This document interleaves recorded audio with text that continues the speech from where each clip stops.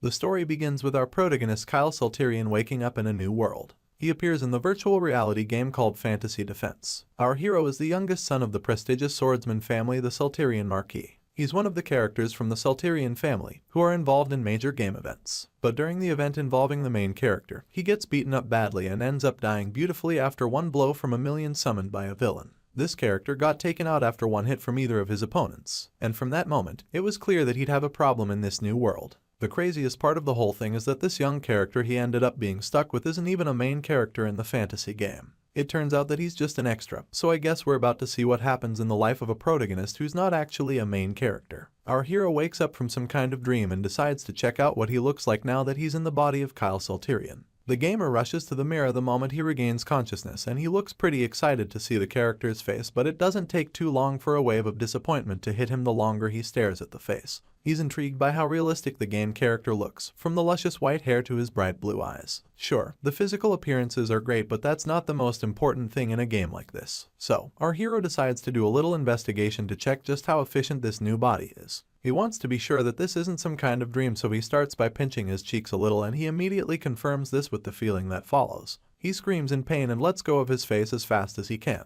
Apparently, his cheeks are already throbbing red just from the pressure he applied while pinching, so he's certain that this can't be a dream. If it was, he would feel the pain. Now that it's absolutely clear he's in the fantasy game, he takes a moment to let it all sink in. For a moment, he's speechless and just continues to stare at the mirror, and after pondering on the situation for a while, he finally opens his mouth to speak, asking himself how any of this is even possible. Right now, our boy is pretty frustrated because he can't understand how an elite gamer like him would be given such a feeble-looking character. Let's take things back from the top a bit. The guy who just found himself in Kyle Salterian's body is actually Lee Hyun-woo in the real world, and he's also the highest-ranked player in the game. That's right, our protagonist is the #1 in the world of fantasy defense, and that's a really big deal, so the fact that he has now possessed such a worthless character just doesn't sit right with him. He's so pissed about it so much that he can't help but freak out and lose his shit. Fantasy Defense, as the name implies, is a fantasy defense game, and in this story, it's taken the world by storm. It's a virtual reality game that would eventually become a huge hit worldwide in the year 2030. It had such a devilish difficulty level that no one had managed to clear it even after 10 years of being released and played by everybody. Despite the fact that the game was practically impossible to finish, it didn't stop people from playing it.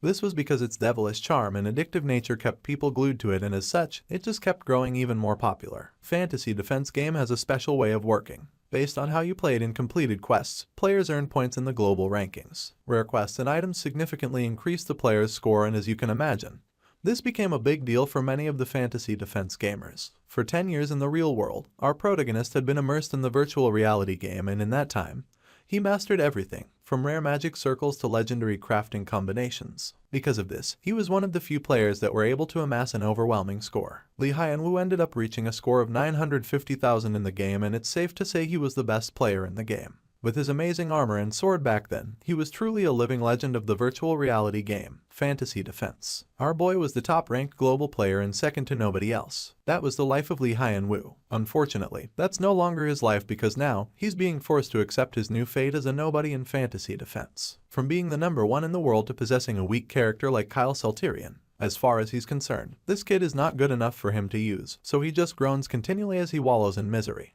Even the main protagonist with the best talents couldn't clear the game, so he wonders how he is even supposed to survive in this world now that he's been given such a weak avatar to play with. Besides the kid being physically weak, Lee Hyun-woo also knows exactly what happens to the character in this game. Our boy has played Fantasy Defense so many times that he clearly remembers Kyle Salterian's fate, and from the sound of things, it's not a good one. The final goal in this virtual reality game is to stop the forces of darkness, and the one who summoned these dark forces is the second son of the Salterian family, who goes by the name Adolf. In an attempt to usurp the head of the Salterian family, the second Sion seeks the power of darkness in order to start a rebellion. His plan works, and in the end, the Salterian territory becomes a base for the dark forces, who have coveted human lands. In the chaos, the incompetent and powerless Kyle Salterian ended up getting killed, and this is why our protagonist is really upset that he got this character. After recalling those events, Lee Hyun-woo figures that he could probably avoid meeting such an end by leaving the territory before the rebellion starts, since that's the only way out. The kid flops down on the bed at this point, still feeling really disappointed, and that's when he realizes that there's even a bigger problem. It turns out that the rebellion isn't the only thing that could end up killing Kyle Salterian, since the character has a really strange disease called Hermimue. Our boy stares at his hand as he thinks about this, and that's when we get to find out what this disease is all about.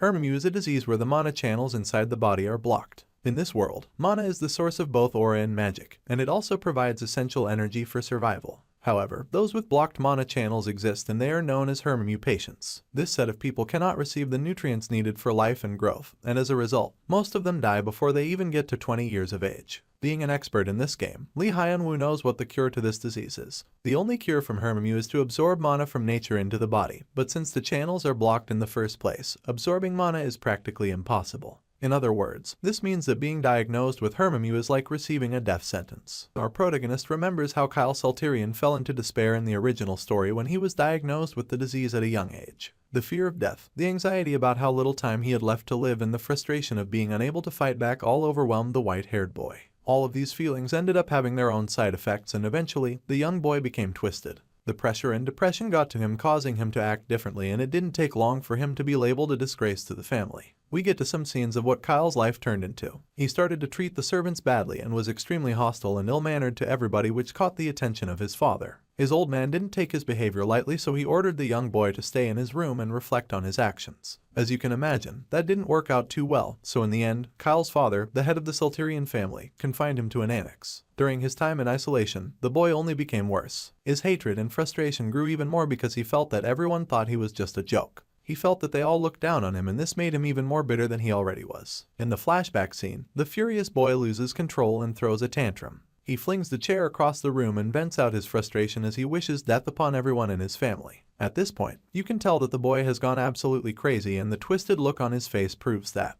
After recalling the story of Kyle Salterian, Lee Hyun-woo's disappointment increases. Our protagonist is dumbfounded when the reality of his limitations hit him a second time. As far as he's concerned, this guy is being hopeless, and this isn't even the first time he's saying this, because even in the game, he always felt that Kyle Salterian was a lost cause. The kid is so rotten that even his terminal illness isn't enough to make Lee feel sorry for him at all. Right now, it's pretty clear that our hero is going to have a hard time in the game, and he's already accepted that fate, but he's still determined to salvage whatever he can. As such, he starts by assessing the situation again. The first fact is that the guy is possessed. Kyle is the youngest son of the Marquis, but the family is doomed. Another important thing to note is that the boy has no talent in swordsmanship or magic. On top of that, he has no life expectancy because his terminal illness suggests that he'll die before getting to 20 years of age. Next, he has a terrible personality and the worst reputation in the entire virtual reality game. Kyle is also confined to isolation by his own father, the head of the Salterian family. After pointing out all of this, it dawns on our boy once again that he's actually doomed.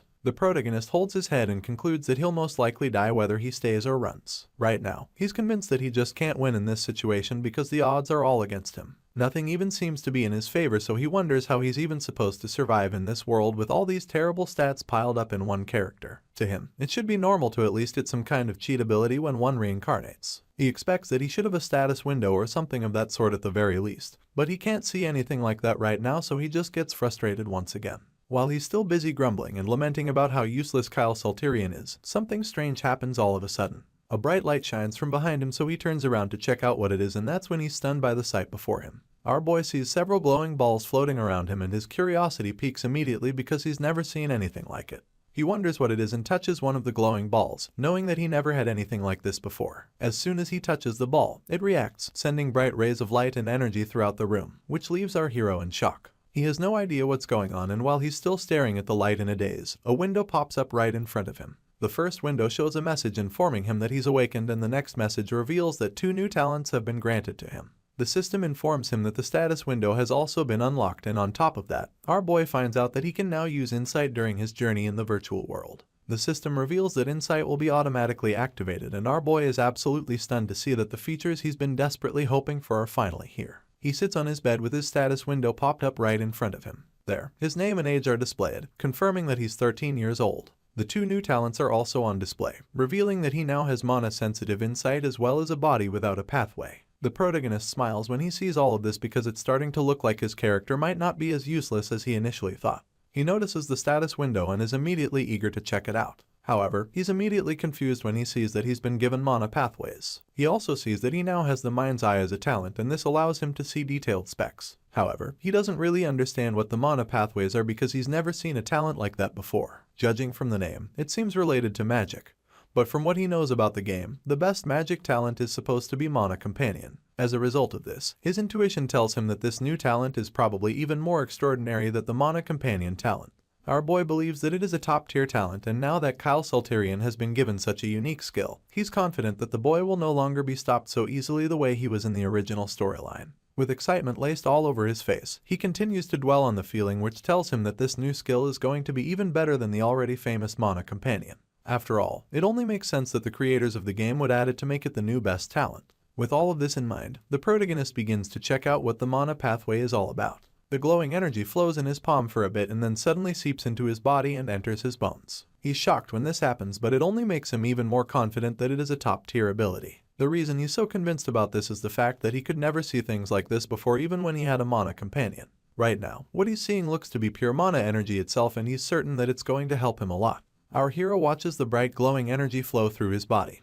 He realizes that he will finally be able to make mana flow throughout his body, but that is only if he manages to absorb it properly. With this in mind, he decides to give it a try and quickly realizes that according to his will, the energy inside the glowing balls breaks through. As Kyle watches the energy seep into his arm, a blue glowing ring appears around his forearm. He commands the power to move up his arm, and it does immediately according to his will. He then commands the energy to pierce his body, and it also works in the blink of an eye. When Kyle realizes this, he orders the power to shape mana as sharp as a drill, and of course, it happens as soon as he orders it. The energy within his arm takes the shape of a drill and starts to move upward. When our boy sees this, he's so excited because it actually worked. It's like a miracle because he just managed what was considered impossible for many years. He's now making the mana to flow, and he's absolutely astounded even though it's only up to his elbow for now. However, he's confident that if he's able to keep gathering the man and open the path, then he'll be able to overcome Hermamu's barriers for good. Our boy is very positive about all of this, and for the first time since he awakened in the virtual world, he's able to confidently say that he won't die. Some time later, we get to see some other characters in the story. Kyle lives in the mansion of his father, the Marquis, and so it's not much of a surprise when we get introduced to some of the maids in the manor. They're currently in the dining hall, and one of them places a plate of food down on the table, telling the others that it's finally done.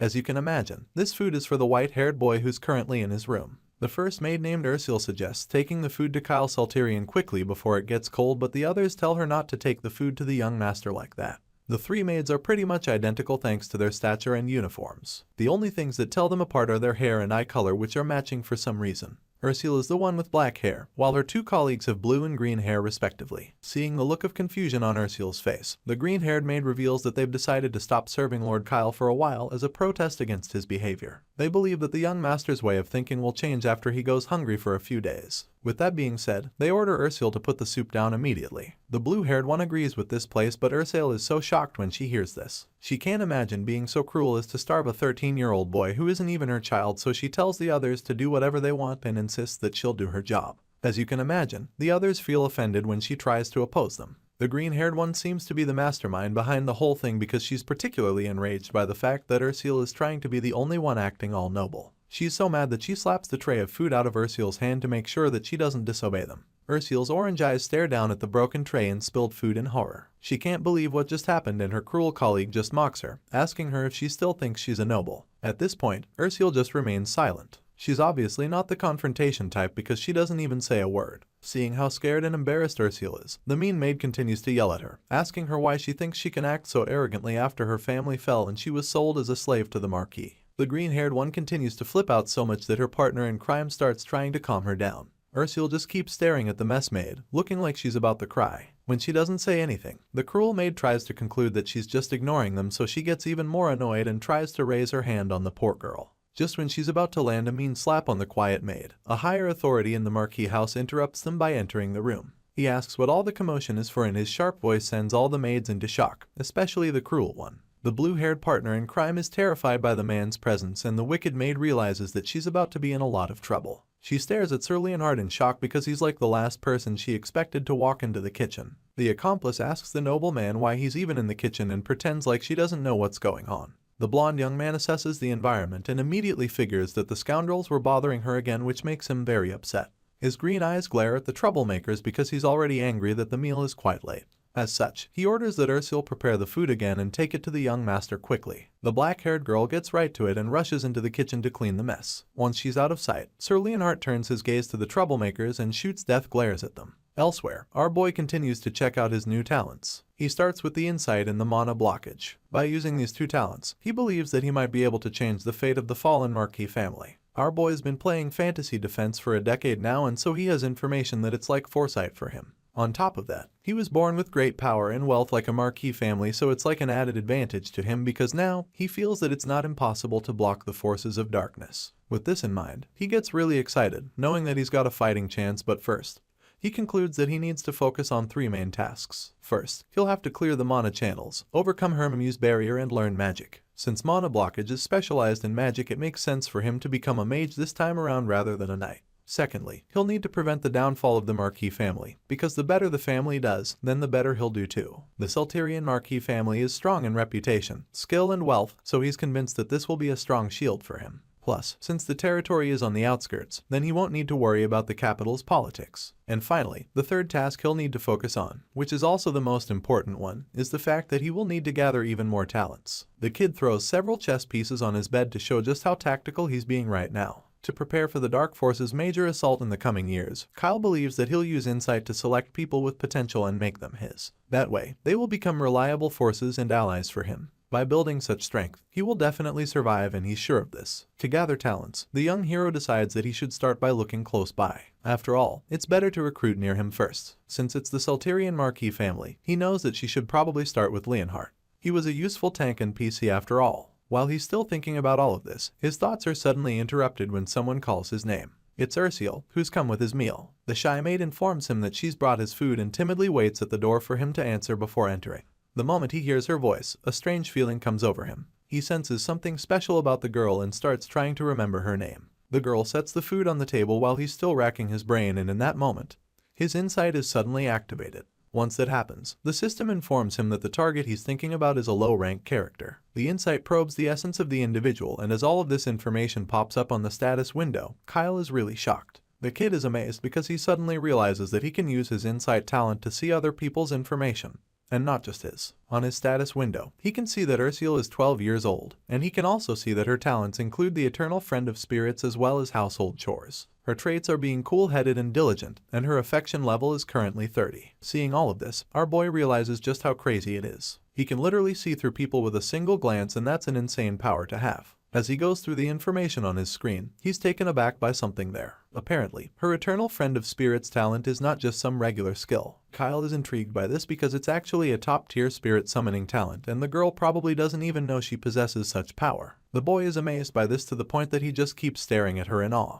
He can't believe what he just found out about her, and as such, he's left speechless. Ursule is understandably confused when the young master starts staring at her like that, so she gets nervous and tries to distract him. She manages to escape the awkward moment almost immediately by telling him to enjoy his meal. Hearing this, the young master instantly snaps out of his daze, realizing that he was probably making her uncomfortable by staring for so long. As such, he quickly takes his food from her, and the shy maid immediately turns around to take her leave. As she walks out the room, Kyle can't help but wonder what the girl is all about. He can't understand why a girl who has the talent to become a genius spirit summoner would be working as a maid in a place like this. It doesn't make any sense to him, and so he just remains lost in thought while Ursule stands by the door waiting for him to finish his meal. At this point, we're about to get a little more information about this young lady because all of a sudden, we're taken back 1 year to the night where Ursule's life changed. In this scene, a masked party is underway. All the attendees and even the hosts are wearing masks to hide their identities. An auction is about to go down, and the host informs all the wealthy guests that they have a very special item for sale. The man with the red mask claims that it's something the guests won't easily see anywhere else, claiming that they barely managed to get it themselves. Among the wealthy attendees, Kyle is seated with his usual grumpy demeanor. The boy folds his arms and crosses his legs, feeling extremely bored, like he'd prefer to be anywhere else in the world. Thankfully, the talking is about to end because the host claims that he's about to show them the special item he's got for sale. Surprisingly, he suddenly presents a girl, revealing that she's the third daughter of the fallen Baron Helheim family. Yep, that's right, Ursule was actually born to a noble family. The host reveals that this is what makes her so special, claiming that the girl is well-mannered and smart because she is a noble of fallen status. With that being said, he urges the guests to stay placing their bids. The first bidder offers 50 gold and immediately gets outbid by another person ready to pay 70 gold.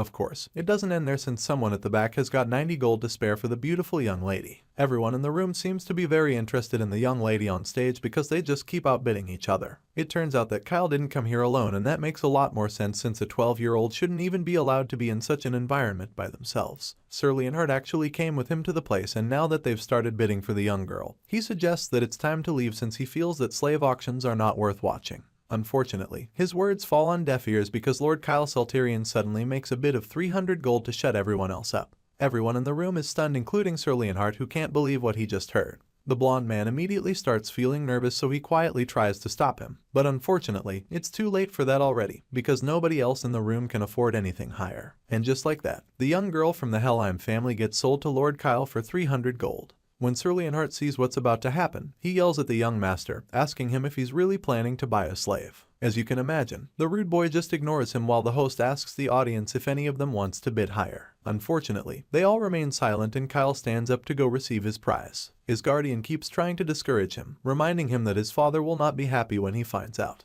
At this point, Kyle gets mad, so he snaps at Leonhard, telling the man to stop nagging him. He then states that he's going to spend his money however he likes, and at this point, the guardian doesn't know what else to say. The boy claims that his father doesn't care about him or what he does, so he sees nothing wrong with buying a slave. That being said, he gets up and walks to the stage while Leonhard just watches him helplessly. Just like that, Kyle goes to receive his prize, and to show just how scary the kid used to be, he looks the terrified girl dead in the eye and tells her that she belongs to him henceforth. Once they're outside the twisted establishment, Kyle takes the chains off of Ursiel's hands, and this is really shocking if you ask me. The metal cuffs and chains fall to the ground, and the poor girl can't believe her eyes. She stares at her palms as she tries to process what just happened. She's no longer bound, and Kyle confirms it by telling her that she's now free. He assures her that she's no longer a slave and explains that this is because he bought her with his money. As such, he has the right to free her, and that's exactly what he's just done. Kyle Salterian tells Ursiel that she can now go wherever she wants, and Sir Leonhard looks really proud of the young master. After setting the young girl free, Kyle turns around and starts walking away with his guardian.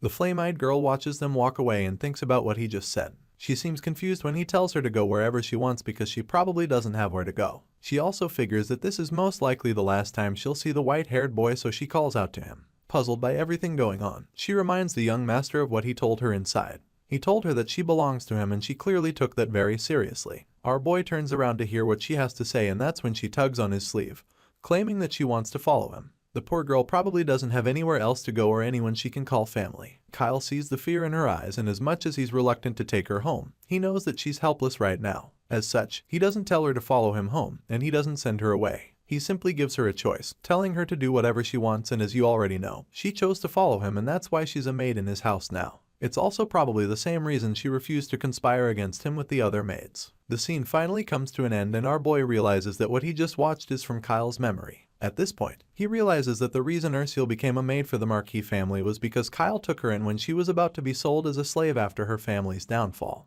Thinking about all of this just makes our boy realize that the girl went through so much at such a young age. At the moment, the protagonist is starting to understand that he has indeed truly merged with the young master, considering that he's even feeling the emotions Kyle and toward Ursiel. It was also vivid. They both share the feeling of being abandoned by the world with no control over fate. While thinking about this, Kyle gobbles down the food she brought for him, and he seems to be enjoying it a lot. After a while, he finally asks her if she made the meal herself. He can't hold the excitement in anymore, so he asks if she cooked, and of course, the maid quickly confirms that she made the food herself and rushes to check if something is wrong with it. In response, the young master simply admits that the meal is delicious, and then he commends her on being a really good cook. With that being said, he tells her to make it for him again next time, and this catches her off guard. She probably hasn't received a compliment in ages, so when Kyle says these words to her, she's taken aback. As such, she agrees to prepare the meal for him again, and in that same moment, our boy senses that her affection just rose to 35. This figure isn't satisfactory to our protagonist, who feels that the affection score should be much higher since Kyle Salterian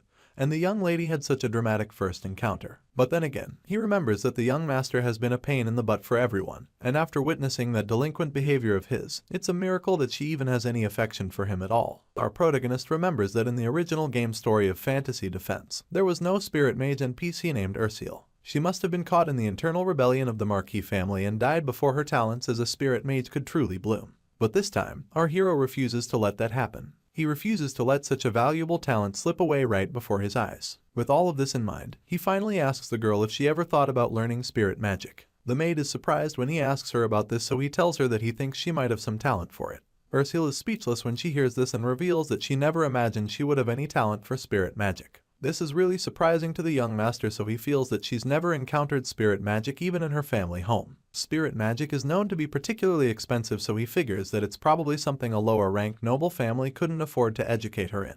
With this in mind, he decides that he'll have to take care of that later. He suggests that she should start thinking about it because she's going to learn it. The girl tries to protest, but Kyle Salterian tells her that there's no option to refuse. The young master walks up to her with a big smile on his face and gently tells her that she has to follow his words. He informs her that she's his person now, and when she hears this, the affection level goes up all the way to 50, so she finally agrees. A few days later, we see that our boy is having a little argument with his guardian Sir Leonhardt. The two men face off in an intense staring contest as Leonhardt stands in the young master's way. After a while, Kyle gets so pissed that he tells the guy to move aside, but the knight refuses. Apparently, our boy is trying to leave his room when he's still supposed to be confined there. Sir Leonhardt has been given the task of keeping him in the room. Kyle complains about being locked in there for many days, and now he's starting to think that his isolation might last forever. In response, the knight informs him that he can't go outside until the master gives permission. Sir Leonhardt reminds the young boy what the master said, and at this point, our boy takes a second to think about it properly. The young delinquent had caused so much trouble that his own father, the leader of the Marquis, felt he had no choice but to confine him to his room.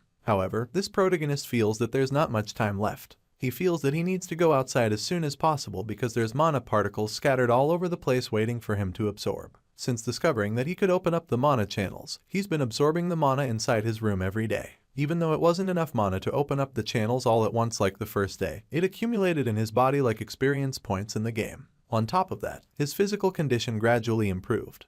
But this is nowhere near enough to cure Hermimu, so he needs to go outside and gather even more mana. With this in mind, he informs his guardian that he would like to go out so he can gather mana. He tells Leonhardt that he won't be going too far, but the knight doesn't seem to care. Kyle claims that he's only going out for a short walk around the mansion. The young master claims that he needs to exercise. As you can imagine, this is a really strange thing for the knight to hear him say because he's probably never heard the boy say such a thing.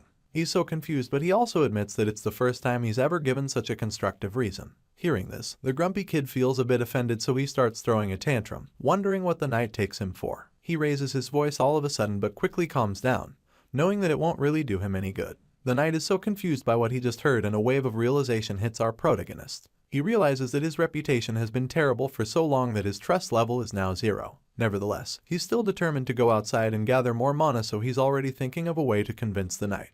He never imagined that the guy would be such an impenetrable wall, and he's come to the conclusion that Leonhardt is impossible to reason with. We've been hearing a lot about Leonhardt, so now let's find out who he really is. The knight is currently Kyle Salterian's bodyguard, but originally, he was a famous character from fantasy defense with excellent skills in both defense and offense. The swordsman also has very high potential and could be developed into a captain-level knight in this world. This guy served as a tank in parties, and he was also highly popular among players because of his loyalty trait, which ensured that he would never betray you. In the original game, after the downfall of the Marquis family, he becomes a wandering knight and can be recruited by the players. But right now, since the Second Son's Rebellion hasn't happened yet, Leonhardt is still naturally at the Marquis Salterian mansion. To think that such a talented person is being wasted as the babysitter of a delinquent like Kyle, our protagonist can't help but wonder what the Salterian Knight Order is even doing. He sighs in disappointment, before finally asking the bodyguard what he's doing here. In response, the knight asks him if he has a problem being Kyle's bodyguard, and just like that, he notices that Leonhardt's affection for him has dropped by 60. Our boy starts to panic when he sees this, so he nervously explains that he doesn't have a problem, stating that the knight is too talented for a job like this. Leonhardt shows a reaction which suggests that he completely understands, and then reveals that he just follows the master's orders. Hearing this, our boy finally understands that Leonhardt's loyalty isn't to Kyle but Kyle's father, the Master Rimton Saltarian.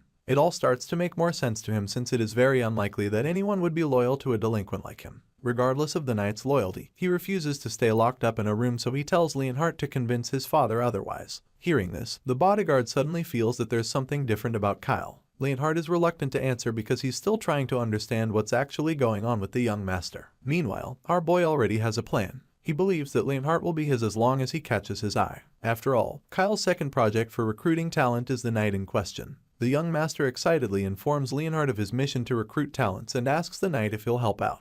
The white-haired boy asks for help, and the bodyguard is just dumbfounded because he notices that Kyle's attitude is just different somehow. The The young master has been nothing but trouble for a while now, so Leonhard is suspicious. So much so that he asks Kyle what he's scheming. Of course, our boy isn't actually scheming anything, so this question makes him realize just how much they don't trust him anymore. Anyway, he's determined to regain that trust, so he tells the bodyguard that his thoughts just changed after being in his room for so long. The knight doesn't seem to be buying this story, so our hero figures that he'll have to do a lot more to convince him. He starts by telling Leonhard of his newfound desire to live a long life. This statement takes the swordsman by surprise because it's like the last thing he ever expected the young master to say. As far as he's concerned, Kyle gave up on everything else in life because of the incurable Hermimu disease, so for him to say something like that sounds pretty unbelievable. The boy is predicted to die before the age of 20. He lacks magical talent as well as swordsmanship. On top of that, he's the youngest child, which means that he doesn't stand a chance of inheriting the family. These were all the things that Leonhard told Rimtan Sultarian when he was assigned to watch over the boy. But Kyle's father insisted that the knight guard the boy.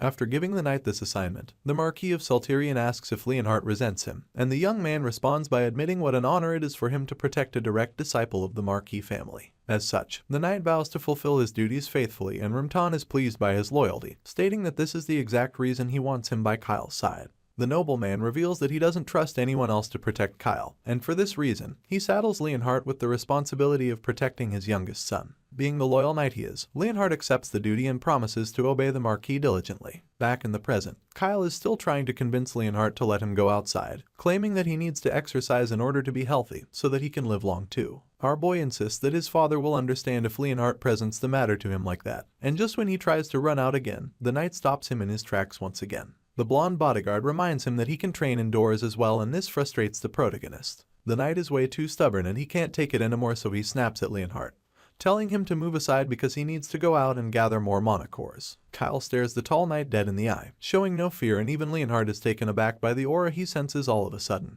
It's now very obvious that something is different about the young master, but even so, he refuses to budge. The bodyguard insists that the Marquis order is absolute, reminding the kid that it applies to him as well. However, he lets the boy know that he'll have to get past him if he really wants to go outside, and with that being said, Kyle realizes that the big guy means business. Our boy can suddenly sense a strange killing intent coming off the knight, so he calls out the bodyguard for using such a move on a child just for overstepping. If the protagonist was really 13 years old, then he would have probably wet himself in fear and collapsed on the spot. As such, he decides to teach the knight a little lesson. The guy is so confident that he can't get past, so he tells Leonhard to keep his word and immediately uses magic to transport himself out of the room. Just like that, he walks past the bodyguard and taunts him, asking him what he thinks about it. Now that Kyle is finally outside again, he's so relieved to breathe the refreshing air. He doesn't even know how long it's been since he was outside, and even though it's just a garden near the annex, he feels so free. The night sky is also really beautiful tonight, and more than anything, he's very happy to see the mana particles floating around and waiting for him to absorb them. Without wasting any time, he gets right to it, hopping all over the place in his attempt to devour all of them. Leon can't see the floating mana particles, so he just assumes that the boy is happy to be outside when Kyle starts jumping around the garden. But right now, that's not even his biggest concern. The knight still has no idea how the boy used magic just now because he knows that Kyle hasn't trained in mana or aura. He also doesn't understand how the boy handled the pressure of his killing intent, and when the protagonist notices how rattled the bodyguard is, he's not surprised. Physically, Kyle may be a 13-year-old who's never been in a fight, but mentally, he's a veteran who has survived countless virtual wars for a decade in the virtual game. Fantasy Defense is famous for its realistic descriptions, so our hero has become desensitized to those edge-of-your-seat life or death moments. He's no longer moved by horrific sights or piles of corpses, or even being drenched in blood. As such, killing intent is just like a little scare tactic to him. It's way too easy. Anyway, he's done absorbing mana particles for the day, and once he feels it's enough, he figures that he can use them to open more mana channels later. Kyle is so happy that he forced his way out, but Leonhard is currently planning to request punishment from the Marquis for his actions. The boy is taken aback by this, so the knight admits that it was wrong of him to use killing intent on the one he serves, even though he was only trying to follow his master's orders. Hearing this, the young master informs him that none of that will be necessary, but if he insists on reporting himself, then Kyle asks him to make it clear that he doesn't wish for his bodyguard to be punished. Long story cut short, Leonhard reports himself to the Marquis, but the man is shocked to hear that his youngest son doesn't wish to punish his subordinate. He knows how mean Kyle can be, so it's really hard to believe the boy would let anyone off the hook like that. The knight confirms this and admits that even he couldn't believe his own eyes. He also reveals that he was in shock when the young master calmly faced his killing intent. The Marquis is puzzled as well because a boy like Kyle shouldn't be able to withstand the killing intent of an expert like Leonhard. As such, he asks the bodyguard to tell him what his son was doing in the garden afterward. After a brief pause, the knight reluctantly reveals that the boy meditated, knowing that it is the last thing anyone would have imagined.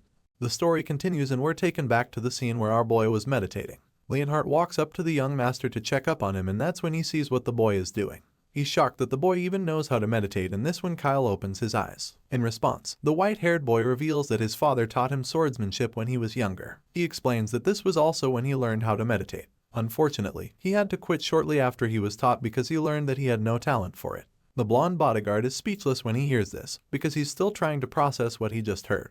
While he's still thinking, Kyle interrupts his thoughts and reveals that he always makes sure no one is near him while he's meditating. He doesn't like to be disturbed because it would disrupt his focus, and of course, when the bodyguard hears this, he immediately understands the situation and then instantly backs off. Anyway, the flashback scene ends here and Leonhardt informs the Marquis that the young master didn't even move once after that. He explains that the boy meditated in that same spot for 6 hours straight without interruption. Renton is absolutely shocked when he hears this. He can't believe that his son stayed there for 6 hours and not 6 seconds. The bodyguard confirms that it was indeed 6 hours, and at this point, the Marquis begins to ponder on the entire situation. The nobleman is really disturbed by the whole thing, and he is dumbfounded while thinking about it. The man remembers that he tried to teach Kyle swordsmanship when he was young. As a descendant of the Salterian family, it was expected that he would follow the path of swordsmanship. The Marquis also wanted his son to grow strong enough to overcome Herminu. Unfortunately, despite all his best efforts, the child just couldn't learn it. Kyle was so defeated, and as much as he wanted to learn, he just couldn't. He told his father that his legs felt tangled, and it didn't take too long for him to start crying like a baby. Hearing this, the Marquis is furious and lost for words. She glares at the boy with rage in his eyes, and then all of a sudden,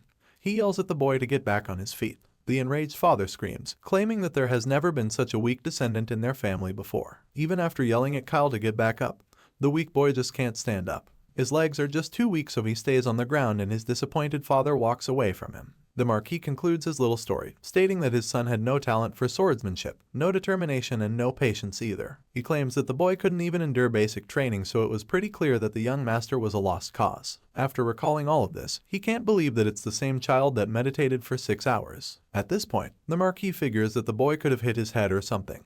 But it still doesn't make sense because he doesn't understand how someone can even change that quickly. Hearing this, Leonhardt reveals that he checked if there was anything strange with the food. But fortunately, there was nothing wrong. With this in mind, the blonde bodyguard finally agrees and concludes that the young master certainly seems different recently. As far as Leonhardt is concerned, the boy has changed all round, and it's not just his newfound determination. The knight feels that the way the boy looks at him is clearly different from before. The Marquis processes all of this and concludes that he's finally starting to grow up, and he admits that it's not a bad thing. As such, the Marquis tells Leonhardt that he will overlook this matter, but in the meantime, he wants the bodyguard to keep watching over Kyle. In response, the knight acknowledges the instruction, claiming that he understands. Elsewhere, we catch up with our boy, and that's where we see him still in the middle of his meditation. That's when all of a sudden, the system informs him that mana is overflowing. At this point, his sharp perception skill is enhanced and the system informs him that he can now accurately assess the condition of your body. When Kyle hears this, he is glad and starts to come up with a plan. He decides that he'll break through the mana channels all the way to the heart. With this in mind, the mana channels are activated and it starts with the ones in his arms. Next, the ones in his shoulders become open, and then the channels in his spine are activated as well. And then finally, the channels in his heart get opened up. He realizes that the path to his heart has been clear, and when he takes a look, he can see the flames all around his heart. Shortly after that, the intensity drops and Kyle is so relieved because he's finally gathered enough mana outside and cleared the path all the way to his heart, which means that he can now use magic. Now that he's figured this out, he balls his fist in determination and decides that it's time for him to begin some serious magic training. In this world, to use magic, you need to form a circle near your heart. The higher the level of magic you wish to use, then the higher the number of circles that need to be formed. The greater the number of circles that need to be created, the longer it takes to time those circles. This is the reason why those who want to become mages need to start magic training at ages 5 to 8. And by 12 years of age, it's expected that they should form their first circle. This is the only way they can be considered suited for the path of a mage. After considering everything, Kyle figures that it's going to be a little difficult for him. He's already 13 years old, so by those standards, he's already pretty late to start learning magic. He's at the age where he should have formed his first magic circle, but he's yet to start any serious magic training. Nevertheless, he knows that he can still find a way around the situation. After all, that was when he was just an ordinary NPC. Now, he's got the consciousness and experience of a professional player in this virtual reality game, so he's ready to do whatever it takes to achieve his goals. Our boy takes a look at his profile on his status window and sees all the traits he's got. Right now, Kyle's talents include mana delay and sharp perception. On top of that, his traits include blocked channels, alcoholism, a weak mind, and a scrawny behavior. These are some of the voices that the original Kyle Salterian had, which made his fate really bleak. But now, our boy is in the picture as well, and with his mana delay talent, then he is confident that the situation is quite different. Now, with the mana delay in place, and with the mana cleared to the heart, he believes that he is finally in a state where he can learn magic. All he needs to do now is form the magic circle to get to the next stage. Unfortunately, there's a problem here, which is the fact that he doesn't even know how to make one. He's not sure how exactly it goes and wonders if he should do it the way he learned it back in the game. While the protagonist is pondering on all of this, someone appears at his door and calls out to him. It's none other than his loyal bodyguard Leonhardt, and when the young master answers the call, he's shocked at the news he receives. It turns out that his father has lifted the restriction. The knight confirms this to the jaw-dropped boy, but explains that his release is under a condition. The catch here is that Leonhardt will have to accompany him at all times. Kyle is allowed to leave his room and walk around the garden, but only with Leonhardt's supervision. Other than that, he's also not allowed to go outside the mansion for anything, and while the blonde swordsman is still listing the terms, the young master starts celebrating. Kyle is totally fine with these conditions, so he doesn't waste another second before jumping in excitement.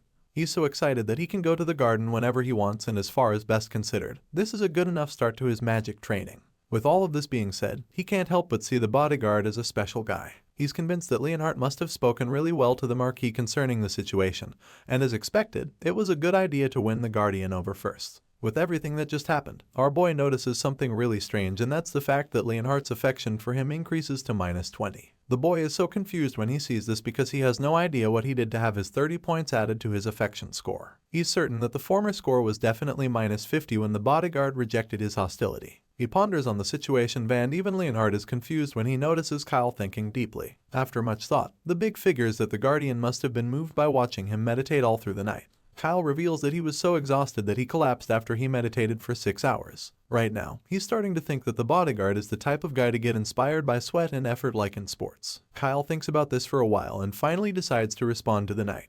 He tells Leonhardt that his timing is perfect and then reveals that there's somewhere he'd like the swordsman to go with him. In response, the bodyguard bluntly asks where they are going, but the young master prefers to be mysterious in this situation. As such, he tells Leonhardt that he'll see if he follows him to the place. Later that afternoon, we see that Kyle and his guardian are outside the room and taking a little walk around the mansion to their destination. Along the way, they come across one of the other servants in the building. It's a red-haired lady who is absolutely shocked when she sees the young master outside his room. The look of horror washes over the girl when she sees Kyle because last time she checked, the ruthless last son of the family should be confined to his room. She wonders what he's doing outside, and from the look on her face, you can tell that she's absolutely terrified of the boy. Apparently, she's the one that Kyle wants to see, but before he can talk to her, she runs back towards Leonhardt to ask him what the hell is going on. She's so confused and afraid because the young master should be banned from the library. Yet, he's standing in the middle of the place without any consequences, and it's at this point that the bodyguard informs her that the Marquis lifted the restriction. The redhead is even more horrified when she hears this because she knows the kind of stuff Lord Kyle is capable of. Her jaw drops at this point, and she starts to replay some of the traumatic experiences she has in her mind.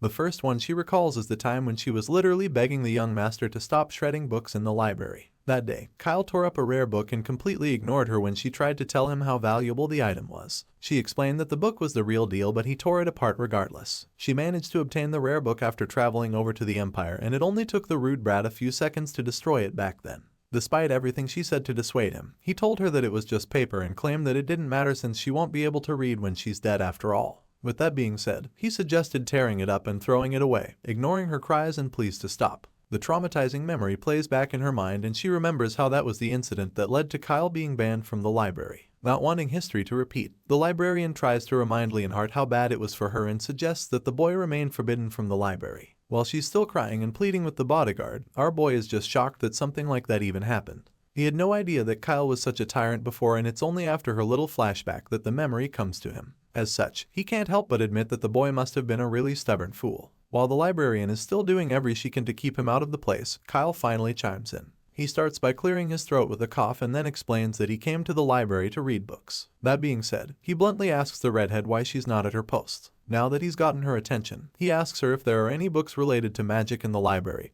and this just makes her even more afraid. In her mind, she wonders what the boy needs magic books for when everyone knows he has no magical talent. Anyway, she responds to him, explaining that they only have introductory level books for beginners. She reveals that the Duke's family has always emphasized swordsmanship, and for this reason, they don't really have many books on magic since the Marquis family isn't really concerned with that. Hearing this, our boy tells the lady that what she has will be enough for him. That being said, he asks her to bring him the book that explains how to form magic circles. Some time later, we find the young master reading something about how mana is the force that created everything. In the book, supernatural energy is explained as a term defined by scholar Joshua Allengray, and it's associated with Joshua's birth story. After a while, the boy starts to lose interest because he doesn't understand why a so-called introductory book would be so complicated. He wishes that the book would just get to the point rather than dragging on and on. At the moment, he's finding it hard to believe that 7-year-olds can actually even understand these texts. It's almost like a university thesis to him, and that's saying something because he's a grown adult in the real world. Normally, if this was a game, a status window would appear and all of this would be learned automatically. But now, it seems that he actually needs to read and understand everything he's reading. At this point, he almost starts crying, wondering if he really needs to read all of this. While he's still in the middle of his mental breakdown, something shocking happens all of a sudden. The system drops a notification, and just like that, he finds out that something called spiritual vision has been activated. He's surprised when he sees the message, and it's almost as if the status window popped up just when he was thinking about it. Another message follows shortly, telling him that this is a low-level book, and just like that, he is told that the text will automatically be translated for him. Before Kyle even knows what's happening, the book starts to translate itself, and it happens so fast that he can't believe his eyes. After a few seconds, the entire book is translated, and the first module of the introductory book is ready for him to read and understand with one glance. As you can imagine, all of this is really surprising to the protagonist because he had no idea that the spiritual vision skill can also translate stuff for him. Our boy is thrilled that he could decode the book using his insight skill, and for this reason, he figures that there's no need to stay here any longer. So, he immediately calls out to the librarian Alice, telling her to bring out more introductory books on magic circles, because he'd like to borrow them and take them back to his room. After a while, Alice is done digging all the books out, and Leonhardt stacks them up for the young master, claiming that this is the last batch. The bodyguard brought all the books from the library, and he's been going back to take set after set since. Now, he's finally done, and so he adds the last batch to the pile of books in Kyle's room. In response, our boy just tells him that he did well carrying them, and now that he has got all the books he wants, he happily goes through all of them, eager to see what he can learn from them. Seeing how eager the kid is, Leonhardt starts to wonder if these books would be enough for him. Hearing this, Kyle is quite confused because he doesn't get what Blondie is trying to say. It's at this point that Leonhardt reveals how worried the librarian is. The kid borrowed quite a lot of books, so Alice is really afraid of what he might do to them. The redhead literally begged Leonhardt to make sure that Kyle returns the books safely because they're all rare volumes that even selling her entire estate wouldn't replace. Alice begged the young master as well, and Kyle assured her that he would finish reading them in time, but he also knew that she was really worried he would burn the books or something of that sort. Anyway, the number for books isn't the only thing that calls for alarm because the mere fact that Kyle is reading is absolutely shocking. Leonhardt remembers clearly that the young master used to hate reading, so he's really baffled by this sudden interest in books. The bodyguard is trying to figure something out, but our boy intentionally ignores him, hoping that his suspicions go away. Kyle is more concerned with understanding the books on mana usage and magic circle formation that he borrowed. After standing there for a while, Leonhardt observes the piles of books and suddenly breaks the silence. He tells the boy that Hermamuse disease blocks the body's mana channels. It's common knowledge that mana and aura can't pass through the body of patients, so he knows that this would be a problem for the boy. He has no idea that Kyle has already opened most of the channels, so he advises the young master not to get his hopes too high because of how difficult it would be for him to learn magic with his condition. Hearing this, our boy decides to keep his breakthrough to himself, not wanting to draw more attention and suspicion to himself. As such, he simply responds to the bodyguard and pretends to be offended by this suggestion. As you can imagine, the tone gets to Leonhardt and he immediately realizes that he may have overstepped, so he quickly apologizes to the boy. However, Kyle assures him that he was right about what he just said. Our boy admits that he knows everyone in the household thinks like Leonhardt, and so he understands that what he's doing currently must seem really bizarre. However, he explains that it shouldn't really be too shocking to any of them. After all, he's the infamous, disowned youngest son of the family, so nobody should be surprised that he acted strangely one or two more times. At least, reading doesn't harm anyone, and besides, he understands what Leonhardt is worried about. He knows that the bodyguard is concerned he will just fail again and end up falling into deeper despair. However, our boy is ready to assure him that nothing like that will happen again. He's already told the guardian before that he doesn't intend to die young, and for that reason, he'll do everything he can to achieve his newfound dream. After explaining all of this to the knight, Leonhardt is absolutely dumbfounded. He just stares at the boy lost for words as the young master goes back to his bed to read some more. He's never seen the young master in this light, and he's really confused because the Kyle Salterian he remembers was nothing like this. The white-haired boy he remembers was weak and a quitter. The Kyle he remembers was defeated and broken. And he remembers this especially from that evening that the Marquis gave up on the boy after trying to teach him swordsman. That day, Leonhardt found the boy weeping in the training ground, and when he went to check up on him, Kyle revealed what his father said. The sobbing child was so sure that his father didn't want him anymore and he didn't know how to process the rejection and disappointment. Leonhardt could feel his pain, so he tried to comfort the boy, but no matter what he tried, the young master just kept crying like a little kid. However, that's not the Kyle he sees right now. The Kyle in front of him is a lot stronger than he was that day, and while he's thinking about all of this, the boy in question suddenly sees something strange. It turns out that the affection and favorability Leonhardt has for him just went up once again, and now it's exactly at 0. This means that another 30 points were added just now, and he's so confused because it was still in the negative a few moments ago. He has no idea what he even did to make the affection jump by 30 points all of a sudden, so he starts to get a little wary of the bodyguard. I mean, I'd be a little careful too if my guard suddenly started to like me a little too much in such a short time. Leonhardt grabs a book and starts walking up to him, so he quickly shifts to the other side, feeling a tad uncomfortable. Anyway, the bodyguard just drops the book on the bed and reveals that he'll be waiting outside, telling Kyle to call him if he needs anything at all. Our boy is pretty relieved when the guy drops the book and starts leaving. Once the big guy is out of the room, our boy continues to ponder what could have caused the sudden increase in affection.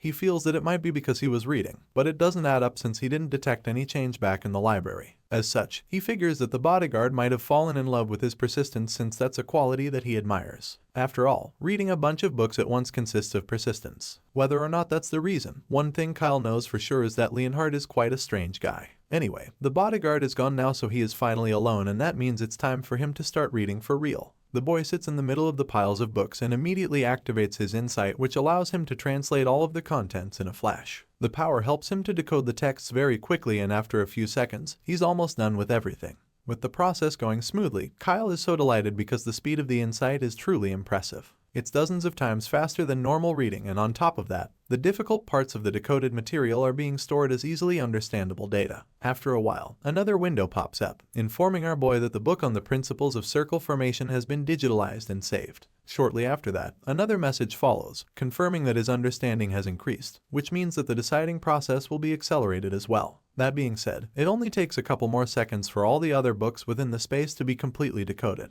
Seeing this message, our boy is really excited. He admits that it was pretty fast, and now that it's done, he figures that it's time to move to the next step. For this, he intends to test all the knowledge he just gathered by using the decoded data to form a magic circle. Kyle pushes a button to start the process, and just like that, the data from the principles of circle formation is loaded into the system. After only a few seconds, he receives a message, informing him that he has now completely understood everything that was contained in the book. In other words, he now understands the principles of circle formation. Seeing this, the young master smiles, feeling really fulfilled because he's now satisfied the minimum requirements to form his first magic circle. Kyle is elated right now because he is now fully capable of forming a magic circle, and all he has to do is direct mana along the golden path in front of him. Eager to try it out, he gets right to it and wastes no time to try it out. With the mana now flowing around, he commands the energy to move as he wills it, and of course, the mana follows the spiraling golden path. The boy closes his eyes for maximum concentration, and it works perfectly because the system reveals that his mana is following the path.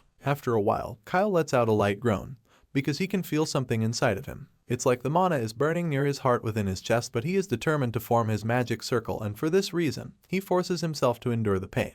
If he fails to, then the man will backfire and damage his organs. The pain is getting to him at this point, but he refuses to give in because he knows that he just has to hold on a little longer. After a while, we can see that the mana is practically matching the golden path, so it's only a matter of time before his magic circle is fully formed. Kyle hangs on a little longer, knowing that he's almost done, and he does a good job ignoring the pain within his chest. Just then, he opens his eyes, feeling a bit confused because he's not sure if he succeeded or not. While he's still trying to figure out what the result was, the system drops a notification, informing him that he has formed his first magic circle. On top of that, the block channels in his body have been weakened, and it's at this point that he sees the glowing balls of mana in front of him, and surrounding it is the magic circle he just created. Another window pops up all of a sudden, revealing that Kyle's mana stagnation has intensified as well, and this simply means he can now store refined man within the circle. When he sees all of this, he is really excited because he realizes that he can now finally use magic properly. At this point, he celebrates victoriously, knowing that he finally did it. Unfortunately, his little celebration is cut short when the fatigue hits him.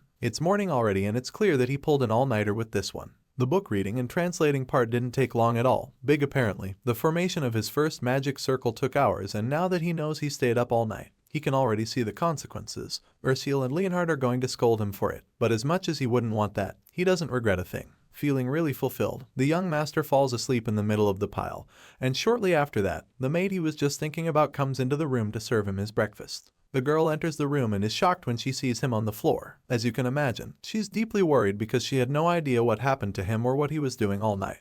The girl rushes to check up on him and immediately starts panicking, wondering what's with all the books. Even though she's shaking him violently, he's way too tired to respond and just remains deep in his dreams. Ursula is so worried, but she has no idea the massive breakthrough the young master made while the rest of them were sleeping. In just one night, Kyle successfully used all the mana he had accumulated to form his first magic circle. From now on, a new chapter of our boy's life as Kyle Salterian.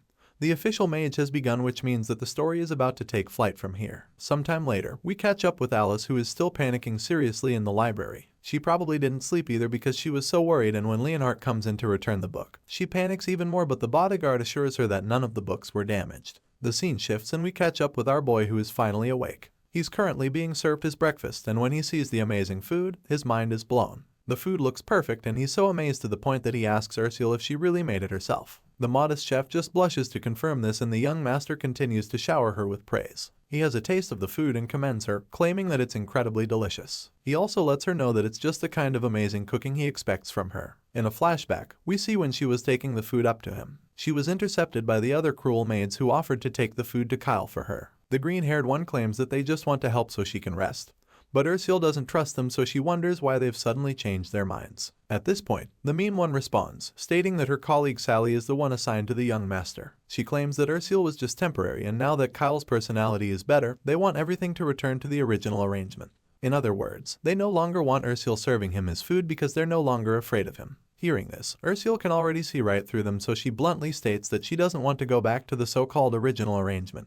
They're shocked when they hear this, and that's when she advises them to talk to Kyle directly if they have any complaints about their work. The flame-eyed girl spits these words to their faces and walks away from them, leaving them stunned. The cruel maid tries to stop her, but she just gets ignored. Ursula gets to the door and meets a senior maid over there who lets her pass. Miss Krula at the back tries to call the girl back, but Ursula doesn't give her face at all. She asks the girl if she thinks that she's something special, and when the senior maid hears this, it makes her take some interest in the young girl. Back in the present, we see our boy savoring the meal she made for him, so she asks the young master if the food suits his taste. She claims that she tried adapting the recipe he taught her the last time, and of course, Kyle responds, admitting that it is really delicious. As far as he's concerned, her cooking just keeps improving by the day, and when he says this, she reveals that she's been practicing hard every day. She claims that she also learned a few new recipes from the head chef. Hearing this, our boy is so impressed and commends her for being so diligent and hardworking. Now that he's done with his meal, he drops the fork and changes the topic to that which concerns him even more. All of a sudden, Kyle asks the girl how her progress is with spirit magic, and she's taken aback by this. Seeing how lost she looks, he just tells her to bring the book on Introduction to the Spirit Magic he gave her before. She hands him the book shortly, and after taking a look at it, our boy asks her how far she's read.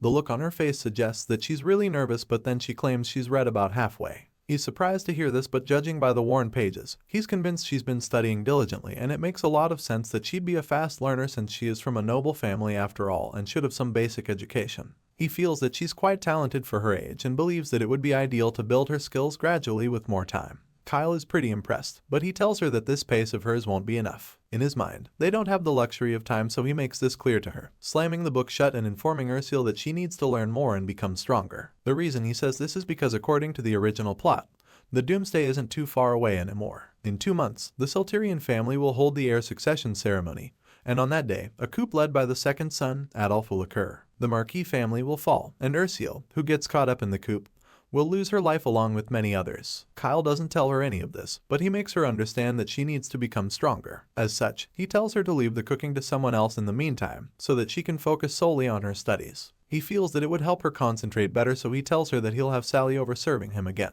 As you can imagine, the poor girl doesn't like the sound of this, and he notices this, so he asks her what's wrong. She quickly responds, telling him that she's willing to keep studying spirit magic while cooking for him as well. She claims that she won't neglect either of the tasks and begs the young master not to let anyone else serve him. The young maid pleads with everything she has for him to let her keep doing her job, and when our boy sees how desperate she is, he's really touched. At this point, he doesn't know what to do, and he also had no idea that she wanted to be so close to him. However, now he can see things clearly, and he understands where the poor girl is coming from. Her family collapsed in an instant, and she went from being the daughter of a baron to a slave and now a maid. Kyle knows that she even lost contact with her family, not knowing if they were dead or alive. As such, it's only natural for her to feel insecure. She's finally just started adjusting to life as a maid. She's now only able to live a somewhat stable life, but it's starting to look like he wants to take that away from her by telling her to focus on studying magic. For this reason, he understands why she would suddenly be confused. He understands that this is the reason why being a maid took priority over studying spirit magic. Ursula must have thought might be kicked out of the mansion if she could no longer perform her duties as a maid properly. And when our boy realizes this, he blames himself for not explaining the situation to her properly. At this point, he figures that it's time to break things down to him, so he starts by reminding her the first thing he told her when he brought her back to the mansion. He reminds her that she's his person now and informs her that he's not someone who abandons his people. He assures her that he will always protect her, and she's so touched by this. Kyle goes on to explain that he didn't tell her to learn spirit magic for nothing. He admits that she's an excellent maid with great cooking skills. He commends her for being diligent and meticulous, assuring her that she'll definitely be promoted to head maid if she keeps it up. But then again, he reminds her that there are plenty of maids in the mansion besides her, which means that there are many who could replace her. Once again, she tries to get a word in, but he calmly cuts her off so he can get to the point.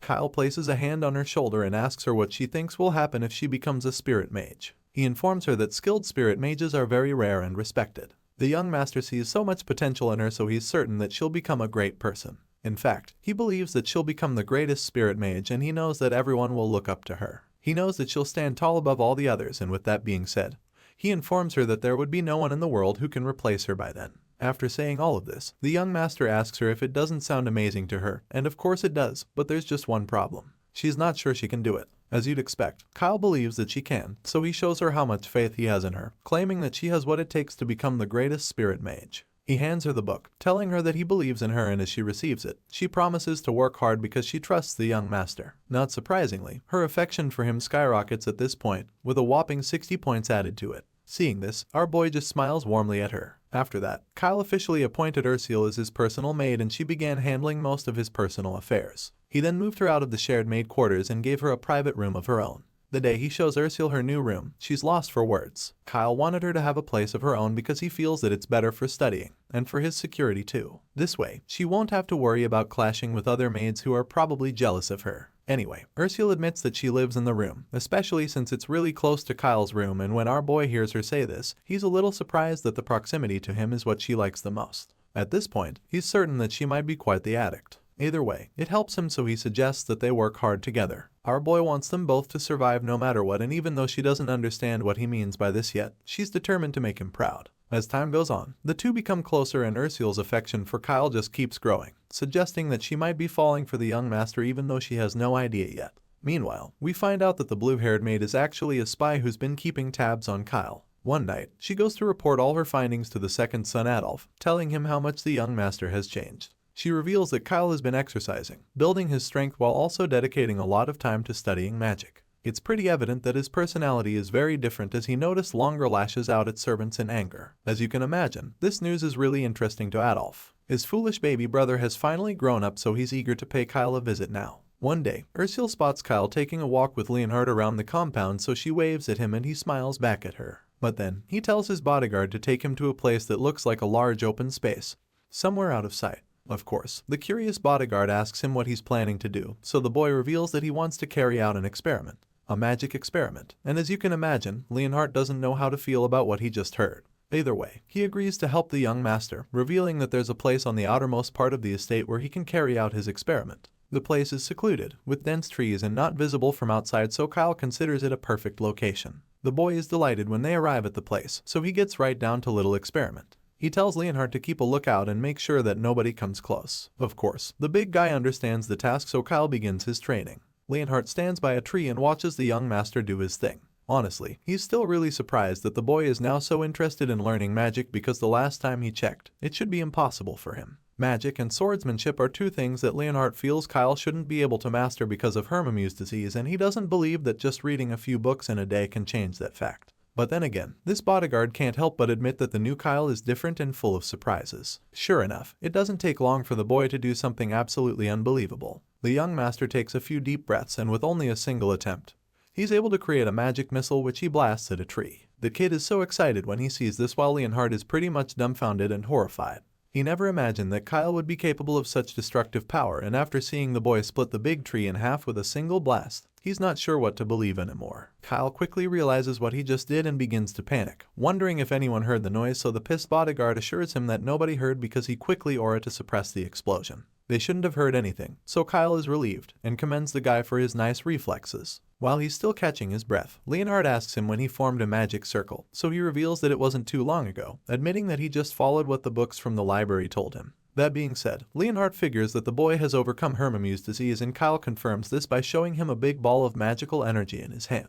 With this realization, the bodyguard just stares at him utterly stunned. The memories from that day in the room play back in Leonhard's mind, and he remembers how Kyle said he doesn't plan to die young. He also remembers what the boy said about doing everything he can to achieve that. The bodyguard remembers that he felt something different that day, and now that he has seen what Kyle is capable of, he realizes that this must have been what he felt that day. The blondie is really impressed, so he gives the young master a warm smile and congratulates him. In that moment, Leonhard's affection for the kid goes up to 10 all of a sudden, and the boy smiles too because he realizes that he was right about the guard being a man of perseverance. Anyway, back to the damage. Leonhard is taken aback because the magic missile is supposed to be a first circle spell. It's usually a fist with the power of an adult male, but he doesn't get why Kyle's blast had so much power. That being said, the guard concludes that this is the power of a fourth circle spell, but it doesn't add up since Kyle is still just a first circle mage. It's pretty incredible that he could unleash such power, and even Leonhard is astounded by the whole thing. Right now, he's starting to believe that the boy might be a prodigy or something, but the kid doesn't even know the answer to that. What he knows for sure is that this kind of power is too noticeable no matter how you look at it.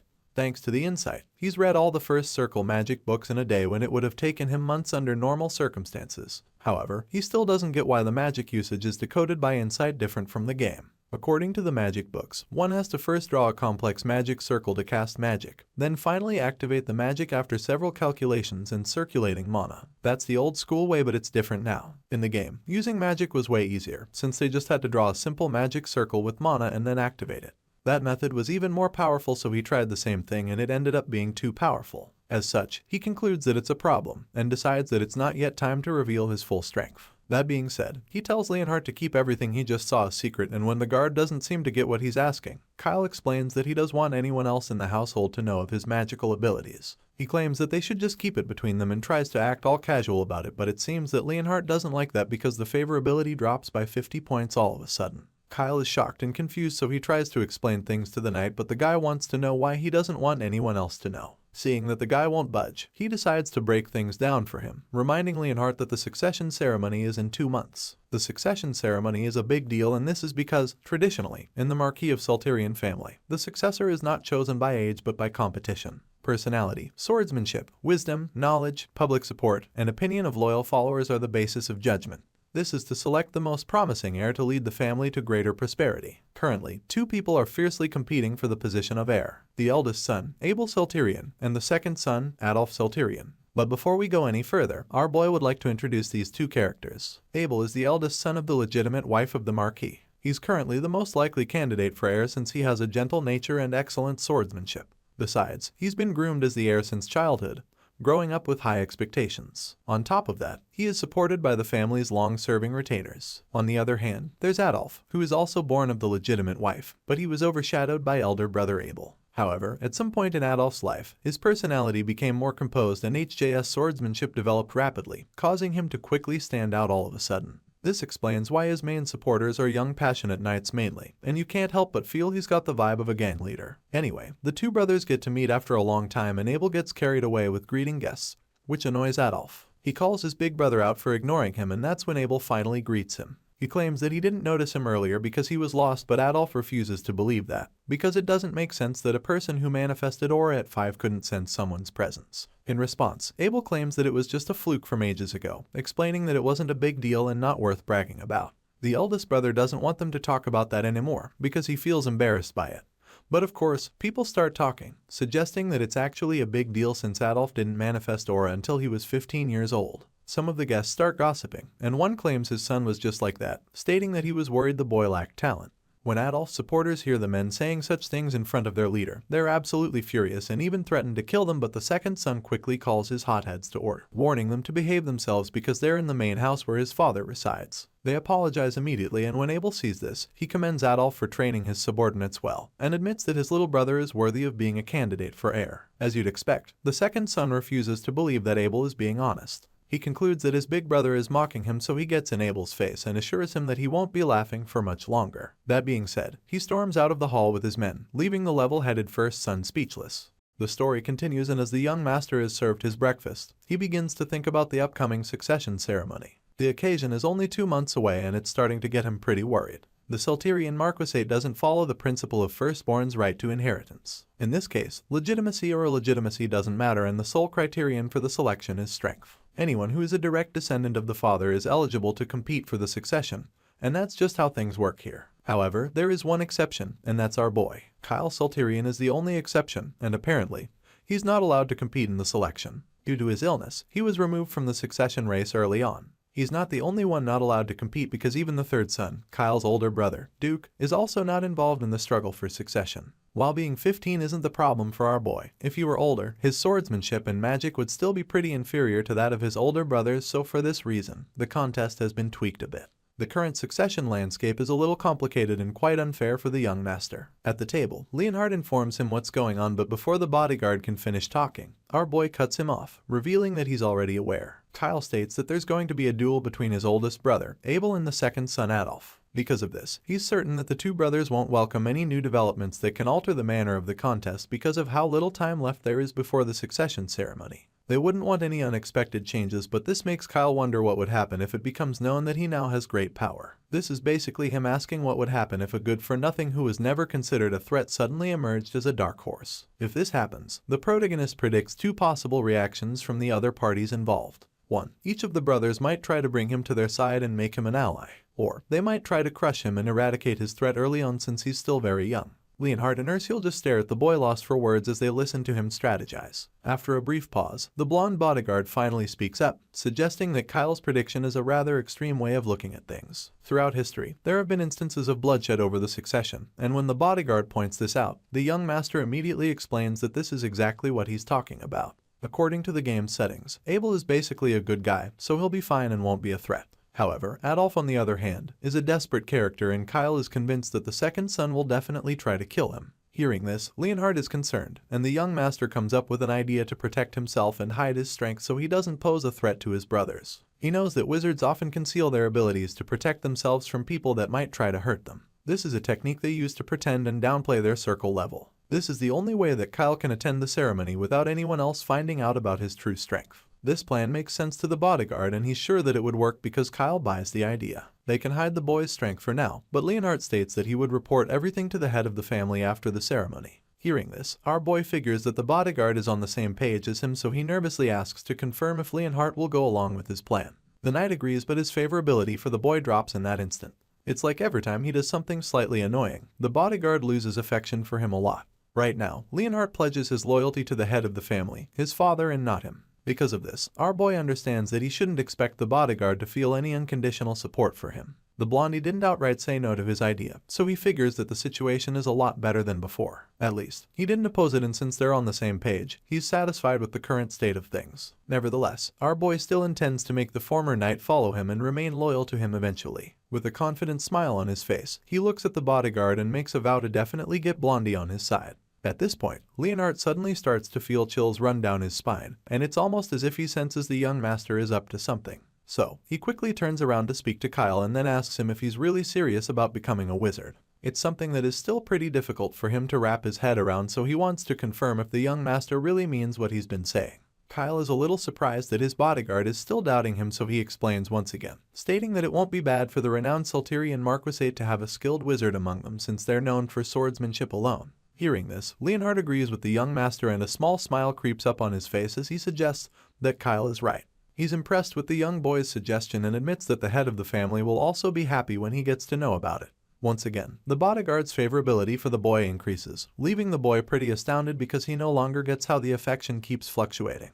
While he's still getting himself worked up over that, Leonhard shifts his focus to the young maid at the side, telling Ursula that her cooking is really good. For him, the steak was especially delicious, so he can't help but commend the chef. However, the modest young lady claims that the meal was nothing special, stating that it was just a modest dish as she thanks him for the compliment. At this point, Kyle, who's been listening to the conversation, begins to wonder if this is the reason Leonhard's affection for him increased. It makes him think that maybe eating together has a way of increasing favorability, and if that's the case, then he figures that it's what he'll be doing henceforth. If eating together can increase the affection they have for him, then he doesn't mind Ursula and Leonhard eating together in his room going forward. The excited young master blurts out this idea, and as you can imagine, The bodyguard finds it suspicious that he would come up with such a request all of a sudden. For this reason, he immediately declines the offer, claiming that he can eat at the knight's dormitory just fine. Unfortunately, his attempt to avoid Kyle's suggestion doesn't work because the young master bluntly informs him that he wasn't asking politely. The boy tells his bodyguard that it's an order, and at this point, Leonhardt realizes that he doesn't really have a choice. The knight goes quiet for a while, and then Ursula suddenly complies after some hesitation.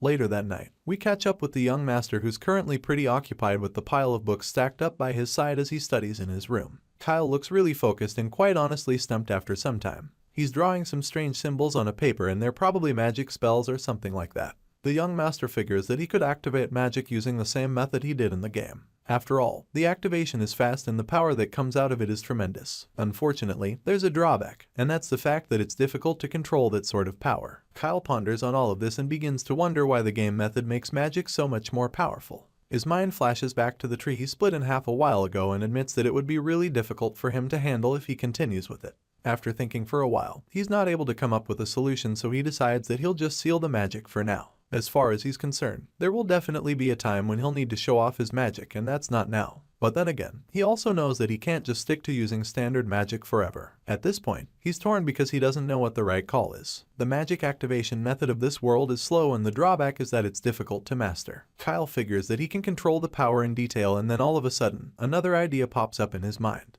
The two factors now are the magic activating method in this world and then taking advantage of the game user's magic activation. Our boy comes up with an idea to combine the two factors. The young master attempts to do this, but he's immediately stopped when an error message pops up, warning of the danger. Apparently, an explosion could occur if he tries to combine the two methods, and the system asks him if he would like to proceed anyway. Of course, our boy is still finding his feet in this new world, so he wouldn't want to take such risks, but besides that, he's shocked by the error message that popped up in his face. He got startled, but then he takes another look at the window in front of him and realizes that it's pretty much impossible to combine the two activating methods. He also notices that he's staring at a warning window and not a status window, so he figures that the risk level would also be different.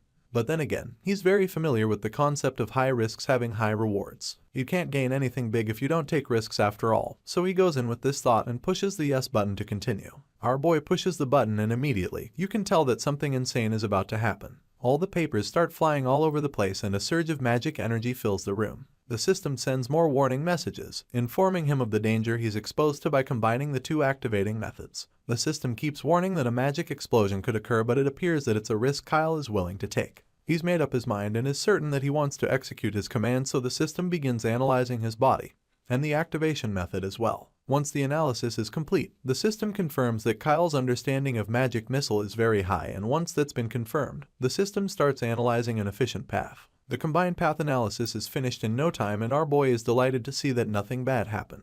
There wasn't any explosion, so he's relieved and really glad to see that he actually did it. Yep, that's right. By combining the two activation methods, Kyle has successfully created a new kind of magic, and the system informs him of his success. He stares at the golden magic ball of energy he just created, and he immediately realizes just how awesome it is. With the ball in his hand, he states that the foundation has been laid, and so he decides that it's time to try combining it further. He's not satisfied with what he's done so far, and he's convinced that he can make it even better, so he decides to add a little magic here and there to tweak his new discovery. Just then, he receives another error message, warning that an explosion could occur, so this time, he decides it would be better to reduce the output instead. Unfortunately, his little tweaks backfire, and he immediately realizes that he just made a big mistake. Sure enough, the explosion that the system has been warning of finally happens, and Ursula is the first to hear it. Her room is just next to his, so she rushes to check what just happened.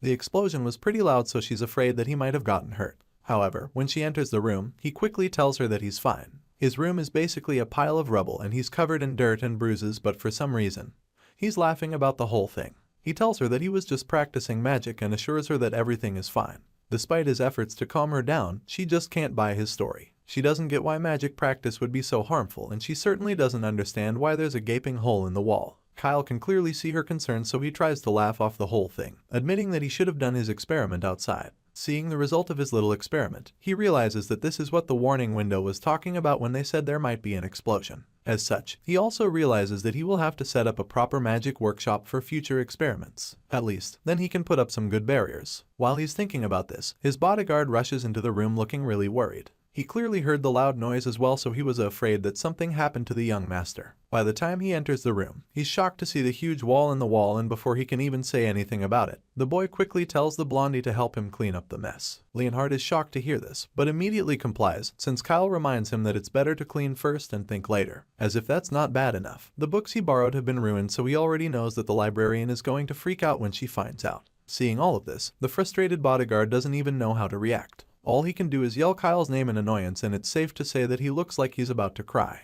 The scene shifts and the story continues with Ursula cooking something in the kitchen. She tastes the meal and realizes that something tastes a bit off. She immediately begins to imagine what would happen if Kyle tastes the food like this. She can already see him telling her that the flavor is plain, and that's the last thing she would want to hear from him. Because of this, she begins to panic, wondering what she should do to fix it, and that's when another maid walks into the kitchen. It's the senior maid, who is intrigued when she sees that Ursula is preparing the young lord's meal. She's really impressed, and commends Ursula for being so diligent every day. This cheerful blue-haired maid is one of the few good ones in the mansion. She's clearly Ursula Sr. and her name is Daisy. She gives the black-haired girl a warm smile after complimenting her, and Ursula just responds, stating that she's just doing her job. She doesn't say anything else and goes back to work, leaving Daisy pretty stunned. The older maid notices how cautious Ursula is while preparing the meal, so she gives the young chef a cooking tip to help her. Daisy suggests adding a dash of nutmeg to the stew if the seasoning feels off, claiming that it's an ingredient which brings out that rich umami flavor. She tells Ursula to trust her and give it a shot, so after a little contemplating and some hesitation, Ursula finally decides to try it out. Daisy smiles at the back when she sees the young maid sprinkle some nutmeg powder into the stew, and after stirring it, Ursula gives it a taste. The moment the spoon touches her lips, the taste rushes into her mouth and she's shocked at how delicious the food is all of a sudden.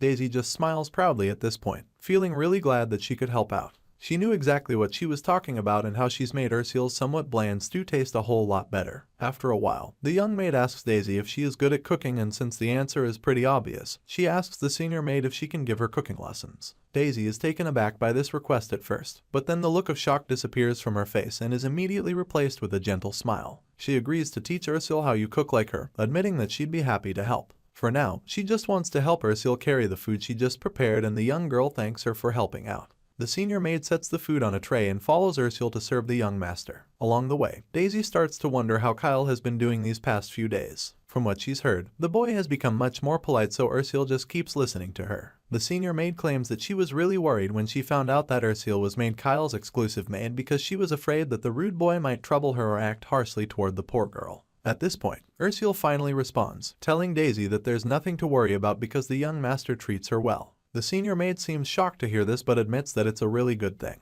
Daisy goes on to reveal what she heard about Kyle being much more dignified lately. She heard that the boy has been getting up early, exercising, and even studying diligently, unlike before. These new traits are things that Kyle never exhibited before, so anyone in the castle would be surprised you see him with this new lifestyle. Hearing all of this, Ursula ponders for a bit and realizes just how much the young master has changed. She admits that Lord Kyle is very diligent and confirms that he's also been studying a lot lately. Later on, Ursula arrives at our boy's room, and after serving his meal, she tells him that Daisy asked about him. He's pretty taken aback by this, so he asks Ursula for the details. The young maid reveals that Daisy wanted to know what he's been doing lately and who he's been meeting, so Kyle asks the girl what she told her senior maid.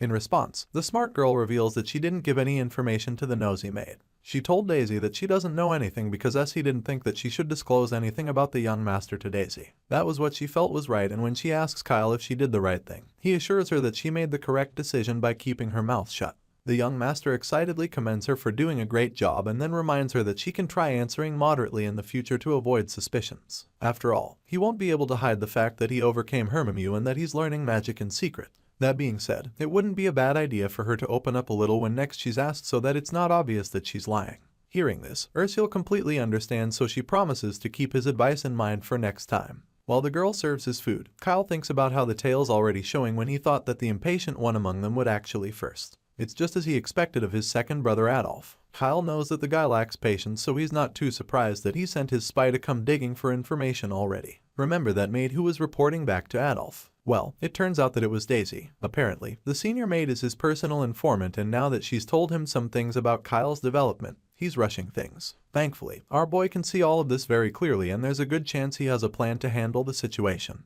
Later that night, we're taken to the Marquis office where the old man is receiving a big shock. He just found out that his youngest son, who was terminally ill, has somehow overcome Hermimu.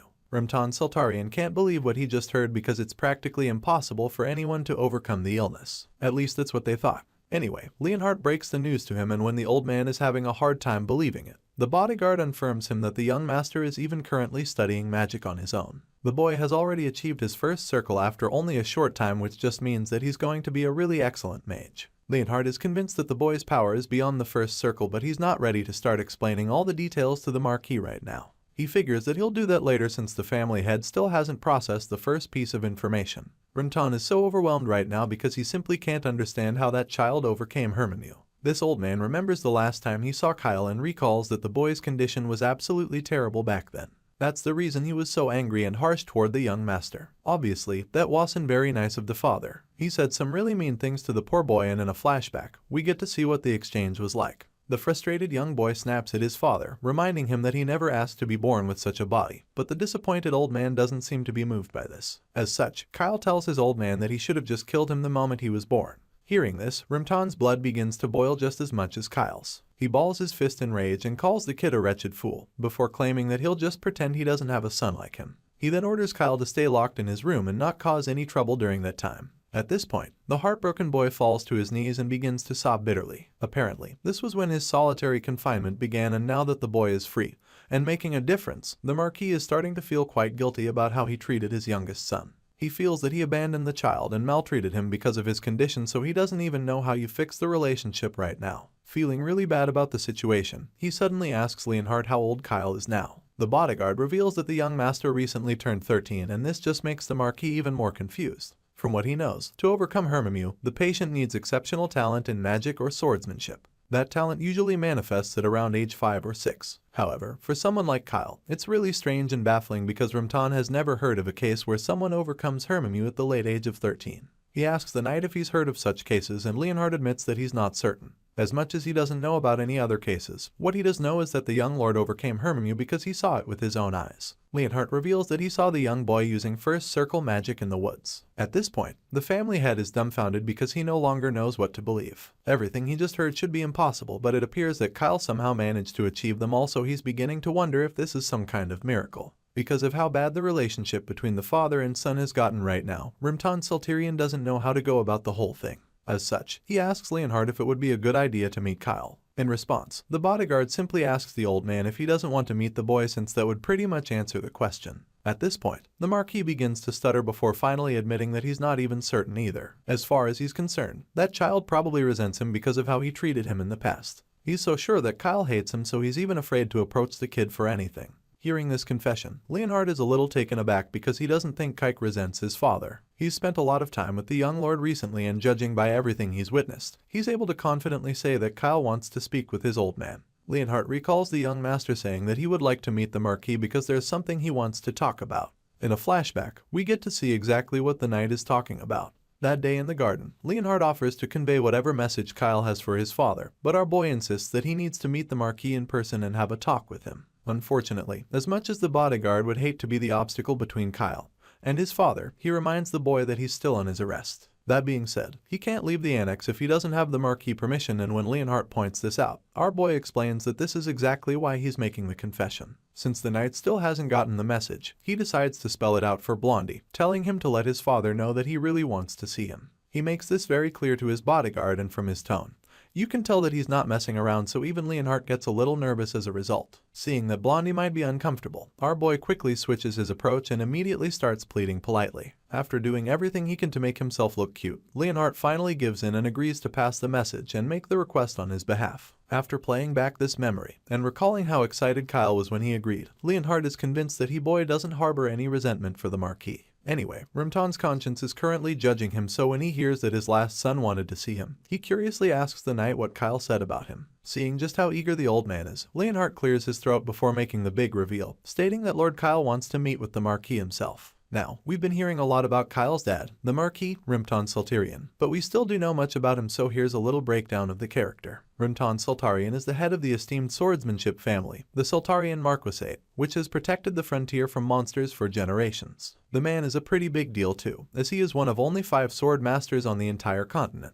We also know that this man is Kyle's father, and maybe that's why it's not so shocking when he grants the boy's request to see him. The boy is pretty excited when he finds out that he'll be meeting his father, so he gets all dressed and prepares to go see his old man in the main house. After making his way into the house, he stops in the hall, There, he sees the big portrait of his father hung in the wall, and the longer he stares at it, the more nervous he becomes. Kyle's hand starts trembling on their own all of a sudden, so he tries to calm himself down. He grabs the hand with his other hand, hoping it would work, and in that moment, the protagonist realizes that Kyle's body remembers. The fear and resentment the poor boy has for his father was really strong, and right now, all those emotions are starting to come back because he's about to see the same man who hurt him so much. Some of the horrible memories start playing back in the young lord's mind, and one of them is from that day at the training ground. In this flashback scene, we can clearly see Rimton yelling at Kyle. The old man asks the boy why he's not holding his sword yet and begins to doubt if the young master is truly the son of the Salterians, the renowned swordsmanship family. At this point, Kyle has pretty much given up. He's in so much pain and nothing seems to be working out for him, so he just falls on his knees and begins to sob. The white-haired boy cries to his father, claiming that he just can't do it because it's too hard. But the man doesn't seem to give a shit. He responds furiously, saying that Kyle is utterly useless to the family because he is too weak. The man is disgusted to say the least, and he doesn't have a problem showing it. Rimton spits these harsh words at his own son, leaving the boy in shock because he probably never imagined his father saying such things to him. The words hit him like a bolt from the blue, and he immediately begins to wonder if he's indeed useless to everyone. Kyle ponders on everything he was just told and starts to believe it. He can't use sword aura and he's expected to die from his illness soon, so it's starting to look like his father is right. At this point, he doesn't know what else to do, so he calls out for his father, begging the old man not to abandon him, but he doesn't receive an answer. These traumatic scenes play back in his head, and now the same boy is standing in front of his father's portrait. He's preparing himself for the meeting with the Marquis and admits that it's a bit overwhelming. The memory he just watched belongs to the original owner of the body, but now that he's been reincarnated, it's pretty much his memory as well. Our boy figures that his soul and Kyle's soul have merged, and this is probably why the pressure that Kyle felt back then is now being conveyed to him fully. As overwhelming as that might be, our boy refuses to let his head down. He stands tall as he stares at the portrait, reminding himself that the new Kyle is the coward he used to be. This is because, now, he is Kyle and he is also Lee Hyun-woo. He's not just a 13-year-old kid, since he's all grown up in the real world. With this in mind, he convinces himself that this talk is going to be from one adult to another. That being said, our boy vows that he's going to prove Kyle Salterian's worth. Not long after, the young lord finally makes his way into his father's office, where he meets the old man doing some paperwork. Rimton has been expecting the boy, so when Kyle makes it into his father's room, the old man stops what he was doing to attend to him. He remembers that Kyle has something to discuss with him, and the 13-year-old sharply confirms this, referring to his father as the Marquis. This catches Rimton off guard, and he goes quiet for a moment when he hears that his own son now refers to him as Marquis and not father. He doesn't know why, but he has a feeling the kid is planning something. Either way, he's ready to give the conversation, so he starts by reminding Kyle that he specifically ordered him not to leave his room without permission. He then lets the boy know that he's aware of his recent quiet studies, stating that he allowed him to use the library but with a condition. Rimton is still acting all tough right now despite being afraid that the boy might hate him. The Marquis tells Kyle that his punishment won't end with just house arrest if he causes any trouble again. He makes this very clear and then sternly asks the boy if he understands what he just told him. Hearing this, Kyle just gives the man a cold smile without saying a word at first. Our boy doesn't trust his own father, and he knows this because his body is trembling again. But he's not surprised that the man would sound so sternly because he remembers how much trouble the previous owner of the body caused. Moreover, the Marquis is one of the 5 sword masters on the continent. Our hero tries to use his special skill to see through the man and find out other things about him. Unfortunately, this doesn't work because the only thing Kyle sees is the man's name and age, as well as a message from the system, stating that the Marquis is a formidable opponent. The system informs our boy that he cannot access any further information about the noble man, so he's pretty disappointed. It turns out that he wanted to gauge his father's favorability using insight. But right now, that's also way too difficult for him. He figures that he can't go through the corners with this man, so he accepts that he has no other choice but to resolve the issue with a negotiation. Kyle responds to his old man's earlier statement, stating that he understands, and then explains that this is the reason he officially requested an interview with the Marquis through Leonhardt. Rimton is shocked to hear such a calm and mature response from his bratty son, and even Kyle admits that he would have lost his temper and argued back by now in the past. As such, the Marquis admits that the boy has matured, and the young lord confirms this. Kyle admits that he's caused a lot of trouble and headaches for the Marquis and blames himself entirely for everything that happened in the past. The white-haired boy reveals that he has done some deep reflection and promises to change his ways moving forward. The Marquis is astounded by the scenes in front of him. He can't believe his eyes because he never imagined that Kyle would ever apologize for anything. This is the same kid who always blamed others and threw tantrums. It all looks like a dream to Marquis of Salterian, and while he's still trying to wrap his head around the whole thing, Kyle reveals that he would like to make a deal with the family head. Rimton is taken aback when he hears this, and as he expresses his shock, our boy confirms his request and then reveals that he has overcome Hermimu, even though he knows that Leonhardt already informed him. The man admits that he actually heard from the bodyguard, but also claims that it's hard for him to believe such a miraculous thing could really happen. At this point, Kyle simply assures him that it's true, and then allows his father to see a portion of the magical power flowing through his body. The Marquis is stunned when he sees the flaming ball of magic energy in Kyle's hand.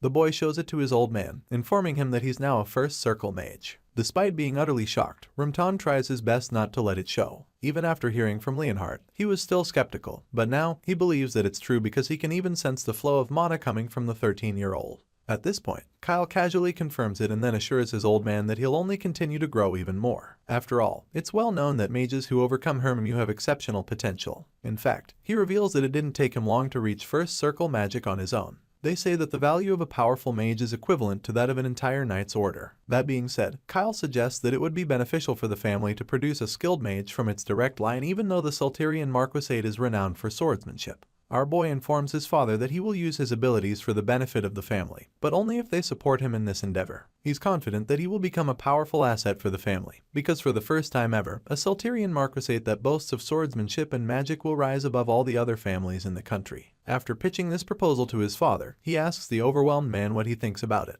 This deal benefits both the family and Kyle himself, so he thinks that it's the best thing for them to do. As such, he urges the Marquis to invest in him as a talented individual. After all, life is all about give and take. The fastest way to gain someone's favor is to show them what you have to offer. Since he couldn't do anything to make his father's affection and favorability for him grow all these years, he's come up with the best way to do that now. Our protagonist knows that Rumtan Salterian values the family's gains and honor above anything, so this is the most clever way to get his attention. Simply appealing to family bonds isn't enough to persuade the ambitious man, because he's the kind of man that is ready to make cold-hearted decisions for the sake of the family if necessary. The hero can now see where the problem was coming from. Kyle, feeling bitter about his father's nature, deliberately caused trouble to get his old man's attention. Unfortunately, such tricks never worked on Rumtan Salterian, and they only just ended up backfiring. However, now that he's brought this new suggestion, he's convinced that the father and son can still cooperate with aligning interests even if their relationship is strained. With this in mind, a proud smile creeps up on his face because he's certain that this is how adults handle things. Meanwhile, the Marquis is just left speechless because he realizes that Kyle has put him in a very tight situation.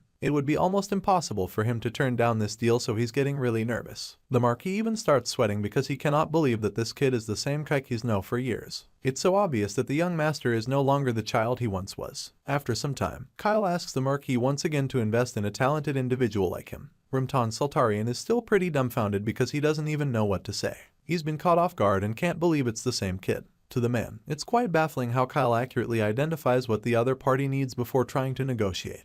This way, he can ultimately get what he wants out of the discussion, and this is really impressive. The ability to use power and authority well is a virtue that noble children must learn, so it's really shocking for the Marquis when he sees a kid who used to throw tantrums all the time suddenly speaking like this. A child that he once considered a failure and neglected has grown so much without realizing it, and for this reason, the Marquis finally gives in and accepts the deal. The man acknowledges his son as a valuable asset of the Salterian family and promises to spare no expense in providing funds and magic stones for Kyle's studies. That being said, he charges the young lord to show his worth to everyone, and when Kyle hears this, a smile creeps up on his face. He's confident in himself, so he's very sure that he will live up to his father's expectations. A few days later, we see Ursiel and Leonhardt with Kyle, but they're staring at him for some reason. They look pretty stunned, and that's when we see that they're in his new magic workshop. He just set up the place, so now he wants to know what they think about it.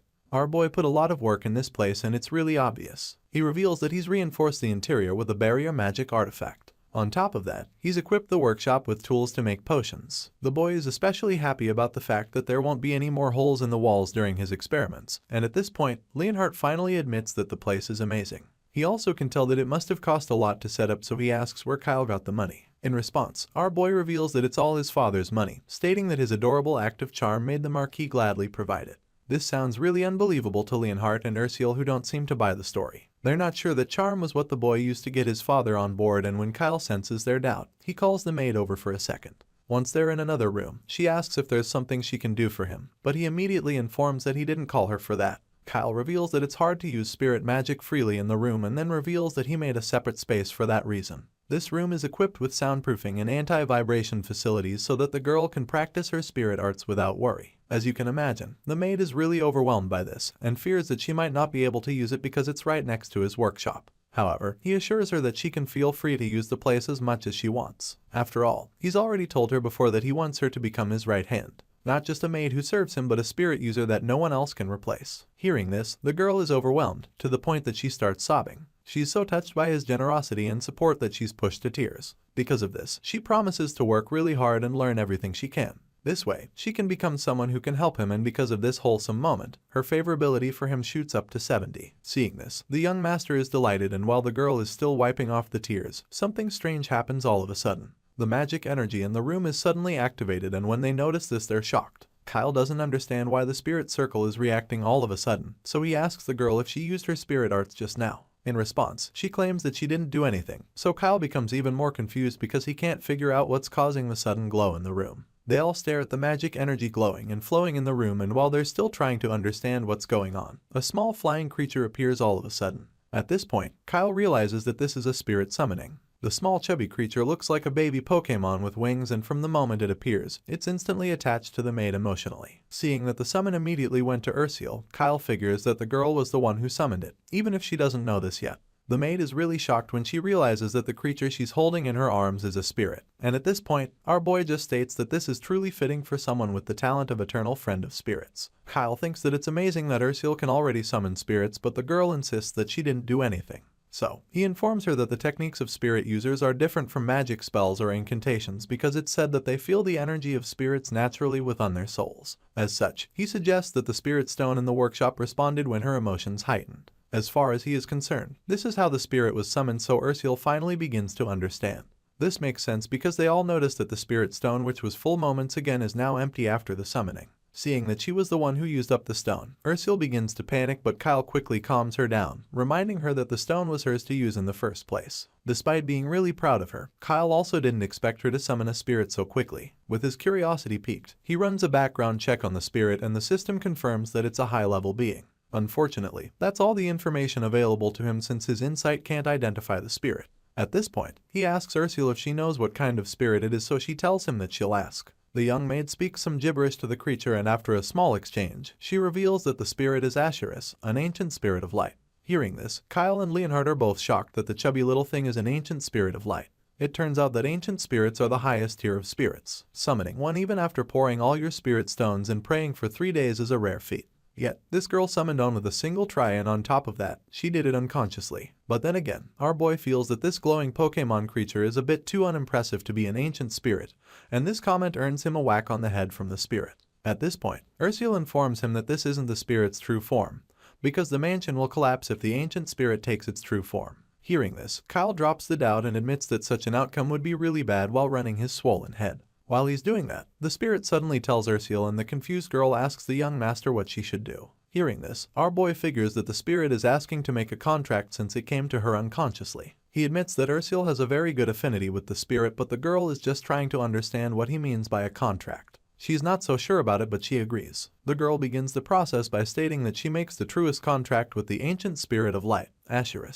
In response, the spirit states that Ursul would be recorded as its summoner before asking her to give it a name. The girl is asked to choose an ID for the spirit, and Kyle immediately suggests Flappy as a name. Ursul goes with that name, and just like that, the spirit starts a contract with her and receives a new name in the process. The registration is completed shortly, and the chubby spirit jumps on the girl, who thanks it for becoming her friend. While they share a beautiful moment, Kyle just smiles at them, realizing that his talent development project is progressing well. A few days later, someone pays Kyle a visit in his room. The two guys talk over some tea, and the guest admits that he's not been paying enough attention to the young lord. It turns out that this visitor is older brother Adolf, and Kyle isn't too surprised that the guy dropped by at a time like this because he feels that he should have paid the second son a visit first, if anything. As the story continues, we resume with Adolf's sudden visit to his younger brother. As the two brothers sit at the table, Ursul does her job as the maid and pours them some tea. For some reason, the second son looks pretty grumpy and he glares at the young girl. After pouring the tea, Ursul asks the young men if there's anything else they need, and when Adolf doesn't say anything, Kyle tells her to go get some rest, commending her for working really hard lately. Hearing this, the girl turns around and takes her leave. On her way out, the second son keeps staring at her with a questioning look on his face. It's pretty obvious that the gears in his head are turning while looking at Ursul, and after a while, he finally reveals what's going on in his mind. He recognizes the girl and recalls how she was the same child that Kyle bought from the slave market. Right now, it's looking like Adolf might have taken some interest in the girl because he suddenly admits that she's quite pretty. That being said, he reveals that he needs a new maid as well, before asking Kyle to send him the girl to work for him. As you can imagine, that's like the last thing our boy would want to do, knowing what a horrible person his older brother is. When Adolf makes this request, Kyle just quietly continues to sip his tea, while thinking of a response to give the scum brat. The protagonist knows that Adolf is here because he heard the news of how he overcame Hermimu, so he's quite pissed that this is the first thing Guy has to say. Anyway, it's pretty obvious that the second son just wants to get on his nerves, so Kyle politely responds to his older brother, suggesting that he can give him any other maid besides Ursule. Of course, the second son is not too pleased to hear this, and you can immediately see the look on his face change, confirming that he's upset. Not wanting to annoy his dangerous older brother, Kyle figures that he can't outright refuse the offer, so he decides to act nervous and shy, like he's got a crush on the girl just so that he can turn the situation around without suspicion. The clever boy starts fidgeting with his fingers, and when Adolf sees how nervous he is, the second son quickly takes back his request. He changes his mind, and decides to leave Ursule alone so that Kyle doesn't feel sad. Adolf assures his baby brother that he's only kidding, claiming that he's not a scoundrel who would take away a child that he likes. The shady brother laughs the whole thing off, insisting that he was only teasing, and at this point, Kyle realizes that his little act worked perfectly. He responds to Adolf, admitting that he was really startled, and the big brother just keeps laughing. Sure, the second son looks all harmless while he's messing around with his baby brother, but the truth of the matter is that he's got an agenda. He actually still wants Ursule, but with what just happened, he figures that he'll have to give up for now, because he knows that he can't afford to antagonize the young master just yet. Now that his attempt to take Ursule is no longer the topic, Adolf takes his focus on the real reason he came in the first place. This guy obviously heard rumors that the prodigal son of the Salterian family has reformed. But now, seeing that the kid is already interested in women at such a young age, Adolf concludes that the young master is a lost cause. If that's truly the case, then the second son doesn't have a problem with it, because he'd actually prefer that his potential rival is distracted by girls and other things. As far as he's concerned, it's better this way because it will be a lot easier for him to corrupt Kyle towards darkness. With this in mind, Adolf sets his plan in motion and starts by calling Kyle an amusing little brother. The guy claims that he would have befriended the young master earlier if he had known that he was such a fun kid. Just then, he suggests that our boy's body has recovered quite a bit, and Kyle confirms this, revealing that he has no major problems with his daily life anymore. The young master admits that Hermimu isn't completely healed just yet, but he suggests that it's gradually getting better each passing day. Hearing this, Adolf is a little suspicious because he didn't think that the boy wasn't completely healed. The second son doesn't hide the confusion, and when Kyle senses this, he explains that Hermimu is a long-term illness, which basically means that it's difficult to heal at once. Nevertheless, he suggests that it's getting better gradually. To explain things even more, Kyle decides to show Adolf a little trick. He suddenly conjures a magic spell which leaves the second son stunned. Our boy forms a flaming ball in his hands and reveals that it's a magic spell he created recently. The boy then explains that it's about 1.5 times more powerful than ordinary magic. Clearly, Kyle is really proud of his little discovery, so he's happy to share it, even if it's with dangerous characters like Adolf who want him dead. Upon seeing this, a mischievous smile creeps up on the big brother's face. He had no idea about Kyle's abilities, and now that he realizes the boy can create magic too, he is pretty impressed. Adolf commends his baby brother on his improvement, and Kyle thanks him in response. Even though the illness isn't fully cured yet and he's still rapidly growing at the student level of first circle, Kyle figures that this won't affect the succession of the heir. His plan was to hide his powers from his brothers until after the succession ceremony, but now he's told Adolf already and feels that it won't really matter. Meanwhile, the second son thinks about how Kyle's attitude has changed dramatically, and to him, it's almost like the kid is a different person. On top of that, he's also seen that the boy's magic skills are growing by the day. With all of these signs on display, Adolf can't help but feel that something fishy is going on. He came here expecting to see a perfectly healed, overpowered young genius, and even though that's exactly what our boy is, Kyle was clever enough to show only a little of what he's capable of. Because of this, Adolf isn't as amazed since he already had an impression, thanks to Daisy. Since the kid said he's not fully healed yet, the second son concludes that Daisy's report was exaggerated, so he decides that it would be wiser for him to remain cautious, at least for now. As much as he knows that Kyle is a potential threat, Adolf is also pretty confident that he'll be able to handle anything that a 13-year-old throws at him. Right now, he believes that the young master is nothing to worry about and suggests that the more beneficial things right now would be to use the kid and coax him in various ways. After all, he plans to just discard the boy once he becomes useless. With this in mind, Adolf decides to go straight to the point and directly asks the young man if he'd like to join his side in the succession race. Hearing this, our boy acts so surprised and nervous, like he's never thought about joining Adolf's side, but in reality, it was all part of his master plan. Kyle already knew that his older brothers would probably consider him a threat if they found out about his power, and that's why he played his cards just right to make them want to partner with him and not contest against him. Thankfully, the plan worked and Adolf is the guy who fell for it. After the little meeting, the second son decides to take his leave, and on the way out, Adolf reveals that he'll seek permission from their father to have Kyle on his team, while the 13-year-old genius thanks his big brother for entrusting him with his assignment.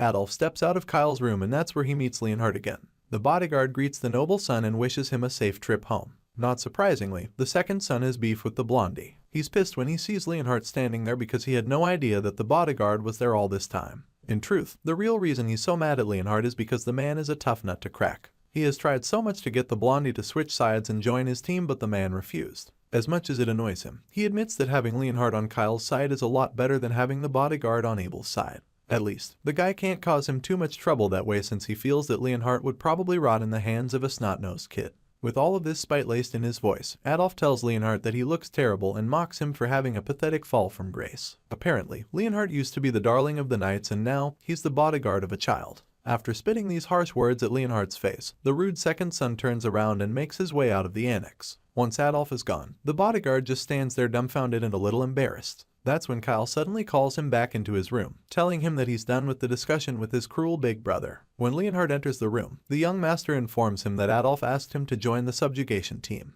From the look of things, he feels that he'll probably be acting with Viscount Jerome, one of Adolf's close aides from the 5th Legion. Apparently, our boy will be given a mission, and it will be his first test of his loyalty to his big brother. It would also be an opportunity to gain the family's recognition after being written off as a prodigal son with nothing to offer. As you'd expect, all of this information is a little too much for Leonhardt to process at once, and it's safe to say that the guy is pretty overwhelmed. Nevertheless, his job is to protect the young master, so right after Kyle is done with his little announcement, he informs the kid that he'll be joining the subjugation team too if that's the case. Unfortunately, our boy has other plans. He tells Leonhardt that he won't be joining the team and tells the bodyguard not to follow him either. The young genius knows that Adolf will be extra cautious if someone like Leonhardt is around. Kyle wants to earn the second son's trust, and to do that, so he can't take his father's people with him on the mission. At this point, Leonhardt starts sweating because of how nervous he is. His job is to protect the boy who dies even won his protection, so he's starting to panic and tries to convince the kid otherwise. Leonhardt reminds Kyle that the operation is very dangerous and informs him that it might even be a trap. Hearing this, our boy agrees that it might be a setup.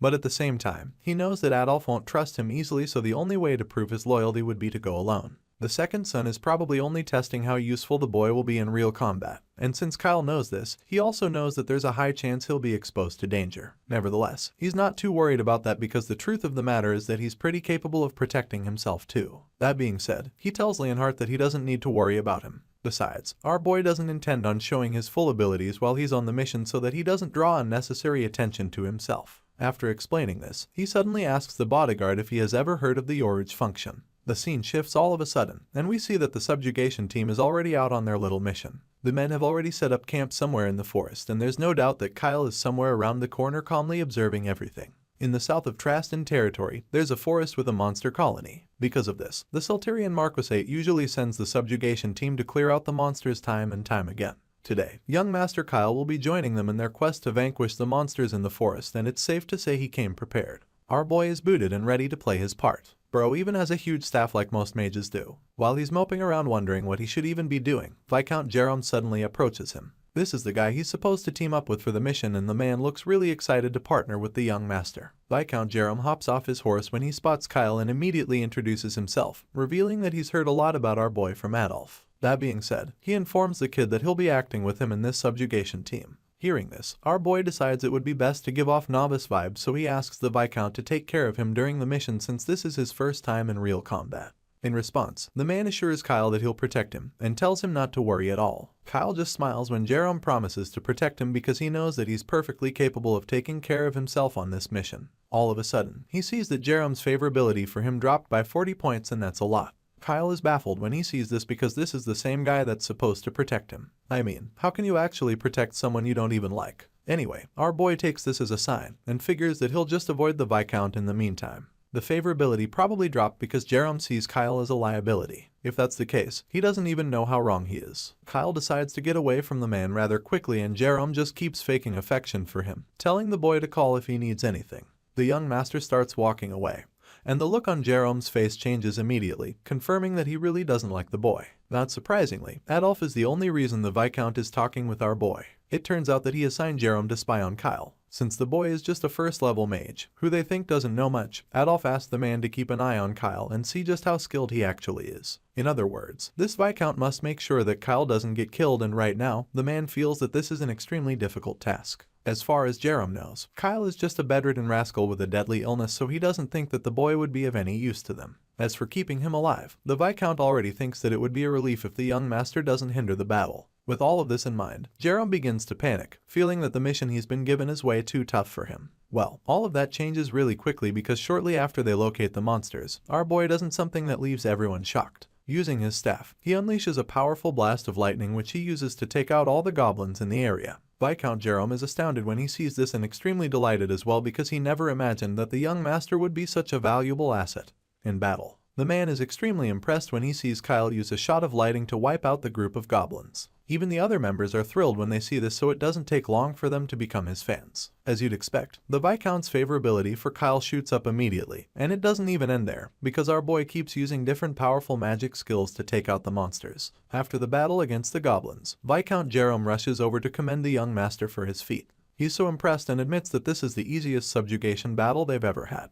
He thinks that the boy is amazing, and at this point, his favorability for Kyle goes up by 50. Hearing all the praise being showered on him, our boy just thinks about how easy Jerome was for him. He's never come across such an easy target because the guy's favorability is already at 90 in just one encounter. You can't blame the guy though, he's really excited, and he can't wait to tell Adolf all about Kyle's performance during the mission. At this point, the young master is pretty satisfied because he knows that it's time for him to proceed to the next stage of his plan. After a successful day on the battlefield, the members of the subjugation team set up a fire and took the chance to celebrate their victory. They jams their cups against each other and continue to praise Lord Kyle for his feat. At this point, the modest kid is getting a little tired of this, so he humbly tells them that he's done nothing to deserve all the praise. Unfortunately, that's not what Jerome thinks. The guy's house drops when he hears the kid being modest, so he quickly informs Kyle that his magic skills are truly impressive. All the other guys seated around agree with him, and start to talk about how they had misconceptions about the young master earlier. They all felt that he would probably be a liability because of how young he is and the fact that he was always indoors or confined within the manor. All of this, coupled with the fact that he was terminally ill, made them conclude that he'd just be a liability on the battlefield. But to their surprise, this young mage came to steal the show. They all expected him to struggle with combat and camping, so they were really surprised when he took the initiative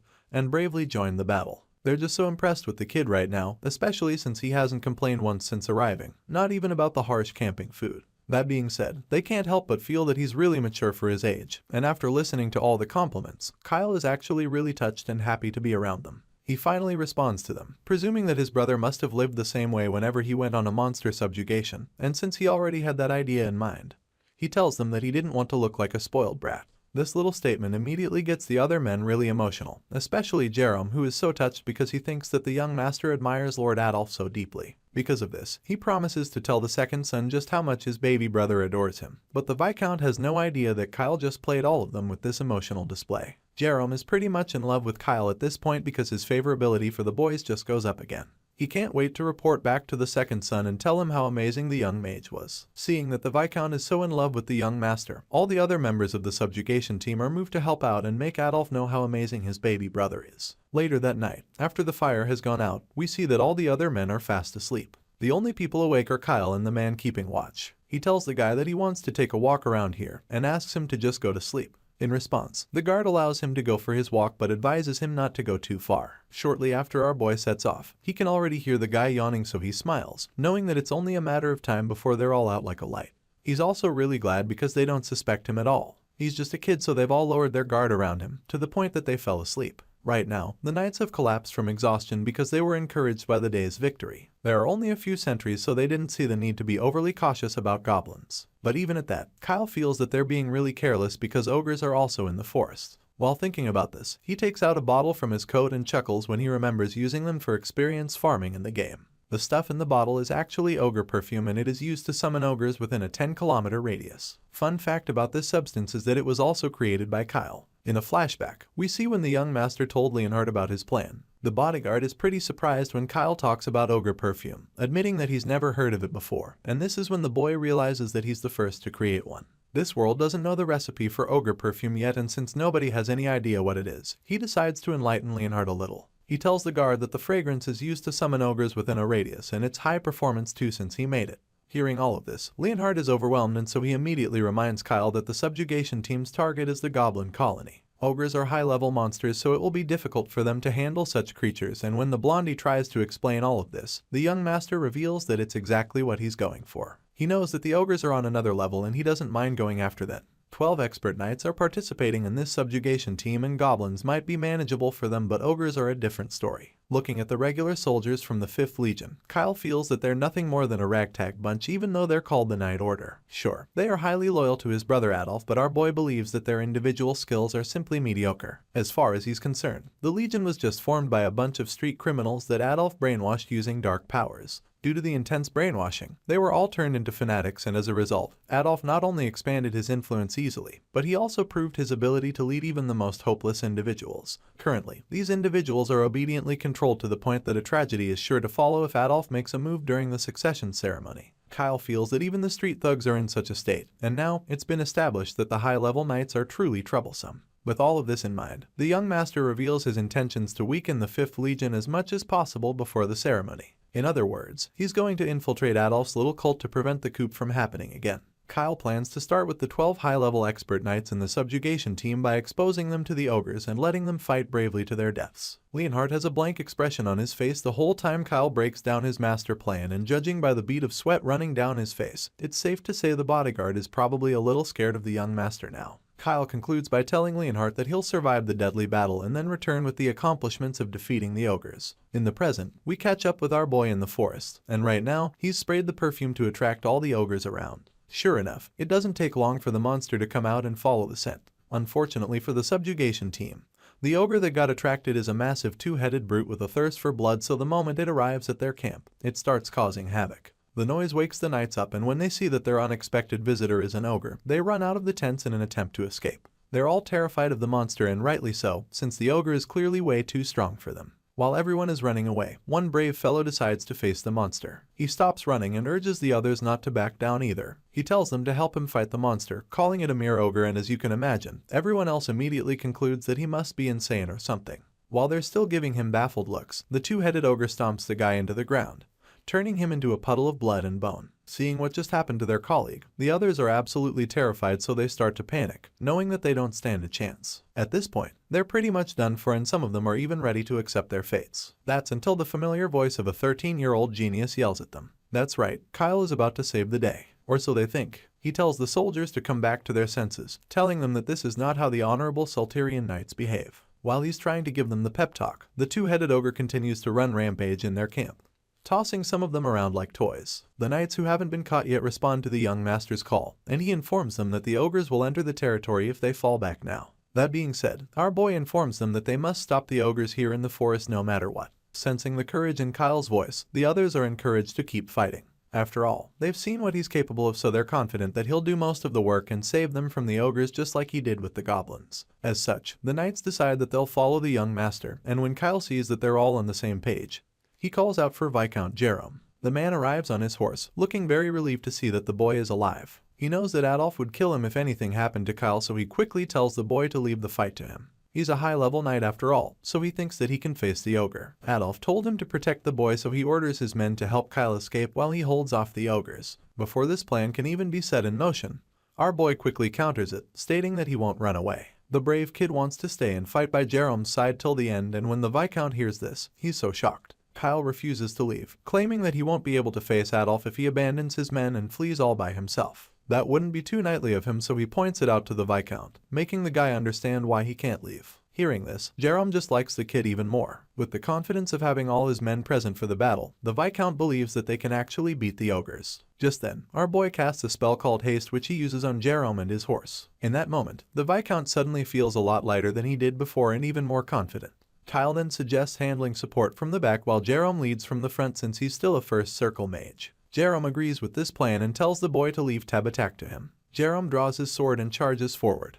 But the whole time, all he can think about is how the young master bravely faces battle without retreating, and this makes him conclude that Kyle is indeed an indispensable asset to Lord Adolf. With this in mind, he is so eager to tell the second son to trust Kyle without hesitation. After all, the boy has proven his worth and loyalty. Back to the fight. Jerome takes his sword, and in the blink of an eye, the blade is covered in fire. The Viscount looks unstoppable at the moment, so he challenges the twin-headed ogre to bring it on and fight him. Jerome charges at the massive monster with his flaming sword, and the other soldiers are taken aback when they see this. They've probably never heard of anyone who charged at a big ogre so it makes them rethink everything. Seeing that both the Viscount and the young master aren't retreating, they realize that they have no excuse. They wouldn't want to look pathetic, so they face their fears and decide to follow Jerome into battle. Now that everyone is battle ready, our boy encourages them to give it their all, and even though they don't know what's about to go down, Kyle smiles because his plan to summon the ogres worked. He's pretty impressed with how well the ogre perfume worked. It performed exceptionally well because it actually summoned 2 or 3 times more dangerous variants. Anyway, he has to convince the soldiers to face this beast now, so he urges the 5th Legion to fight on, knowing that this is where they'll meet their end.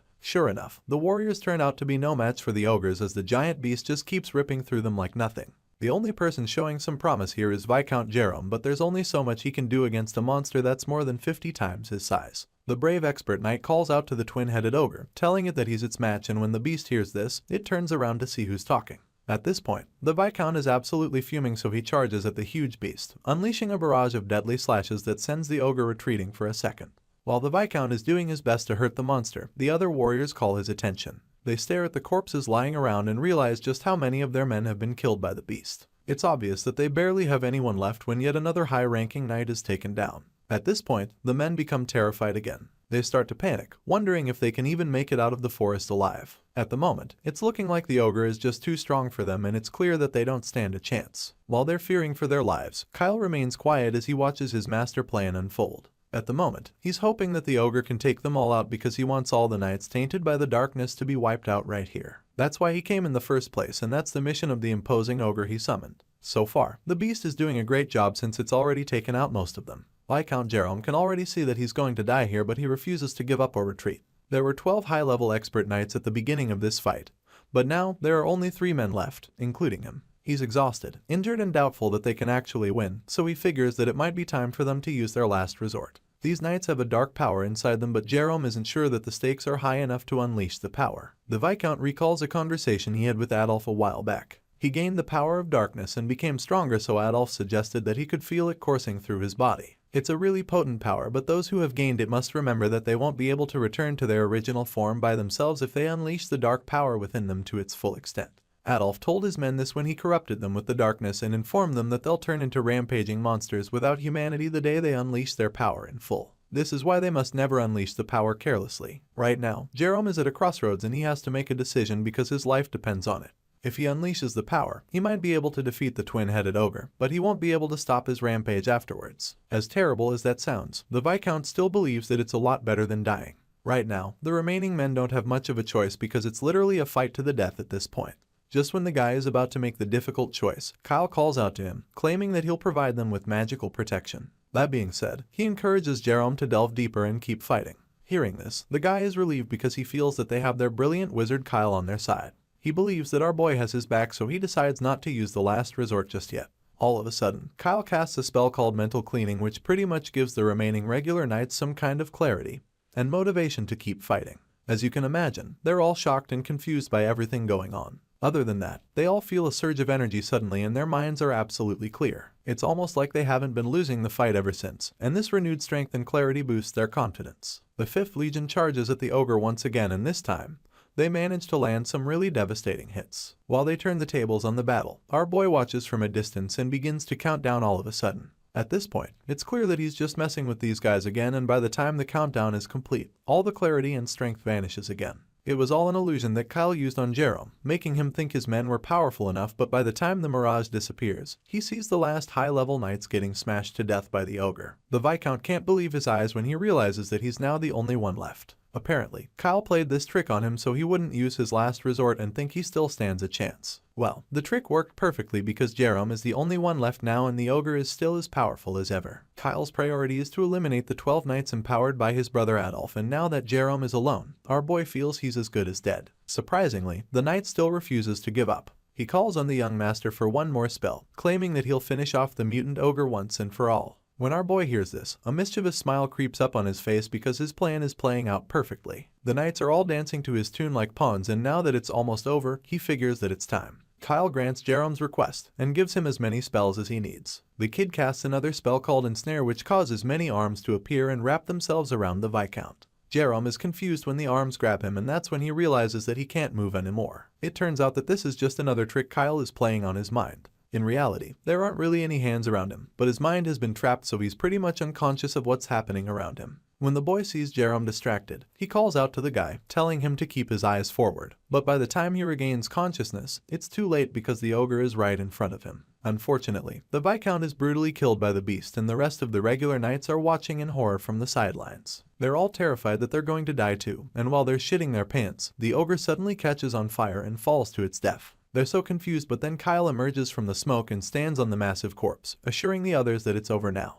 As if they didn't already adore the young master, now that he saved them, they're so amazed. The knights are left speechless, and while they're frozen in shock, Kyle picks up the high-grade inner core he got for killing the ogre. The young mage decides that it's time to wrap up the little charade, so he tells the knights that the mutant ogre is dead, claiming that it's all thanks to the opportunity Jerome gave him. Kyle claims that the victory belongs to the 12 brave knights and the everyone who fought without regard for their lives. The clever young master congratulates them on their victory, and after seeing how amazing he is, they start to praise him. From the look of things, this isn't just some regular praise shower, because these knights owe him their life now, and there's a good chance they'll be loyal to him henceforth. The story resumes sometime after Kyle's little mission in the forest, and it's safe to say that the results of the subjugation were successful. Kyle and the others eliminated the mutant twin-headed ogre and even wiped out the goblin den, which was also their original goal. However, despite all of this success, there were also some significant losses. Our boy returns home with the other survivors, and before he even enters the building, Adolf is already outside fuming. The second son doesn't want to believe that Viscount Jerome is really dead.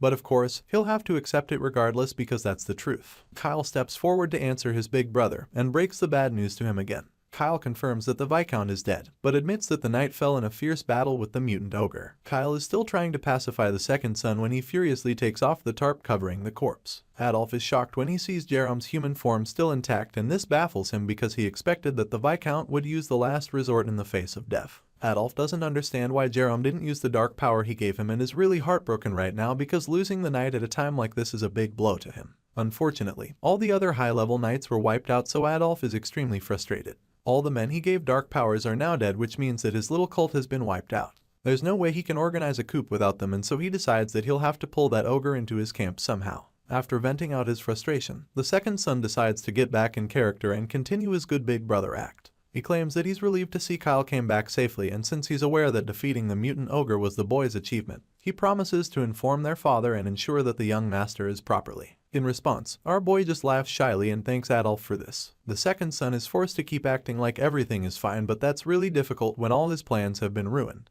It's getting really difficult for him to fake a smile with the immense rage building up inside him. For now, Kyle believes that he's been able to deceive his older brother, so this is practically a win for him. Later that night, our boy returns to his room where he's reunited with Ursula and Leonhardt. The girl grooms him after spending time in a forest with disgusting monsters, and while she's at it, he tells them all about his wild adventure. Kyle considers the mission a perfect example of killing two birds with one stone, because not only did he wipe out the 5th Legion and the 12 knights with dark powers, he also gained recognition from Adolf and even acquired the mutant ogre's core. That being said, he figures that the mission practically counts as killing 3 birds with one stone. The astounded bodyguard just listens to the young master in awe before finally admitting how relieved he is to have Kyle back home safe, even though the idea was extremely dangerous. However, our boy doesn't think it was that dangerous. He's confident that he could have defeated the mutant ogre that appeared by himself, and reminds them that he was just pretending to be weak. Kyle says this while cuddling up with his pet Flappy, and informs Leonhardt that he just wanted to show everyone he is still harmless even though he has all these abilities. Hearing this, the overwhelmed bodyguard asks the boy if he intends to join Lord Adolf's side now. If so, he'd like to know what the young master will say about the most senior brother Abel. In response, our boy smiles and tells Leonhardt to just wait and watch. With the kind of PR he's got recently, Kyle is very confident that it's just a matter of time before his brother Abel comes looking for him.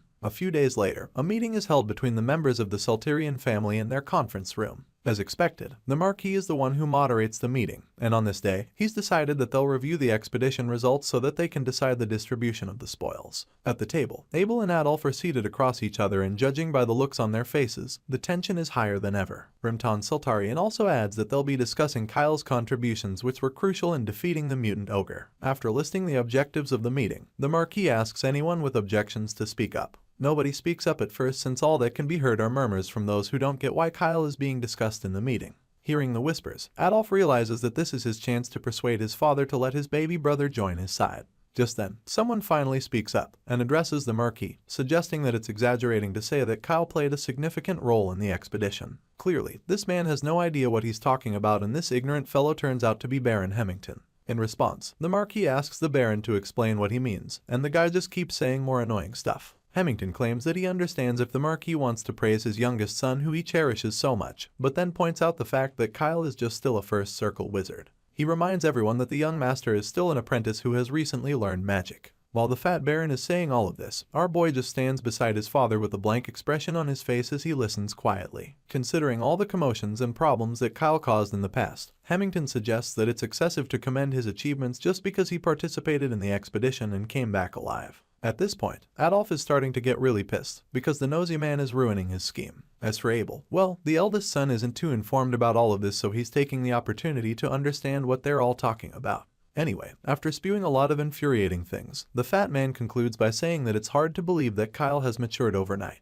As far as he's concerned, people don't just change that easily, so he has a feeling that the young master is just putting up an act and can return to his old ways at any time. When nobody says anything to support him, he tries to remind them of all the terrible incidents that Kyle has caused for them, and after a while, some of them muster the courage to show some support. They admit that there's some validity to what the Baron said, because they've all experienced what the young master is capable of. Hemington claims that he's worried about what other troubles Kyle might cause for them, and our boy just smiles when he sees that fat man doesn't hesitate to speak in front of him. Just then, our boy responds to the Baron, defending himself. He tells the fat man not to judge him until he's come face to face with a mutant ogre. He assures Hemington that it's not as easy as it sounds and that he can only understand it after he experiences it for himself. The fat man and many others are shocked when the 13-year-old snaps at him, and that's when the eldest son decides to speak up. Abel chimes in, reminding the Baron that even high-level knights would struggle to defeat an ogre. That being said, he states that it's a miracle Kyle returned safely after defeating a mutant which is twice as strong as a regular ogre. Our boy is surprised when Abel steps in to defend him, and the Baron reveals that he's complaining because 12 high-level knights died trying to protect the young master. Regardless of that, Abel reminds the fat man that Kyle was the one who killed the ogre, which has been confirmed by the surviving knights. That being said, Abel suggests that they don't judge the young master based on his childhood.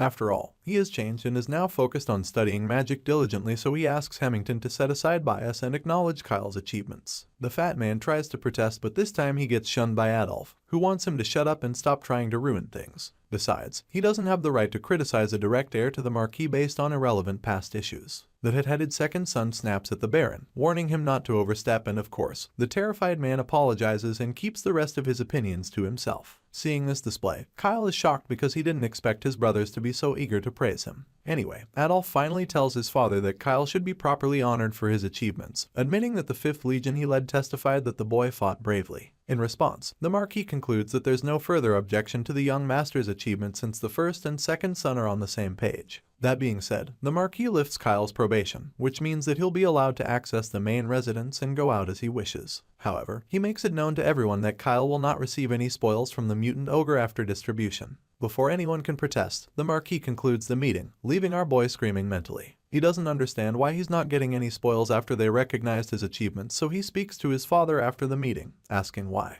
In response, the Marquis quietly reminds him that he doesn't lack anything since he already took the ogre core for himself. Kyle is shocked to realize that his father knows about that, and since he doesn't want to get into any more trouble, he ceases his protests, claiming that the freedom he just earned is enough reward for him. The old man promises to trust him if he keeps doing well and then leaves him. Shortly after that, Adolf approaches him, reminding him that he kept his promise to inform their father of his achievements. He also reminds Kyle that he cares so much for him, but we all know that he's only doing this so he can persuade the young master to join his side. While they're talking, Abel spots them having a conversation, and after everything that happened at the meeting, he realizes that maybe his baby brother has changed. With this in mind, Abel calls out to our boy, telling him that they need to have a talk. The story continues with the young master having a meeting with his big brother Abel, the eldest son of the Marquis. Abel sits across the table from Kyle as they chat over some tea, and he suddenly reveals that he has a rather trivial skill. The eldest son claims that our boy is the first to hear about it, stating that their father doesn't even know he has such a skill yet. Hearing this, Kyle laughs shyly, feeling pretty surprised by his big brother's confession just now. Other than being taken aback by this, the young master is also starting to feel a little overwhelmed because it's clearly putting a lot of pressure on him that the first son would suddenly appear and start talking to him about a secret. Kyle was waiting for Abel to come and find him, but he didn't expect it to be this soon and this personal. A while ago, shortly after the conference meeting ended, our boy was about to have a conversation with Adolf when Abel said called out to him. In a flashback, we get to see exactly what happened between the two brothers. Abel calls for Kyle's attention and commends him on doing a good job on the battlefield. From the warm smile on his face, it's easy to see why the eldest son is the favorite to succeed his father. He walks up to our boy and informs Kyle that he has successfully handled a real fight, and concludes that the boy is now practically a respectable wizard since he was so amazing during the subjugation mission. At the moment, Abel considers Kyle the pride of the family, but the modest young master reminds his big brother that he still has a long way to go since he's only at first level magic for now. He claims that he was just lucky during the expedition, and even though Abel doesn't completely believe that, he just agrees with him before asking the boy if he has some time to talk before dinner. Apparently, the eldest son would like to hear in detail about Kyle's achievements in the expedition. The kid is taken aback, but also pleased by this request, so with a smile on his face, he tells Abel that he's free to come by anytime he likes. That was how they arranged the little meeting they just had, and now, here they are after the conversation. Our boy initially suspected that Abel had an ulterior motive for wanting to know about his achievements during the expedition, but that's no longer the case because he's pretty surprised that the eldest son came here to tell him a secret that even their father doesn't know. Sure, he knows that Abel means no harm, but at the same time, he also knows that he can't be too presumptuous as to guess his purpose. However, with everything that Kyle has seen, he figures that the eldest son's goal is to recruit him. To overcome the Salterian Marquis's rebellion created by Adolf, Abel needs to strengthen his own position while weakening that of the second son. Only then can our boy survive in this fantasy defense game this time around. Kyle's fate is pretty bleak because in the original story, he gets killed during Adolf's coup, but with the support of the Salterian family, then he's got a shot at survival. For now, he knows that he needs to choose his words carefully, and that's exactly what he's going to do. Anyway, after thinking about all of this, the young master responds to his big brother, suggesting that it's probably better if he doesn't know the secret since their own father isn't aware. Hearing this, the eldest son gives Kyle a blank look and sips some of his tea before asking the boy if he doesn't want to hear the secret.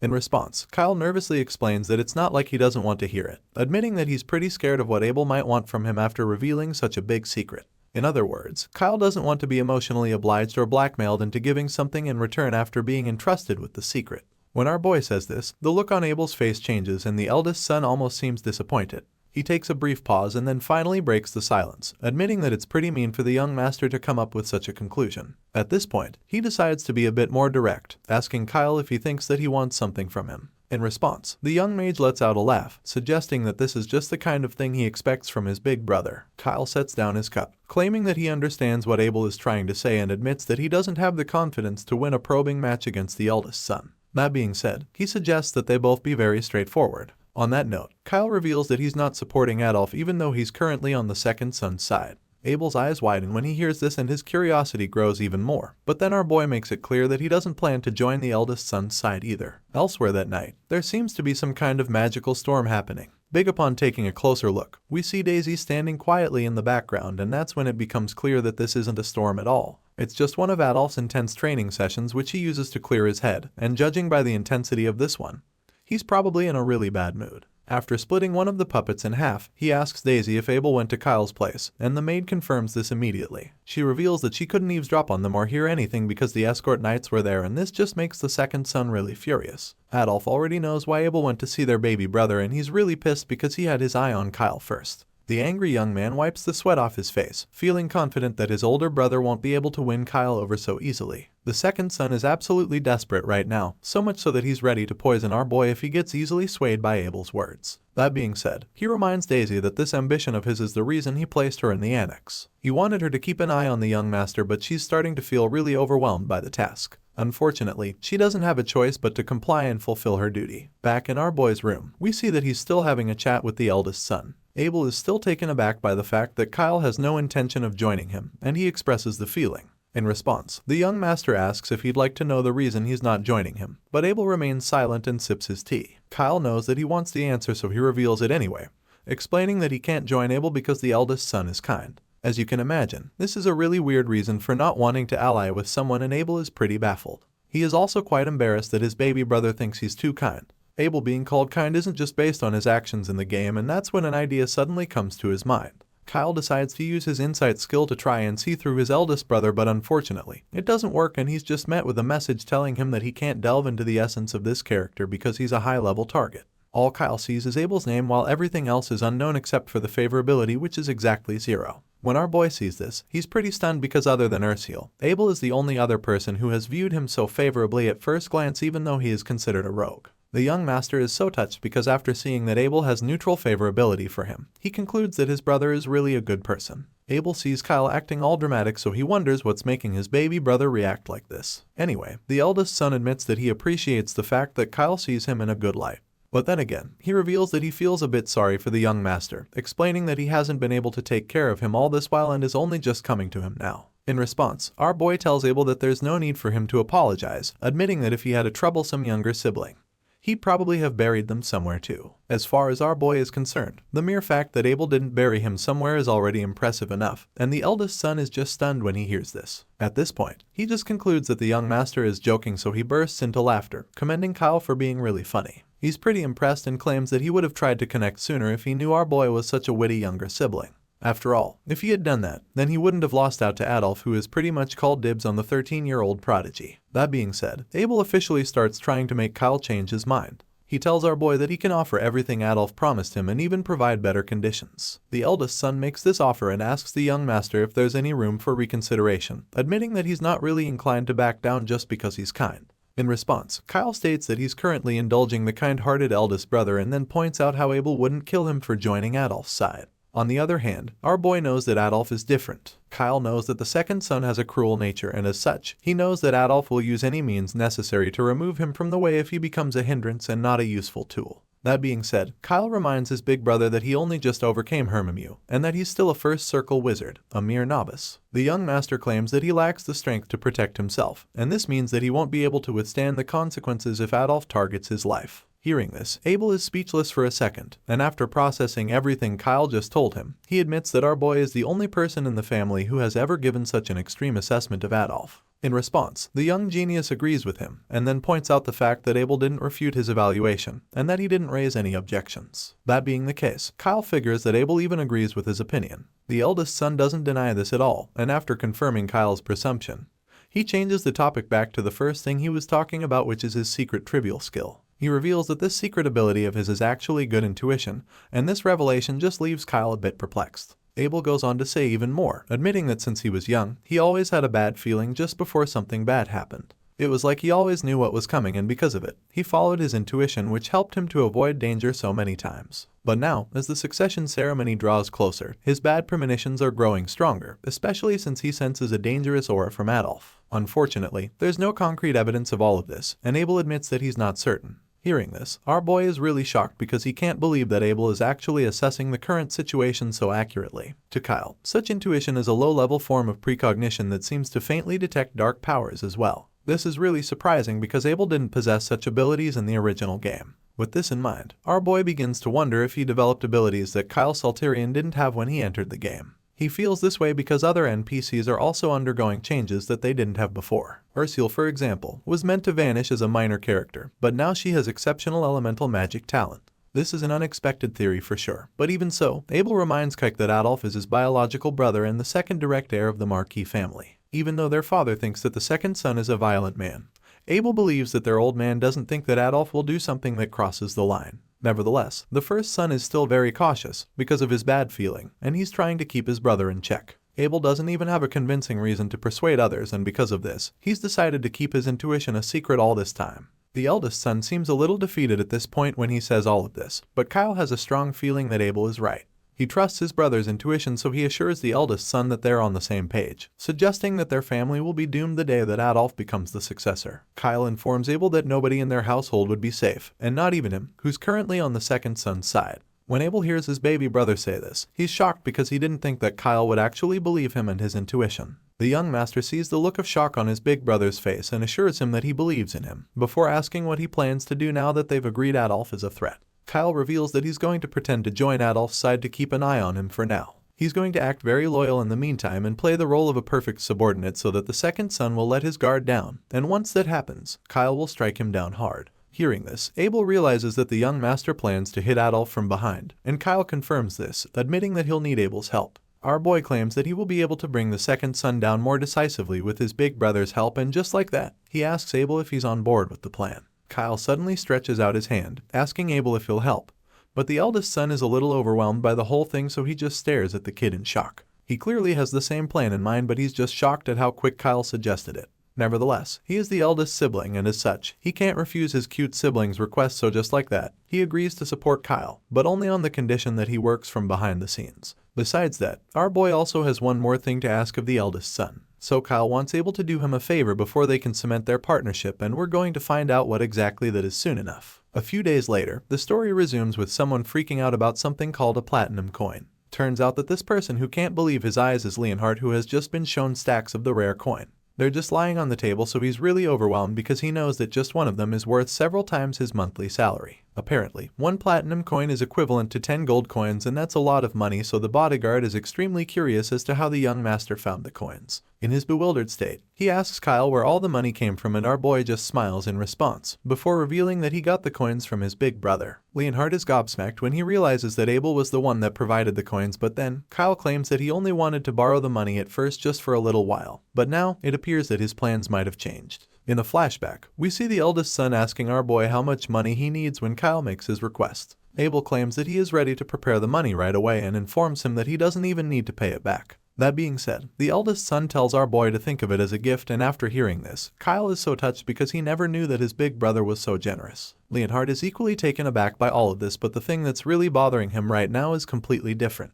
Apparently, there's a glowing orb sitting on the table as well, so when the bodyguard sees it, has he really puzzled and then asks the young master what it is. In response, Kyle reveals that it's a personal communicator. Abel said that it would be easier to contact him with it, so he gave it to Kyle, and as you can imagine, that sounds like a big deal to Leonhardt. The bodyguard knows how expensive the object is, so he's really puzzled by the fact that Abel would just give a 13-year-old boy something like that. One personal communicator is worth enough money to buy a whole mansion with a garden attached to it. That's how expensive those glowing balls are, so Leonhardt is having a hard time believing that such precious items are lying on Kyle's table like toys. In response, the young master reveals that he knows all of this, and then he explains to Leonhardt that the orb in his hand is a simplified version of the personal communicator. That means that it can only be used for direct communication between Kyle and Abel. At this point, the bodyguard calms down a bit and figures that things must have gone well with the eldest son, and Kyle confirms this, admitting that Abel turned out to be as kind as he thought. That being said, he tells Leonhardt to hold on to the money in the meantime, claiming that he'll need it soon.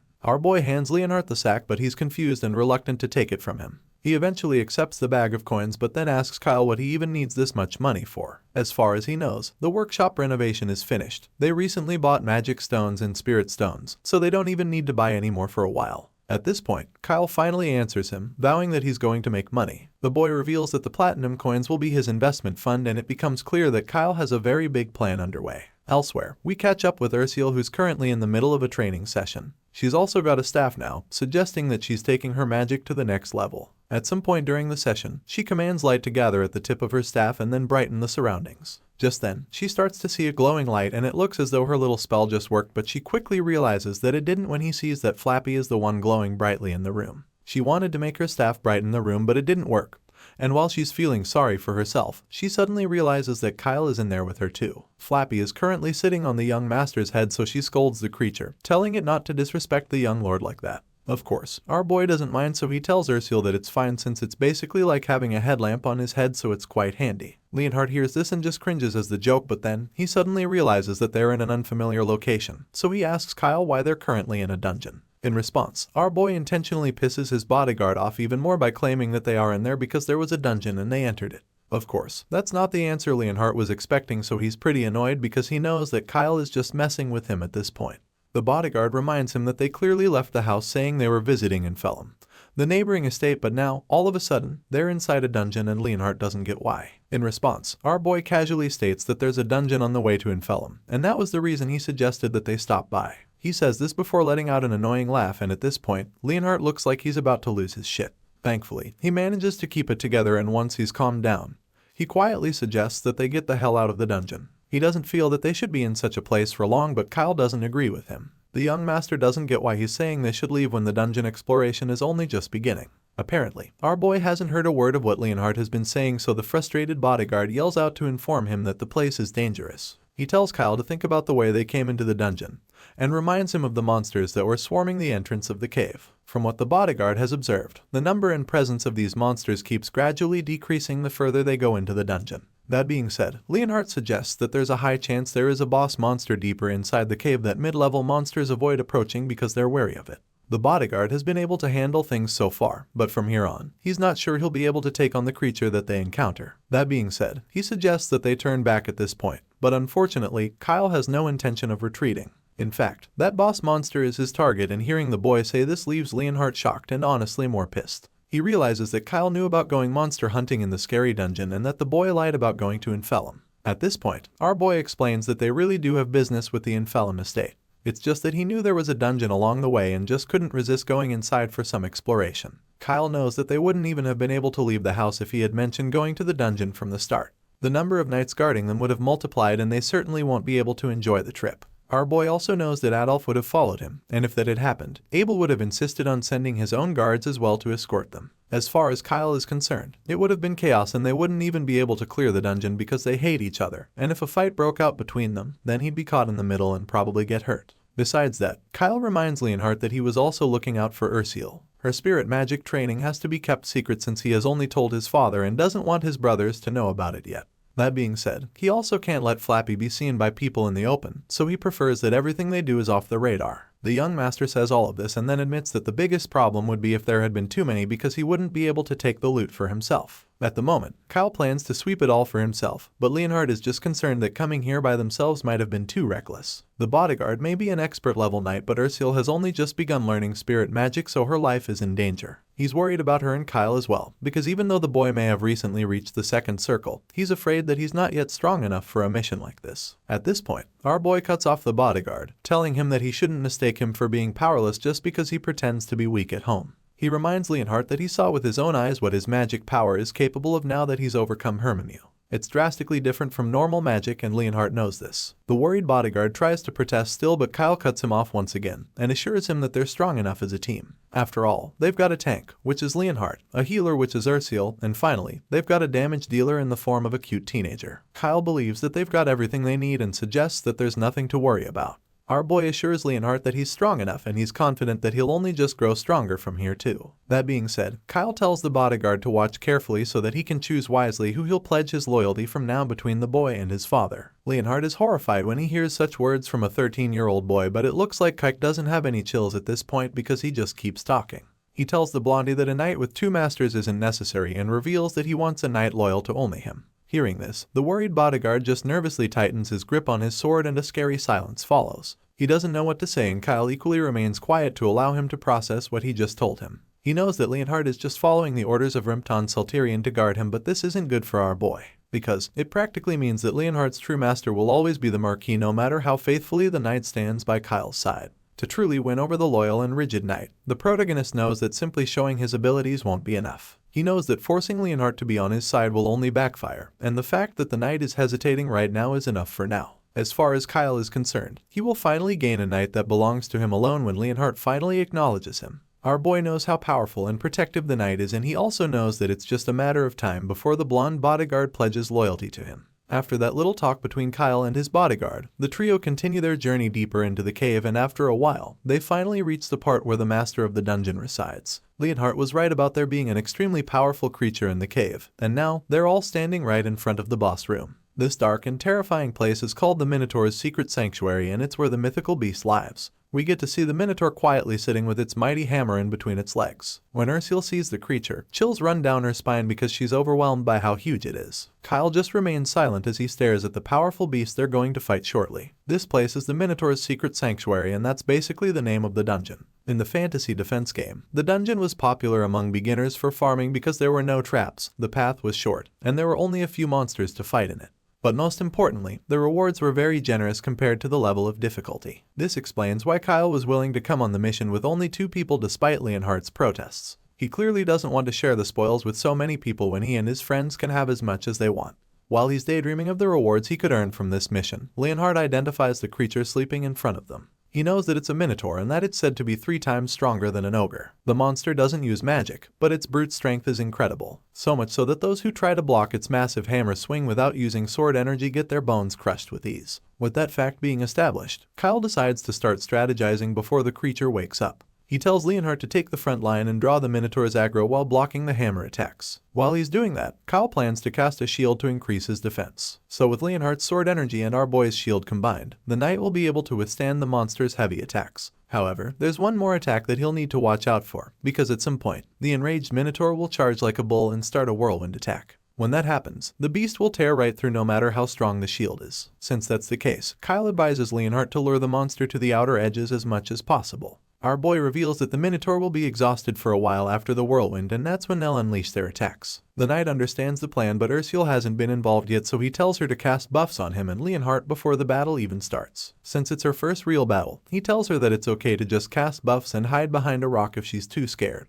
On the contrary, the girl doesn't want to be a coward, so she reminds him that she didn't study spirit magic just to hide and be protected. She reveals that she wants to be of help to him, and as such, she's ready to show him the results of her training today. The young master is touched when he hears her say all these admirable things, and so he allows her to join them in the fight. However, he also advises her not to overdo anything, telling her to always keep a safe distance, and if it gets too dangerous, he wants her to remember that she's the party's healer and buffer. He's about to tell her what the most important role she has is when she cuts him off, suggesting that it's to protect him, but he quickly tells her she's wrong. Kyle informs her that her most important job is to stay alive because they'll always have a chance as long as she doesn't fall. That being said, he reveals that she's holding both his life and Leonhardt's life in her hands. He then places his hand on her shoulder and reminds her to protect herself. Ursula is so touched when she hears him say this, and it puts a new sense of pride in her that makes her understand just how important she is. While the two are sharing this wholesome moment, Leonhardt just stares at them with a questioning look on his face. Right now, the dungeon's location, which is unknown,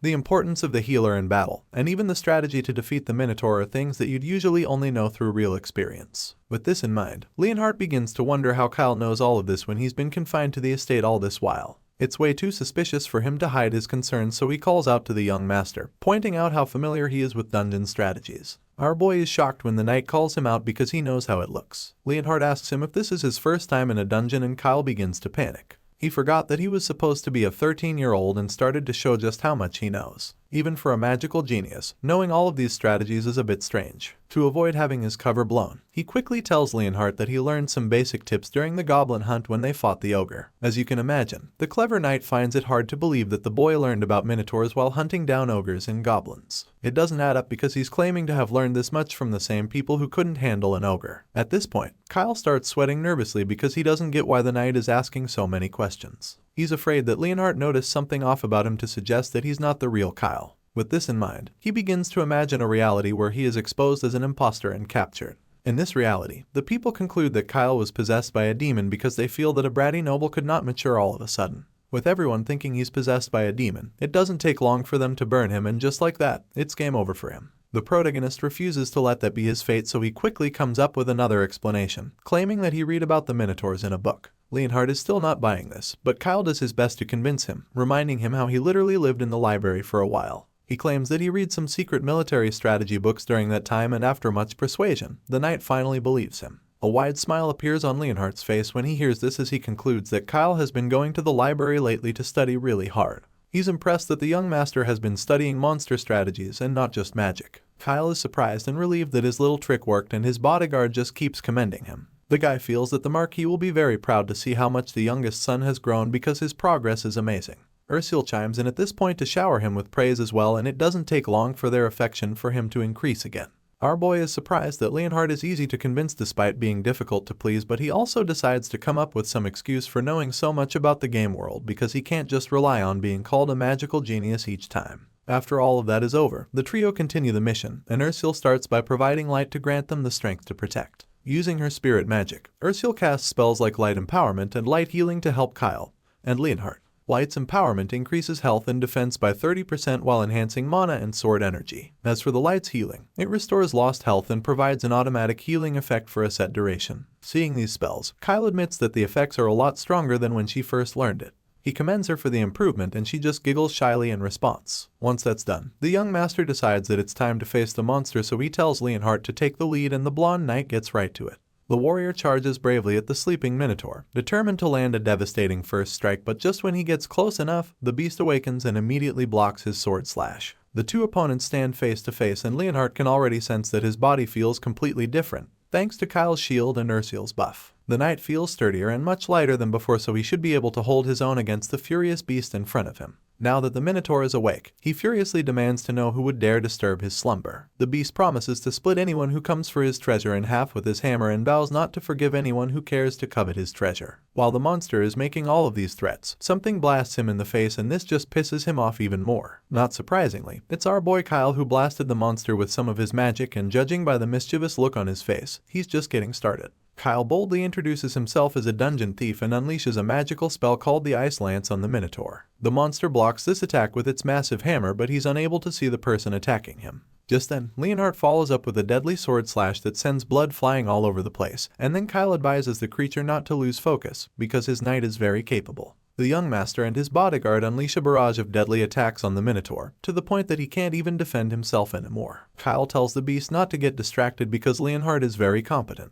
After taking a hard beating, the monster gets pissed, so he curses the intruders and promises not to let any of them leave the dungeon alive for trying to steal his treasure. As he makes this terrifying promise, he raises his massive hammer, attempting to smash Leonhardt, who was going for an aerial attack. Kyle realizes that his knight is about to be crushed, so he quickly conjures a shield for Leonhardt with a spell called Stone Silt. The Minotaur is shocked that they can block an attack with all his power in it. Meanwhile, Leonhardt is sweating nervously under the shield, hoping that it doesn't give way. He can feel the tremendous force from the monster, so he realizes that his arms would have been broken if Kyle didn't time the shield spell perfectly. Kyle uses magic precisely, as if he already knows the next move. His sense of magic at just the right time smoothly leads the battle, and his intuition for assessing the situation and using magic is innate. With all of this in mind, Leonhardt becomes very confident because he can clearly see that the young master is in control of the battle. All of a sudden, our boy shouts for Leonhardt to move out of the way, because he's about to use another spell. Sure enough, Kyle casts his ensnare spell on the Minotaur, causing the monster to be immobilized.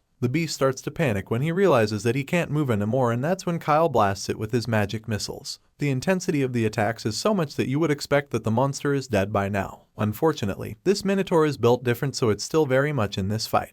The monster takes a breather after being blasted over and over with different attacks. Smoke is literally coming off his back, but he's still standing, and when the others see how calm the monster is, all of a sudden, they begin to wonder if Kyle defeated him already. Unfortunately, that's not the case, and this is confirmed when the beast starts laughing all of a sudden. The Minotaur admits that he's impressed a human could push him this far. However, he makes it very clear to Kyle and his gang that this is the end of them. That being said, the monster activates the dreaded whirlwind attack that the young master warned against before the battle started. They're all alarmed when they see this, and our boy informs his crew just so they can know what they're up against. Kyle can see the danger coming at them, so his survival insists kick into overdrive. He orders Leonhardt to keep the aggro and lead the monster to the outskirts. He wants them to split up for now, and Leonhardt understands the assignment, so he gets right to it. As he runs away, Kyle helps him out with his haste spell, and Ursula gives the knight her blessing of light to protect him. As the magic spells reach him, he feels the sudden surge of energy inside him, and this gives him the strength to launch his sword at the massive monster even with the whirlwind attack active. The sword hits the Minotaur on the neck and ricochets off in an instant.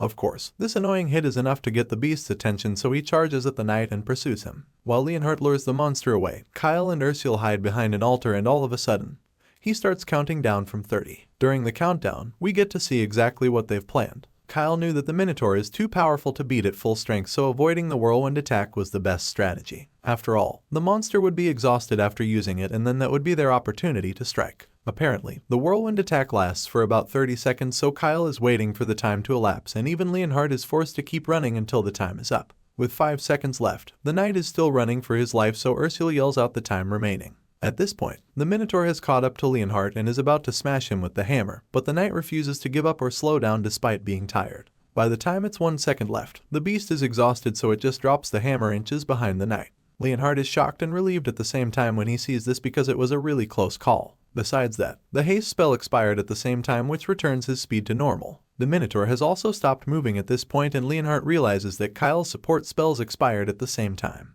This means that he wouldn't have been able to dodge the attack if he was even only 1 second late. The knight wonders if it was all a coincidence or if the young master calculated it all from the start. While Leonhardt is pondering all of this, Kyle suddenly reveals that it's damage time, and with that being said, he takes out a magic circle and unleashes several shards from inside it. The spell formula is confirmed and switched to user control mode so that all the ability limits can be unlocked. Once this happens, Kyle is impressed by how much power he has at his disposal, and he realizes that this is true magic. He's so excited to use it, and so he unleashes it on the Minotaur, and while he's at it, Ursula notices a nasty cut on Leonhardt's arm, so she gets to work and uses her healing spell to help him with the injury. The girl uses her healing light to take care of the wound, and after only a few seconds, the knight is amazed to see that there's not even a scratch on his arm anymore. With his arm completely healed, he thanks her and admits that he's really glad. Meanwhile, our boy finishes off the Minotaur, leaving the massive hammer lying on the floor. Now that the beast is gone, he can now acquire the treasure that he's been daydreaming about since they entered the dungeon. Our boy rushes to the chest and literally starts kissing it in excitement, while Ursula and Leonhardt just watch him act weird. He's so happy that there's nothing standing between him and the beautiful things anymore. He's so sure that this is the treasure he's been looking for because they're sparkling from within the chest. With his excitement and curiosity at the absolute peak, he opens the treasure chest to see what's inside the box, and sure enough, there's a lot of goodies in there. From precious stones to cool artifacts, the chest is filled with all sorts of treasure. To see what exactly they are, he activates his insight skill and begins to analyze the target. The first thing that pops up is the Sword of the Rhino, an artifact made from the solid bones of a rhino and a special metal. The sword has something called Rhino Strength, which increases the user's strength by 10%. Other than that, the sword has a durable blade which has much higher durability than typical weapons. Seeing this, Kyle concludes that it's a great sword and figures it would be perfect for Leonhardt, even though the knight doesn't know what he's talking about yet. Next item on the treasure list is Lul's necklace, which is filled with nature's energy, and when Kike realizes this, he concludes that the spirit would like it. The necklace has nature's blessing and can store natural energy in it. It also has an attribute called Clear Mind, which can help the user gather energy a bit faster than normal. Seeing that it's an artifact for the spiritists, Kyle decides that it would be great for Ursula, so he tells her that she should use it. Of course, she's surprised when he says this all of a sudden, but he just ignores the shock on her face and gives it to her. He also gives Leonhardt the rhino sword before quickly rushing back to the treasure chest to find something for himself. After taking a close look at the items in the box, he finally locks his gaze on the perfect one. Our boy finds an artifact for himself, and it turns out to be the Staff of Bravery. This is a staff emanating a bold aura and allows for faster magic casting. The staff has an attribute called Memorize, which allows it to store up to 3 spells. The stored spells can be used without mana consumption with a maximum of 2 circle magic spells. In the fantasy defense game, if you follow the wizard tree, getting this weapon from the Minotaur dungeon is a must strategy. It's a broken staff you can use until you reach higher circles, and so he's really happy because he won't need to worry about weapons for a while. It's absolutely perfect for him, and while he's being really excited about it, Leonhardt examines the sword he just got and admits that it's indeed a fine sword even at first glance. With its magical effects, it's no wonder why the Minotaur risked his life to guard such a treasure. Unfortunately, the knight isn't sure that he's worthy of receiving something like this. He remembers when Kyle asked him where his loyalty really lies and how the young lord wants a knight for him alone. Leonhardt remembers that he couldn't answer the question back then, so the guilt makes him feel unworthy of receiving such a gift from the young master. At the same time, Ursula is also reluctant to accept the necklace because she doesn't think she can repay him if she takes the artifact. Our boy is shocked when she suggests that she only accepts from him and never gives him anything, so he reminds her that she was pivotal in their battle against the Minotaur. Leonhardt suddenly claims that the sword is too valuable for him, and our boy just wonders what the hell is wrong with the knight. Seeing how weird his friends are being because of the gifts, he decides to explain that he's not just giving them the artifacts as a reward. Kyle informs them that it's to make them stronger and reminds them that they all need to become stronger. Since they don't have enough time, these artifacts will help enhance their strengths. Our boy doesn't want anyone else to know about this, so he tells them not to inform his family because they'd want to follow a procedure to distribute the loot. Ursula and Leonhardt are the only ones he can trust, so he wants them to be very tight-lipped. That's the only way they can use the artifacts to become stronger without drawing unwanted attention. Kyle states that they need to become stronger because of the impending darkness looming over the House of Saltirian.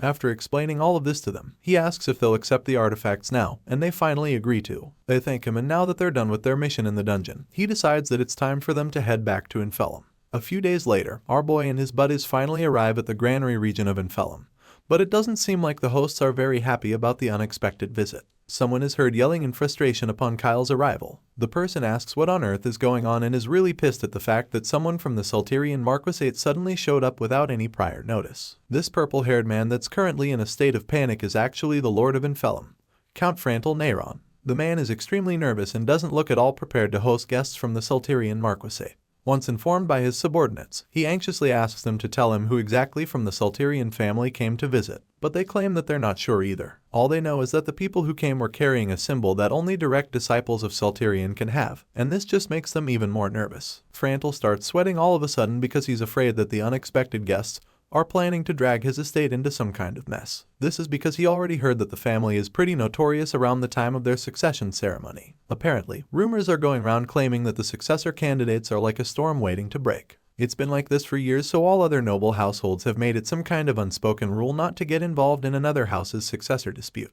That being said, Count Frantel Neyron is pretty frustrated because he doesn't want anything to do with this headache. Despite not wanting to get involved, he also knows that he can't keep the visitors waiting outside without attending to them, so he pulls himself together as quickly as he can and makes his way out to greet them. All of a sudden, the purple-haired count has a big friendly smile on his face so he can greet the young lord of Salterian. He asks what brought him all this way and admits that he would have gone out to greet him if he had informed him of his visit earlier. At this point, Frantel is not sure who exactly the visitor is because he already assumed that it would either be Abel or Adolf. However, to his surprise, it's Kyle Salterian, the youngest son, and when he realizes this, his jaw drops. Kyle is equally taken aback by the count's sudden expression, but this doesn't stop him from introducing himself. He was already helping himself to some snacks when the count came out, so he apologizes for intruding without prior notice and tells Frantel that it's a pleasure to meet him. As you can imagine, the count is dumbfounded when he sees the infamous fourth son sitting in the room, and he's extremely pissed. He's obviously heard all about the young master's horrible behavior, so he never imagined that he would have to deal with such a renowned troublemaker. Unfortunately, he doesn't know that Kyle has changed, so he immediately blurts out his first thought, and of course, this shocks everyone including the young master. Leonhard is particularly pissed to hear the count speak ill of his master, and you can see the rage on his face. Even Frantel is embarrassed when he realizes what he just said. Thankfully, our boy doesn't take offense and simply laughs off the insult, telling everyone that it's fine. Kyle sips his tea and admits that he's been a troublemaker up until recently. However, after overcoming Hermimew, he's reflected on his behavior and has decided to change. The purple-haired count is shocked when he hears this because for the longest time, he's known the fourth son of the Marquis to be bad news. Other than that, he's also really shocked that our boy has overcome Hermimew, so he asks again to be sure he heard right. In response, Kyle confirms that he's been training in magic by forming a magic circle. He reveals that he's doing all of this so that he can contribute to the family in whatever way he can. The count is dumbfounded when he hears this because it all sounds so unbelievable. From what he's heard, the youngest son of the Marquis family was an irredeemable troublemaker and an outcast, but that's not what he sees right now. Now, he sees that the rumors were entirely false. Looking at the boy, he can see that Kyle's eyes aren't dull at all, and it's pretty obvious that the young master is very well-mannered as well. On top of that, the boy has a commendable desire to help his family, so Frantel is really impressed and concludes that someone must have spread false rumors about the young master. With all of this in mind, the count suggests that Kyle's father can be at ease now, even though he was worried before. The purple-haired man is also really intrigued by the fact that the first ever wizard has emerged from the swordsmanship-renowned family. He concludes that the Salterian family must feel reassured now that their future is clearly bright. In response, Kyle just admits that he's flattered by the count's words, and you can't blame the guy. Right now, he's pretty much our boy's biggest fan, so he's quite eager to get down to business. After all, he doesn't think that the young master of the Salterian family barged into Enfelum estate just to say hello. Hearing this, our boy just smiles coyly because the count is absolutely right. He's come with an agenda, and now that he's made a good impression, he's pretty confident that he'll get what he wants. Kyle apologizes for coming unannounced and then gets right to the purpose of his visit. He reminds Frantel Neyron that the Salterian Marquisate is in a delicate situation due to the succession issue. Because of this, he didn't want anyone to know of his movements, and the Count completely agrees with this, stating that it makes a lot of sense. Now that they're on the same page, our boy reveals that the reason he came over is so that he can purchase grain from Enfelum, as they're the largest granary in the north. The purple-haired man is taken aback when he hears this because, as far as he knows, they already have a regular deal with the Salterian family to trade grain. For Kyle to give such a reason, the Count presumes that he probably wants to buy more than the agreed amount. Hearing this, our boy confirms this and reveals that he would like to purchase more grain for his personal use. He wants to use it for magic research, and unfortunately, he can't reveal the nature of this research just yet. Kyle claims that it would be a one-time deal and reveals that he plans to make regular purchases going forward. Our boy is aware that Enfelum has had a good harvest for the past few years, and this means that they have excess grain they're not sure what to do with. As such, he offers to buy the excess stock from them, which has been pretty difficult for them to manage. As for the budget, he's got a really enticing offer for them, and with that being said, Leonhard steps forward with a small box and then opens it to reveal the platinum coins sitting inside. Kyle reveals that he's considering paying for the grain with platinum coins and then asks Count Frantel Neyron what he thinks about that. As you can imagine, the purple-haired man and his assistant are absolutely astounded when they see the very rare and valuable coins being presented to them. Their jaws drop in shock, and they can only wonder how a boy so young can have so much money. Seeing the irresistible offer, the nervous Count immediately gets on board with the plan. He doesn't want to look too desperate, but Kyle can already tell by now. The Count admits that they have no issue with selling the excess grain, admitting that they've had more than they know what to do with. That being said, he's ready to sell the grains to Kyle. He also promises not to pry into the reason for the huge purchase, since a wizard's research is confidential. Hearing this, the young master is really pleased, so he thanks the Count for his understanding. Anyway, even though Frantal Neyron claims that he won't ask about Kyle's research, he reveals that he would like to confirm where the large sum of money came from because he knows that dealing with money of uncertain origin could cause trouble for all of them, especially when the buyer is so young.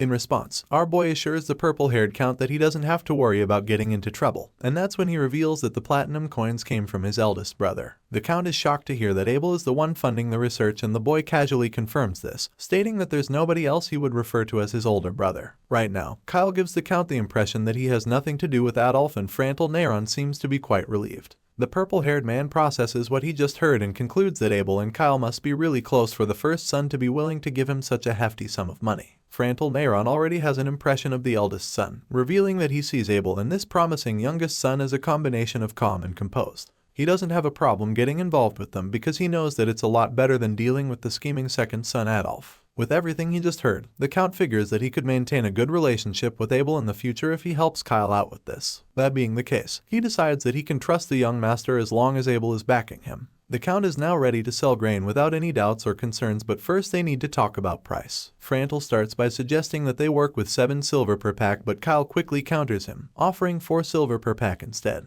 The clever boy reminds them that they're selling old grain to him and suggests that 7 silver is a bit too costly. This master negotiator also reminds them that it would keep costing them storage fees if they hold on to the grain. That being said, he suggests that they clear it all out by selling to him. At this point, Frantal Neyron reconsiders and suggests using 6 silver per pack, but Kyle just counters them again. This time he offers 4.5 silver and tells the Count that anything higher than that would weigh on his conscience. Unfortunately, the purple-haired man isn't really willing to go lower than that. He feels that he deserves that much considering the storage costs he's been putting up with for a while. While the two nobles go back and forth, Leonhard just watches from the side speechless. He probably had no idea that Kyle was so good at bargaining. Anyway, after a lot of negotiation, our boy finally suggests that they settle at 5 silver per sack. As far as he's concerned, this is a solid deal and even the Count knows that it's a good price, so they agree to work with that. After sealing the deal, Kyle retires to the room prepared for him and Leonhard can't help but compliment him. The knight had no idea our boy was this good, so he's really impressed by the haggling skills. With a pretty suspicious tone, he asks the white-haired boy if he also learned how to bargain like that from a book. Our boy is just speechless when he hears this because he knows how bad it looks. Nevertheless, he can't admit that he's an adult gamer who got reincarnated into a game character, so he keeps up the lies and insists that he learned how to negotiate like that from a book as well. After all, he believes that there's nothing that you can't find in the library. In truth, the protagonist actually developed his haggling skills in the real world while bargaining in online markets, even though he wasn't exactly good at this at first. The knight suddenly reminds Kyle of what he said about coming to Infellum to make money. He recalls that statement, so he's starting to wonder if buying the grain was all part of that master plan. In response, Kyle confirms that this is a key part of his plan because he intends to buy the grain while it's cheap, store it, and then sell it when the demand rises so that he can make a profit. Sure, that's a good plan, but it doesn't exactly look lucrative right now since the last time that Leonhard checked, the grain supply was stable, especially since their estate, Tradden, has already secured enough stock to last them till the next year. That being said, the bodyguard informs Kyle that he's not likely to make any real profit even if he sells old grain. In response, the young master reminds the knight that insurance is for stable times. He explains that he's preparing in advance because anything could happen at any time. To anyone else, this all sounds like a fruitless plan because it really doesn't look like they'll need any extra grain for anything. However, our boy has played this game before and he knows the plot as well. That's why he is so certain that a massive famine is about to hit. According to the game's original storyline, after Saltirian's succession ceremony, an unprecedented weather anomaly will cause a massive famine in the land. When that happens, grain prices will skyrocket, and even with all the money people have gathered, they won't be able to buy food because of how scarce it would be. At that point, no one would care whether it's old grain or new grain, so it's pretty easy to see why our boy made that decision. He's going to make a fortune when the famine hits, so he's just counting the days till then. With a confident smile on his face, he thinks about how he literally knows the future. That's why he can make such a bold financial gamble. But he can't tell Leonhard the truth, so he begins to think of what he can say to get the stubborn fellow off his case. It's already suspicious enough as it is, and it's just a matter of time before Leonhard starts to question many more things. While he's pondering, the knight interrupts his thoughts by claiming that he understands. Since everything Kyle has done so far has had a good reason, the bodyguard decides that he'll just trust him on this one yet again and let him do his thing. Our boy is really surprised to hear this from the nosy and untrusting knight. He can also see that Leonhard's favorability for him has gone up again. At the moment, it's at 50, which is really unbelievable because when they first met, it was literally on the negative side of the scale. The young master is blown away by this, that he can't even hide it. He exclaims in a state of awe and almost starts shedding tears of joy because of how rewarding it is to see the progress he's made. Kyle is really touched by the fact that Leonhardt would trust him so much, but the bodyguard seems to think that the kid is being a little dramatic. Just then, Ursula peeps into the room looking for the young genius. She interrupts the little awkward moment that the boy and his bodyguard were having to inform them that Count Neyron has something to discuss with him before dinner. She passes the message to Kyle and asks him to take a moment to meet the Count, but our boy is just shocked by the request. Later that night, Kyle visits Count Neyron in his room to answer the summons. It turns out that the purple-haired man was having a chat with a little girl with the same hair color. He invites Kyle in, claiming that he would like to introduce himself to someone. Of course, Kyle didn't expect this, so he's really anxious and curious when he hears this. He wonders who it could be, and that's when the young girl introduces herself as the Count's daughter. The young master doesn't seem to believe his eyes for some reason, and while he's still speechless, the girl reveals her name to be Iris Neyron. It turns out that the reason Kyle is so dumbfounded is because he actually knows Iris, and with the way things are going, there's a good chance that he has history with the girl. Frantel introduces Kyle to his really polite daughter, but for some reason, our boy just keeps looking at her like he just saw a ghost. The young lady walks up to him, claiming that it's a pleasure to meet him for the first time, but it looks like he can't say the same. He's obviously come across Iris Neyron somewhere before, but he never imagined that this is the place where he would be introduced to the girl. Let's have a little breakdown of the character that's making our boy so nervous. So, Iris Neyron is also a mage in this story. Thanks to her cute appearance and top 5% of grade magic talent, she has quite a fan base in fantasy defense virtual game. Especially in the early stages of the game when the level is low, she becomes a reliable force. However, there's a little problem with this character. She's not exactly a good guy. Her major traits include arrogance and contempt for the weak. She also enjoys luxury as well and is a big fan of diamonds. Our protagonist reveals that Iris had many personality issues in the main storyline, and due to her unique luxury trait, there were often reviews from players who went bankrupt while trying to raise her favorability. She was a terribly difficult character to say the least, and it only got worse over time. Eventually, as power inflation took over in the later game, and as S-rank and SSS rank magicians became abundant, Iris, who was capped at a rank, ended up becoming less useful. Because of this, it didn't take long before she became a discarded character by many players. Our boy thinks about how there wasn't really any point recruiting her while enduring that difficult personality of hers. Anyway, that's by the way, because he's faced with the situation right now and he already knows where this conversation is going.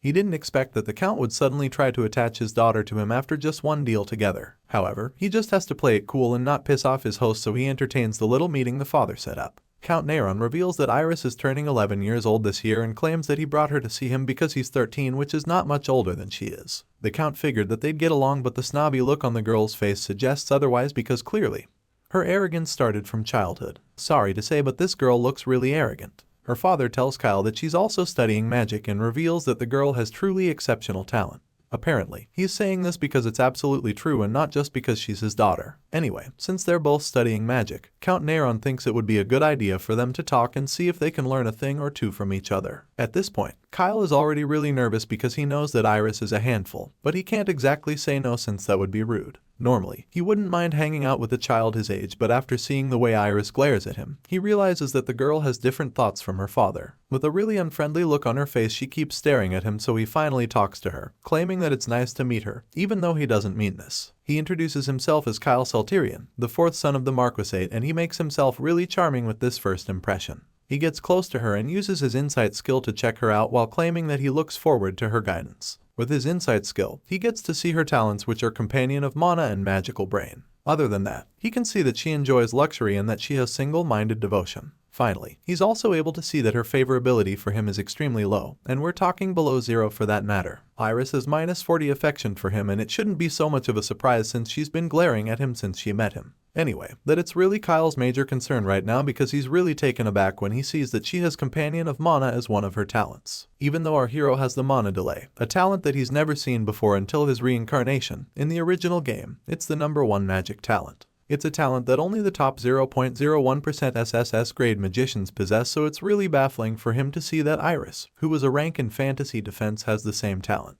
It's not adding up for our boy right now, so he begins to imagine that maybe it's like what happened to Abel and Ursula, who bloomed with new potential. He figures that this is the case and concludes that she is an SSS talent this time around. If that's actually the case, then he feels that it won't matter if she has a bad personality. Her negative traits were the reasons why people avoided using her, but now that she's an extremely high-grade talent, that changes everything.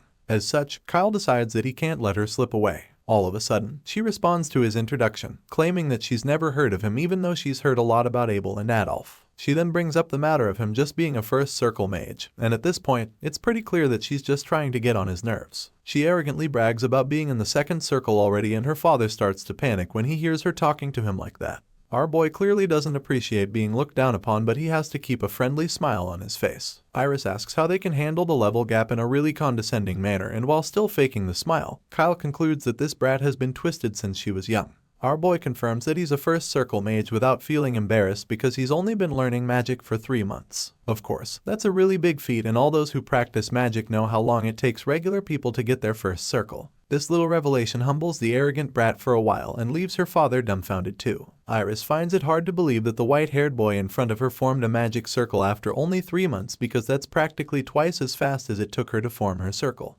But then again, she finds a way to massage her ego and console herself, since it's actually pretty late to start learning magic at 13 years of age. Everyone knows that it's common sense to start learning magic by age of 10 at the latest for anyone who wants to study magic at all. The annoying girl makes this comment and it pisses him off for sure, but he has to keep his cool. Kyle can see that she's trying to get under his skin, but the only way he'll be able to put up with her snapping attitude is if he finds a way not to look at her as a whining kitten. With a smile still plastered on his face, he confirms that he actually started learning magic a bit late, and then informs her that he was suffering from hermamy, which he only just recovered from. Iris is shocked to hear that he overcame a deadly disease like that, and for a short while, she's at a loss for words again. The arrogant brat tries to make it sound a lot less impressive than it actually is, but she just can't help it, and when Kyle sees the look on her face, she gets all defensive and tells him not to misunderstand her. She refuses to have it on record that she ever complimented him on something. At this point, Count Neyron chimes in, asking the girl if she remembers what hermamy is all about. He then informs her that it takes only a person born with extraordinary magic or aura to be able to overcome such a life-threatening sickness. This is the reason why those who overcome hermamy are frequently called genius magicians or knights. With this in mind, he makes it clear to his bratty daughter that it's absolutely amazing that Kyle could have overcome such a major illness at only 13 years of age. That being said, he concludes that the boy will grow even more from here and hopes that Iris can learn a lot from him and receive good influences while interacting with him. As you can imagine, the brat doesn't agree with this, so she tries to protest, claiming that she can't possibly learn anything from someone lower than her since he is just a first circle mage. At this point, her father yells at her, hoping to call her to order, but it's pretty clear that she's already rotten. Kyle isn't surprised by what she just said since he already saw her contempt for the weak trait. He can see that she looks down on him endlessly, all because she thinks she's better than him. With such a personality, he's sure that the girl will have a lot of problems, so he concludes that he needs to help her fix that habit. And just like that, Iris becomes his third recruitment project in this fantasy world. Kyle picks her as the next target, and since he's already standing face to face with her, he doesn't mind getting right down to his big plan. Our boy finally responds to her and starts by telling her that she shouldn't judge people based on their appearances. With confidence laced all over his face, he walks up to her and leans closer to intimidate her, telling her that he'll prove that he's not weaker than her. The young master says this while lol at the girl right in the eyes, and she's really shocked. He claims that she'll finally stop looking down on him when he proves that she's not stronger than him, and this makes Iris really nervous all of a sudden. She doesn't understand why he's bold enough to come so close to her, and she doesn't even know what to say in response. The girl is really surprised at how confident he is all of a sudden, so this makes her wonder how exactly he's going to prove to her that he's not weak. Iris asks him this question, and he immediately responds by suggesting that they have a duel. From the tone in Kyle's voice, it's so clear that he knows he's going to win, and even Count Frantal Neyron becomes quite worried when the tension starts to rise. The purple-haired man didn't expect things to escalate this quickly, so he is really shocked and confused. Unfortunately, none of them is brave enough to turn down Kyle's idea, and the young master goes on to say that he'll finally admit that he's weaker than him only if he loses the duel. On the other hand, if he wins, then she'll have to admit that she's not as strong as him, and the mere thought of this happening makes Iris very mad, so he cuts him off before he can even finish saying it, and then bravely accepts the challenge. The pompous brat agrees to have the duel with him and immediately brings her own terms, telling him that he'll have to kneel down and kick her feet if she wins the challenge. She's pretty confident that she's going to win because she's looking down on our boy a lot. Meanwhile, her father doesn't exactly like the idea because he's afraid that Kyle is actually really powerful, so when she accepts the duel, he almost loses his shit, wondering why on earth she would do such a thing without even knowing her opponent's strengths. On top of that, her terms if she wins are really condescending and disrespectful, so the Count feels embarrassed for her, knowing that a lady shouldn't say such things. Apparently, she got carried away, so she didn't even know when she told Kyle that he would have to lick her feet. Anyway, she claims that she read it in a book, and our boy just wonders what kind of book that was. The purple-haired Count is really embarrassed right now, so he accuses his daughter of reading one of those suspicious romance novels with age restrictions again. Of course, she denies the allegations, claiming that she hasn't, and while she's busy shedding crocodile tears, Kyle suddenly agrees to her terms. He claims that he'll lick her feet, her toes, and whatever she wants if she beats him in the duel, but Count Frantal Neyron is completely horrified to hear that Kyle is playing along. The Count asks him what the hell he's saying, telling him that he shouldn't do anything like that even if he loses to Iris, but Kyle just insists on playing along because he has no intention of losing to the arrogant girl. That being said, he brings forward some new terms of his own that she'll have no choice to accept now. Kyle tells her that she will have to accept him as her teacher if she loses the duel, and on top of that, she should never look down on anyone who is lower ranked than her ever again. Our boy makes her promise that she'll do all of these things if she loses the fight, and after some consideration, Iris reluctantly accepts the terms, saying that they can give it a try. After all, she's still very confident that it would be impossible for the first circle mage who just started learning magic a while ago to beat her. She makes this bold statement before storming out of the scene, and as she walks away furiously, Count Heron immediately begins to apologize on her behalf. He reveals that this daughter has some personality issues and admits that it got this bad because she was spoiled by the entire family from a young age. Right now, the Count doesn't even know how to set his daughter straight, so he's really afraid that it would be very difficult for her to get along with people in the outside world if she grows up like this. The purple-haired man knows all of this and is really worried for his child, especially since she doesn't even have any friends that are her age right now, and this is probably because her reputation in social circles isn't great either. Hearing this, Kyle Salterian can probably relate a lot since he was pretty much the male version of her a few months ago. Our boy feels sorry for the Count because Iris has gotten so bad that even her doting father now realizes that there's a fundamental problem with her. Just then, the Count comes up to ask Kyle for help. Since the boy had quite a stormy childhood himself, Frantal feels that the youngest son of the Marquisate would be able to understand Iris's psychology and behavior. He wants Kyle to forgive his daughter and then suggests that it would be a good experience for her to lose to him and learn a big lesson while she's still young. That being said, he urges Kyle not to go easy on his daughter during the duel, and gives the boy permission to give Iris hell during the fight. It's not like our boy wasn't even going to let her win in the first place, but now that he has the parents' approval, he's a lot more confident and determined to teach the arrogant girl a really big lesson without holding back. Elsewhere, Iris is seen huffing and puffing. She's still really upset by the fact that Kyle thinks he can beat her. Besides that, she's furious that a first circle mage would even try to teach her anything. In the middle of her little tantrum, a scene from their encounter plays back in her mind and she recalls the time Kike leaned close to her. It's probably the kind of thing she reads a lot in those romance novels her father was talking about, so she's starting to develop a little crush on the young master. Iris feels that the boy might actually be handsome, and when these thoughts start to cloud her mind, she quickly reminds herself that he is still just a first circle mage. That being said, she is so certain that she'll be able to defeat him and make him lick her feet, but for some reason, even though she's saying all sorts of mean things about him, her favorability for the boy is secretly going up, and there's a good chance that doesn't even know this yet. Sometime later, we catch up with our boy who's regrouped with his travel buddies, Ursule and Leonhardt. The trio take a walk in the mansion together, and the knight suddenly suggests that the Count must have had another reason for introducing his daughter Iris to Kyle. Our boy is taken aback by this idea, so he asks Leonhardt to explain what he means by that. In response, Leonhardt reminds Kyle that Iris is 11, suggesting that it's an age that's really suitable for discussing marriage proposals. On top of that, the age gap between the young master and the arrogant girl is really suitable. When you think about it, this was probably the real reason Count Neyron wanted THS kids to meet, since a duel was never on the cards when he first introduced them. With this in mind, Leonhardt suggests that the Count is just thinking about both their futures. For someone as clever as our boy, it's surprising that he didn't think of this at first. And even now, it sounds like a very crazy idea, probably because he doesn't like the girl. Other than that, it's really disturbing to him that anyone would be thinking of future marriage proposals when the girl is just 11 years old. Feeling really weirded out by all of this, our boy laments to the bodyguard, asking what the hell he's talking about. However, Leonhardt is confused by Kyle's dramatic reaction to the subject. Everyone knows that nobles marry earlier than commoners, so it's very common to see noble children getting engaged in their early teens. At this point, it all starts to add up to our boy. Kyle was wondering why Count Neyron suddenly brought his daughter to introduce when he actually came here to buy grain from the estate. He realizes that the purple-haired man probably had marriage ideas in mind when he called Iris out. For some reason, the boy is taking this a lot harder than he should. I mean, it's not like he is being forced to marry her. He has a choice to decide if she's the one he wants to marry or not.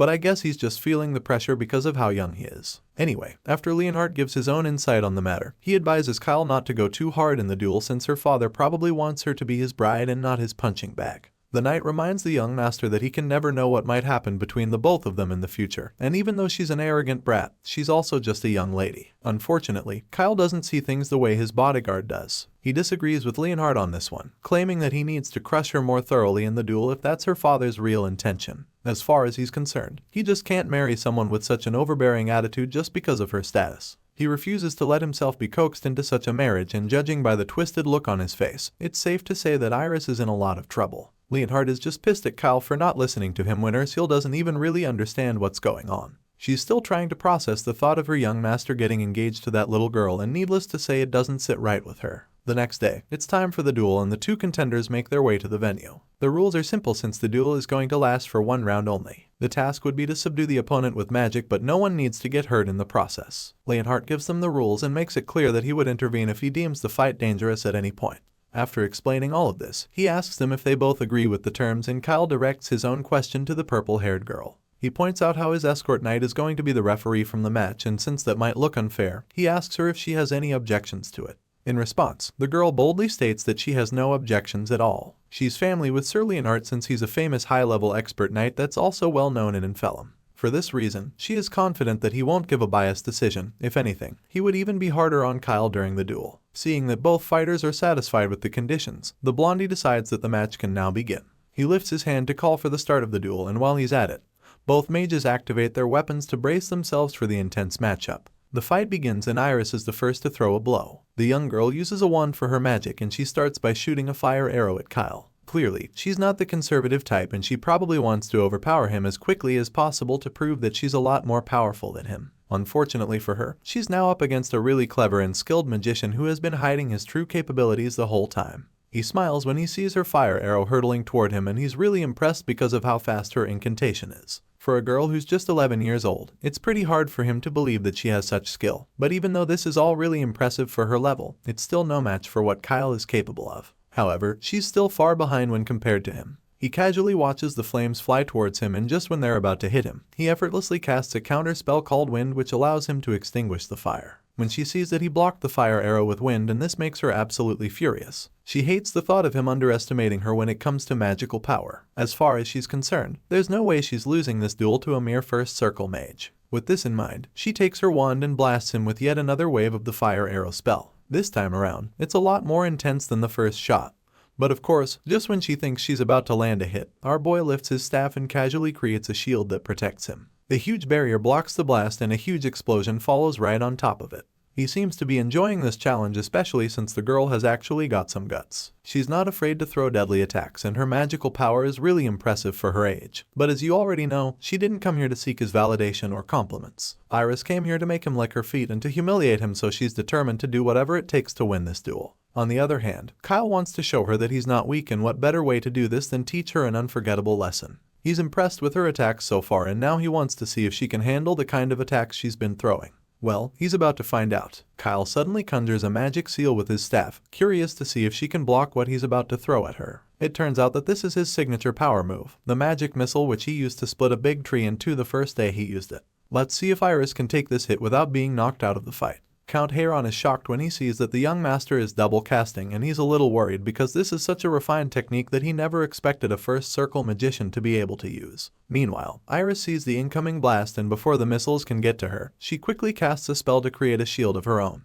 Thankfully, her shield blocks the missiles from blowing her up, for the force from the impact sends her flying like a toy. She's relieved at first when she blocks the attack, but then she takes a second look and realizes that Kyle's first wind spell even swallowed her shield. At this point, she can see that she's exposed, so she realizes that she needs to cast another spell. Iris gets back up as quickly as she can, thinking about her next move, but before she can come up with anything, she realizes that she's got a staff pointed at her head. She can see that she's been subdued, and there's no doubt about that. The girl stands there frozen in shock and disappointment while Kyle casually informs her that this is a checkmate. After overpowering her, he just smiles at her and takes his staff of bravery away from her face, but the girl is still in a state of shock. The referee confirms that Lord Kyle won the duel, and there's no objection to this verdict. With the victory in the back, our boy just turns his back to the arrogant girl and starts walking away, leaving her dazed. Iris can't believe that she just lost him, who she'd made fun of for being a first circle mage, and as he walks away from him, the rage just continues to build up inside of her. She's dumbfounded and humiliated, but she still can't believe that she just lost. She doesn't even know how it happened because everything went down so fast during the duel. Before she could even think of her next move, she had lost, and it just doesn't make sense to her because she doesn't get how a first circle magician can beat a second circle mage like herself. Enraged by the outcome of the duel, Iris suddenly suggests that Kyle just got lucky, and this raises a few eyebrows in the room.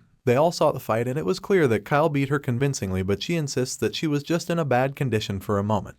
That being said, she asks that they have another go at it. Surprisingly, our boy doesn't even argue with her or try to prove anything. He gladly accepts the rematch and assures her that the result won't be any different this time around. If anything, he'll make his win a lot more convincing just to show her that she never stood a chance. Iris takes this as an insult and becomes extremely pissed because she believes that she's going to win this time. The rematch begins and it doesn't take long for her to lose. This time, she's completely disarmed as her wand isn't even in her hands. The girl is exhausted and gasping for air as the reality dawns on her. It turns out that this is the 5th round she's losing to Kyle in a row, and by this time, she should probably just accept defeat rather than humiliating herself over and over again. Our boy walks up to her and assures her that she'll just keep losing no matter how many times she tries. As such, he suggests that they just end it here, since he knows that she's probably already out of magical power by now. The furious girl groans as he remains on her knees, and it doesn't take long for her to start crying. The tears drop on her knuckles and it's obvious that she's really sad about this loss. Iris finally admits that she lost, but she refuses to accept it,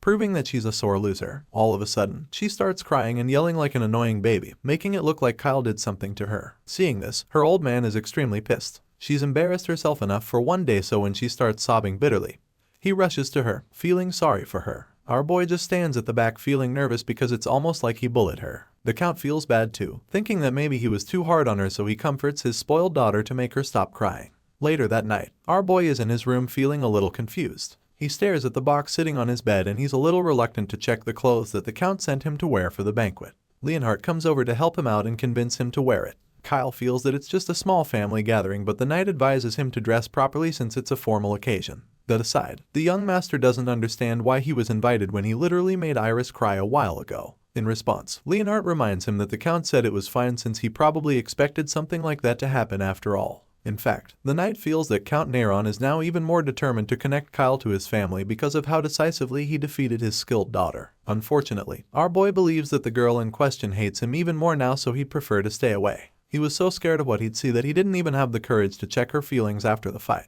However, Leonhardt doesn't think that she hates him, because judging by the young girl's expression, he feels that she has a crush on him. Of course, this doesn't sound possible, so he doesn't give it much thought. Nevertheless, the knight convinces him to attend the banquet, so he asks Ursula to help the young master get ready. The knight watches the boy prepare and realizes how Kyle is knowledgeable about everything else but clueless when it comes to romance. It's a relief though, since there's one thing that actually suggests he's 13 years old. After a while, our boy is all suited up and ready for dinner. The bodyguard compliments his suit while Ursula is practically drooling over how great he looks. At this point, Kyle is feeling really confident, so he decides that it's time to go down to the banquet. The story continues when our boy arrives at the banquet. The moment he walks into the hall, the hosts greet him and welcome him politely, admitting that they've been expecting him for a while now. Kyle thanks him for inviting him to the big dinner, and that's when the two young men standing in front of him introduce themselves. The one with purple hair like the Count reveals that he's the second son, Layman, while the one with brown hair introduces himself as Myers, the eldest son of Count Frantal Neron. In response, our boy informs them that it's a pleasure to meet them and presumes that the dinner will also be a pleasant experience as well. While the three young men are busy having a chat asked aside, the Count watches them with a big smile on his face, until he suddenly remembers that his princess hasn't arrived yet. He wonders what could be keeping his baby girl from coming down to the banquet, so he orders one of the servants to go and call Iris down immediately. Kyle overhears this and suddenly starts to feel a bit nervous. He remembers that he made her cry not too long ago, and as such, he's feeling guilty for her absence and even thinks that she might not attend the ceremony because of him. While he's still thinking about this, the purple-haired girl in question suddenly arrives with her maid. Iris walks into the hall, and before even getting to where the others are, she informs her father that she's arrived. As you can imagine, she's looking really stunning with her beautiful dress and jewelry. All of a sudden, she locks eyes with Kyle and instantly starts to feel nervous. You can't blame her after all, since our boy cleaned up really nice too. She starts blushing shyly as her father compliments her on being as beautiful as ever, but the truth of the matter is that she's not getting flustered because of him.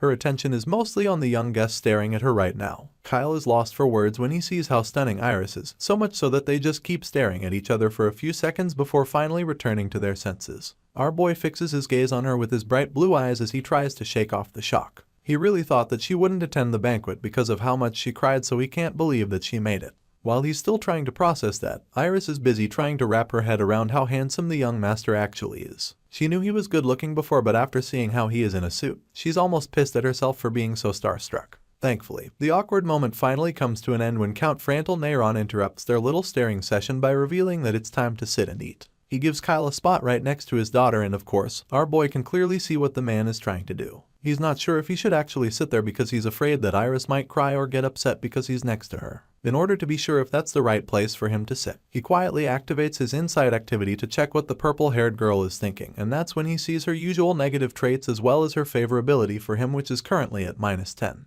He's pretty shocked of course when he sees this because it's a lot higher than he expected. The last time he checked, the favorability was 30 points lower than it is now, so it makes him wonder how it increased that much all of a sudden when he made her upset. The young master begins to ponder and think deeply about the last couple hours to see if there's anything he could have done to have raised her affection for him. Unfortunately, he can't think of anything, and all he can remember is the time that he made her cry in the training ground during their duel. At this point, he figures that the favorability went up probably because of the vanity trait she has. Even though he doesn't know what exactly caused it, he's relieved to know that she's not absolutely sick of him, and that means he can sit next to her during the meal. With this in mind, our boy decides that he would be better prepared next time and then gets comfy as the food is served. The meal eventually proceeds with a more pleasant atmosphere than he even expected. Amazing cuisine is served to everyone, and on top of that, Iris behaves calmly in front of her family the whole time, not acting arrogantly even once. Just when our boy thinks everything is going perfectly, something unexpected happens all of a sudden. Iris calls on her big brother suddenly and politely asks him to pass the pepper on his side of the table. Kyle finds this strange because there's some pepper right next to her. He concludes that she didn't see it, so he lets her know and tries to pass it to her, but then she freaks out all of a sudden.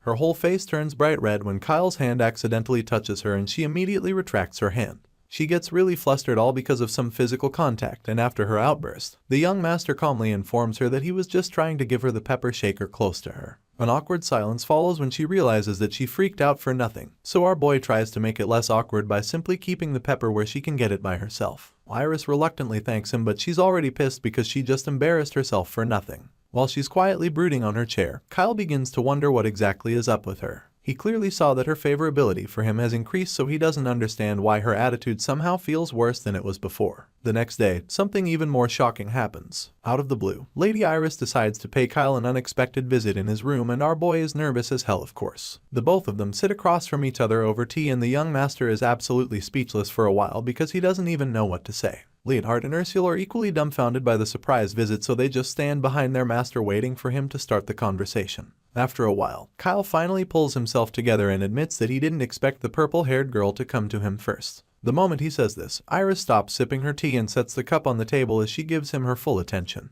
The young lady finally responds to him, telling him that he has to keep his promise, and then reminds him that he said he would become her teacher if he beat her in the duel. Before Kyle can even say anything in response, she bluntly tells him to teach her so that she can know what makes his magic so powerful. She's taken some time to think about it, and now she's certain that Kyle's magic is a bit different from the typical method of casting magic. She reveals that she hasn't seen anything like his magical technique in any books that she's read, and at this point, our boy begins to panic because he can see that she's onto him. This girl doesn't beat about the bush, and so she goes straight to the point, asking him where he learned his magic from. She's really curious and would like to know if he even developed it by himself. She also wants to know how it was possible for him to use double casting because she never imagined someone like him would be able to do that. Overall, Lady Iris simply wants him to tell her everything he knows about magic, and of course, that's not going to be a simple task, especially since she's really desperate about the whole thing. The purple-haired girl is practically yelling and slamming the table just so she can coax him into teaching her his style of magic. Despite being really nervous and overwhelmed by everything he just heard, our clever hero tries to calm things down first, so he starts by telling the crazy girl to chill out for a second.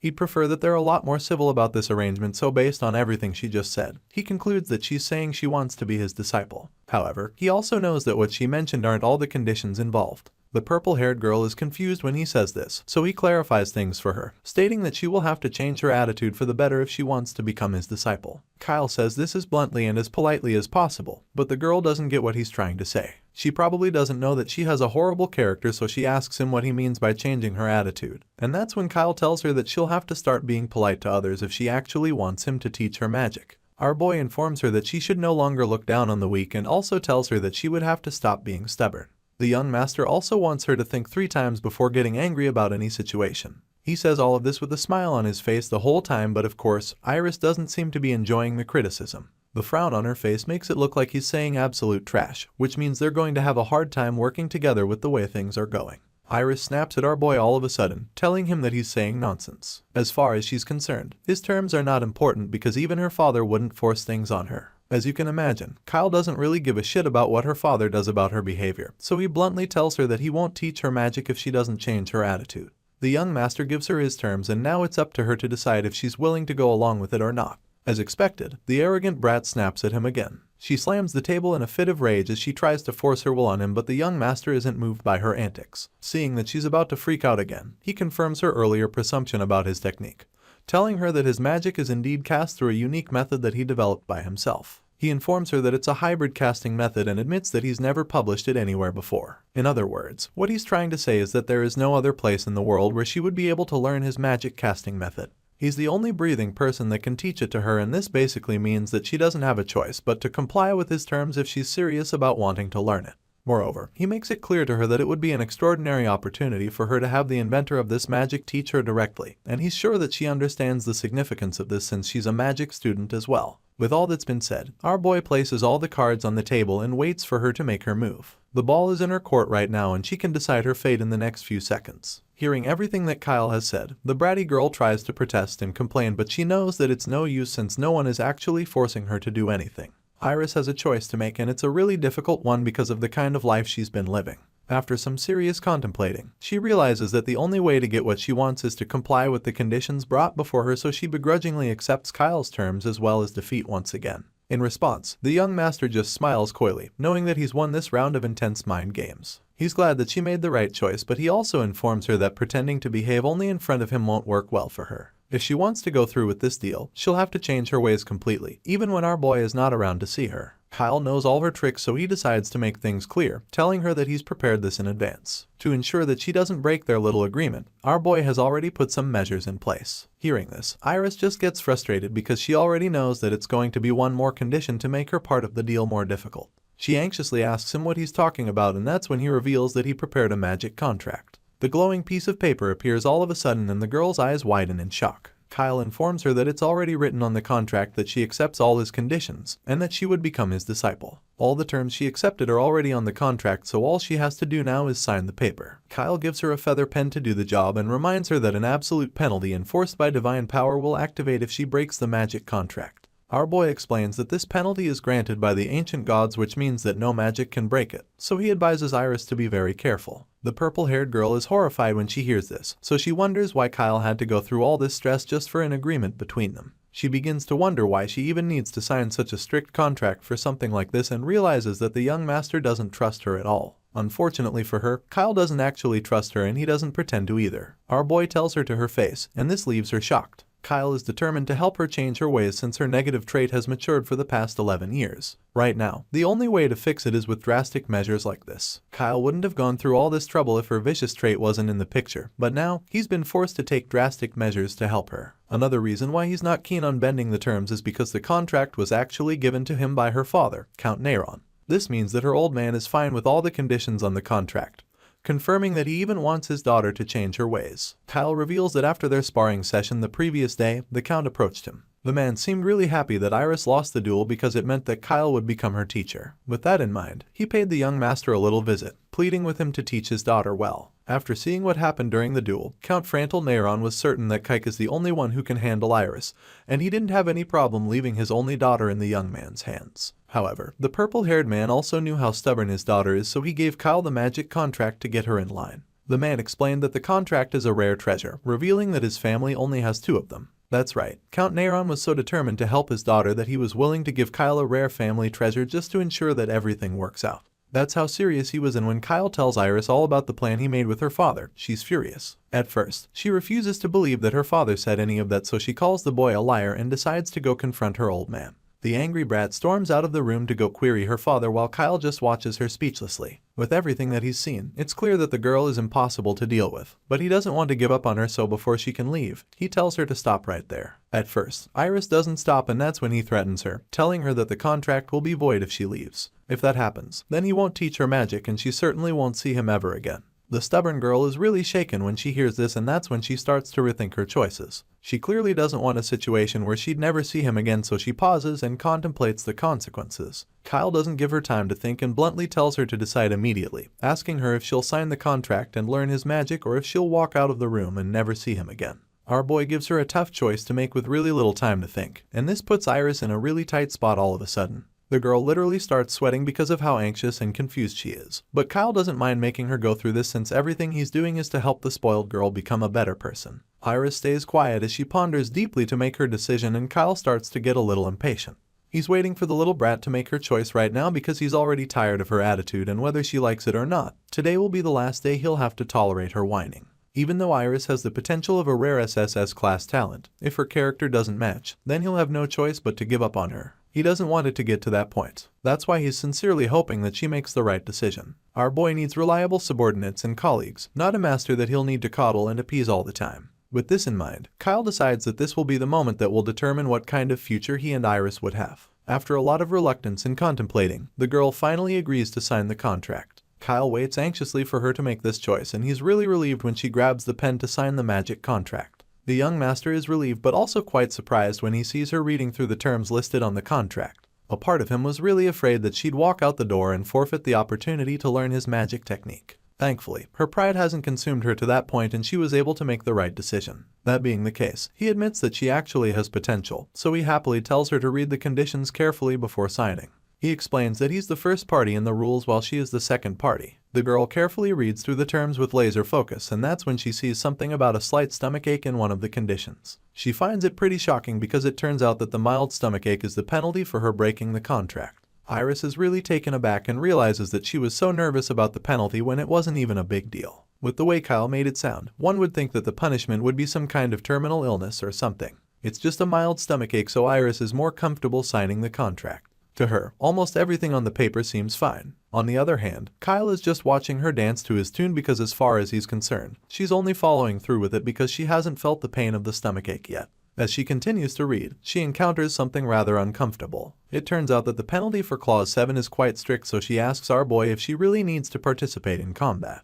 In response, Kyle makes it clear that the clause is non-negotiable since he feels that there's no need for her to learn stronger magic if she's afraid to fight in the first place. With this in mind, he finally asks her why she even wants to learn magic, and this question leaves the purple-haired girl stumped. She sits there with the paper in her hands as the gears start turning in her head, and after a while, she reveals that she's learning magic so that she can be better than others. Iris thinks about her childhood and admits that she likes being praised. As far as she's concerned, it's thrilling to beat others and make them submit to her. This is what makes her feel complete, and that's why she wants people to keep looking up to her in admiration. It's the same reason she started studying magic really hard. That's been her motivation for the longest time, but lately, things have been different. She admits that she's no longer doing it just to be better than others because now, she's actually enjoying magic itself. Unlike before when all she wanted to do was intimidate people, now, she actually likes seeing her skills and how they can improve. She enjoys the fact that she's getting stronger because it's fun for her. Nowadays, she can even stay up all night to study magic and she wouldn't even mind it. That's how much she's starting to enjoy magic, and it's safe to say that our boy didn't expect to hear such a shocking confession. His jaw drops in shock, but the look of astoundment suddenly changes to admiration. He's impressed by what he just heard because he knows that this unique competitiveness and desire for improvement is good for her. It's also exactly what he wanted to confirm about her. The primary attitude for becoming a magician is not the amount of mana a person possesses, but actually the person's intellectual curiosity and a thirst for exploration about magic, as well as the desire for power. Without these, one cannot become strong because they are the true traits of a companion of mana. As Kyle thinks about all of this, he begins to imagine what the purple-haired girl would look like as a matured magical genius. And while he's still on this thought, Iris tells him that she's ready to accept that term because she wants to be a combat magician. The young girl reveals that she's always wanted to get stronger ever since she learned magic for the first time. That being said, she makes it clear that she wants stronger magic and a lot more power. Our boy just smiles when he hears her say all of this because they're finally on the same page after a lot of arguments. Iris signs the magic contract and the paper suddenly floats away from her, along with the feather pen. The paper flies over to Kyle's hand and the young master confirms that the contract is now complete. After saying this, he gives the purple-haired girl a genuine smile and tells her that he's looking forward to working with her. The young master stretches out his hand for her to shake him as some kind of official seal to their agreement.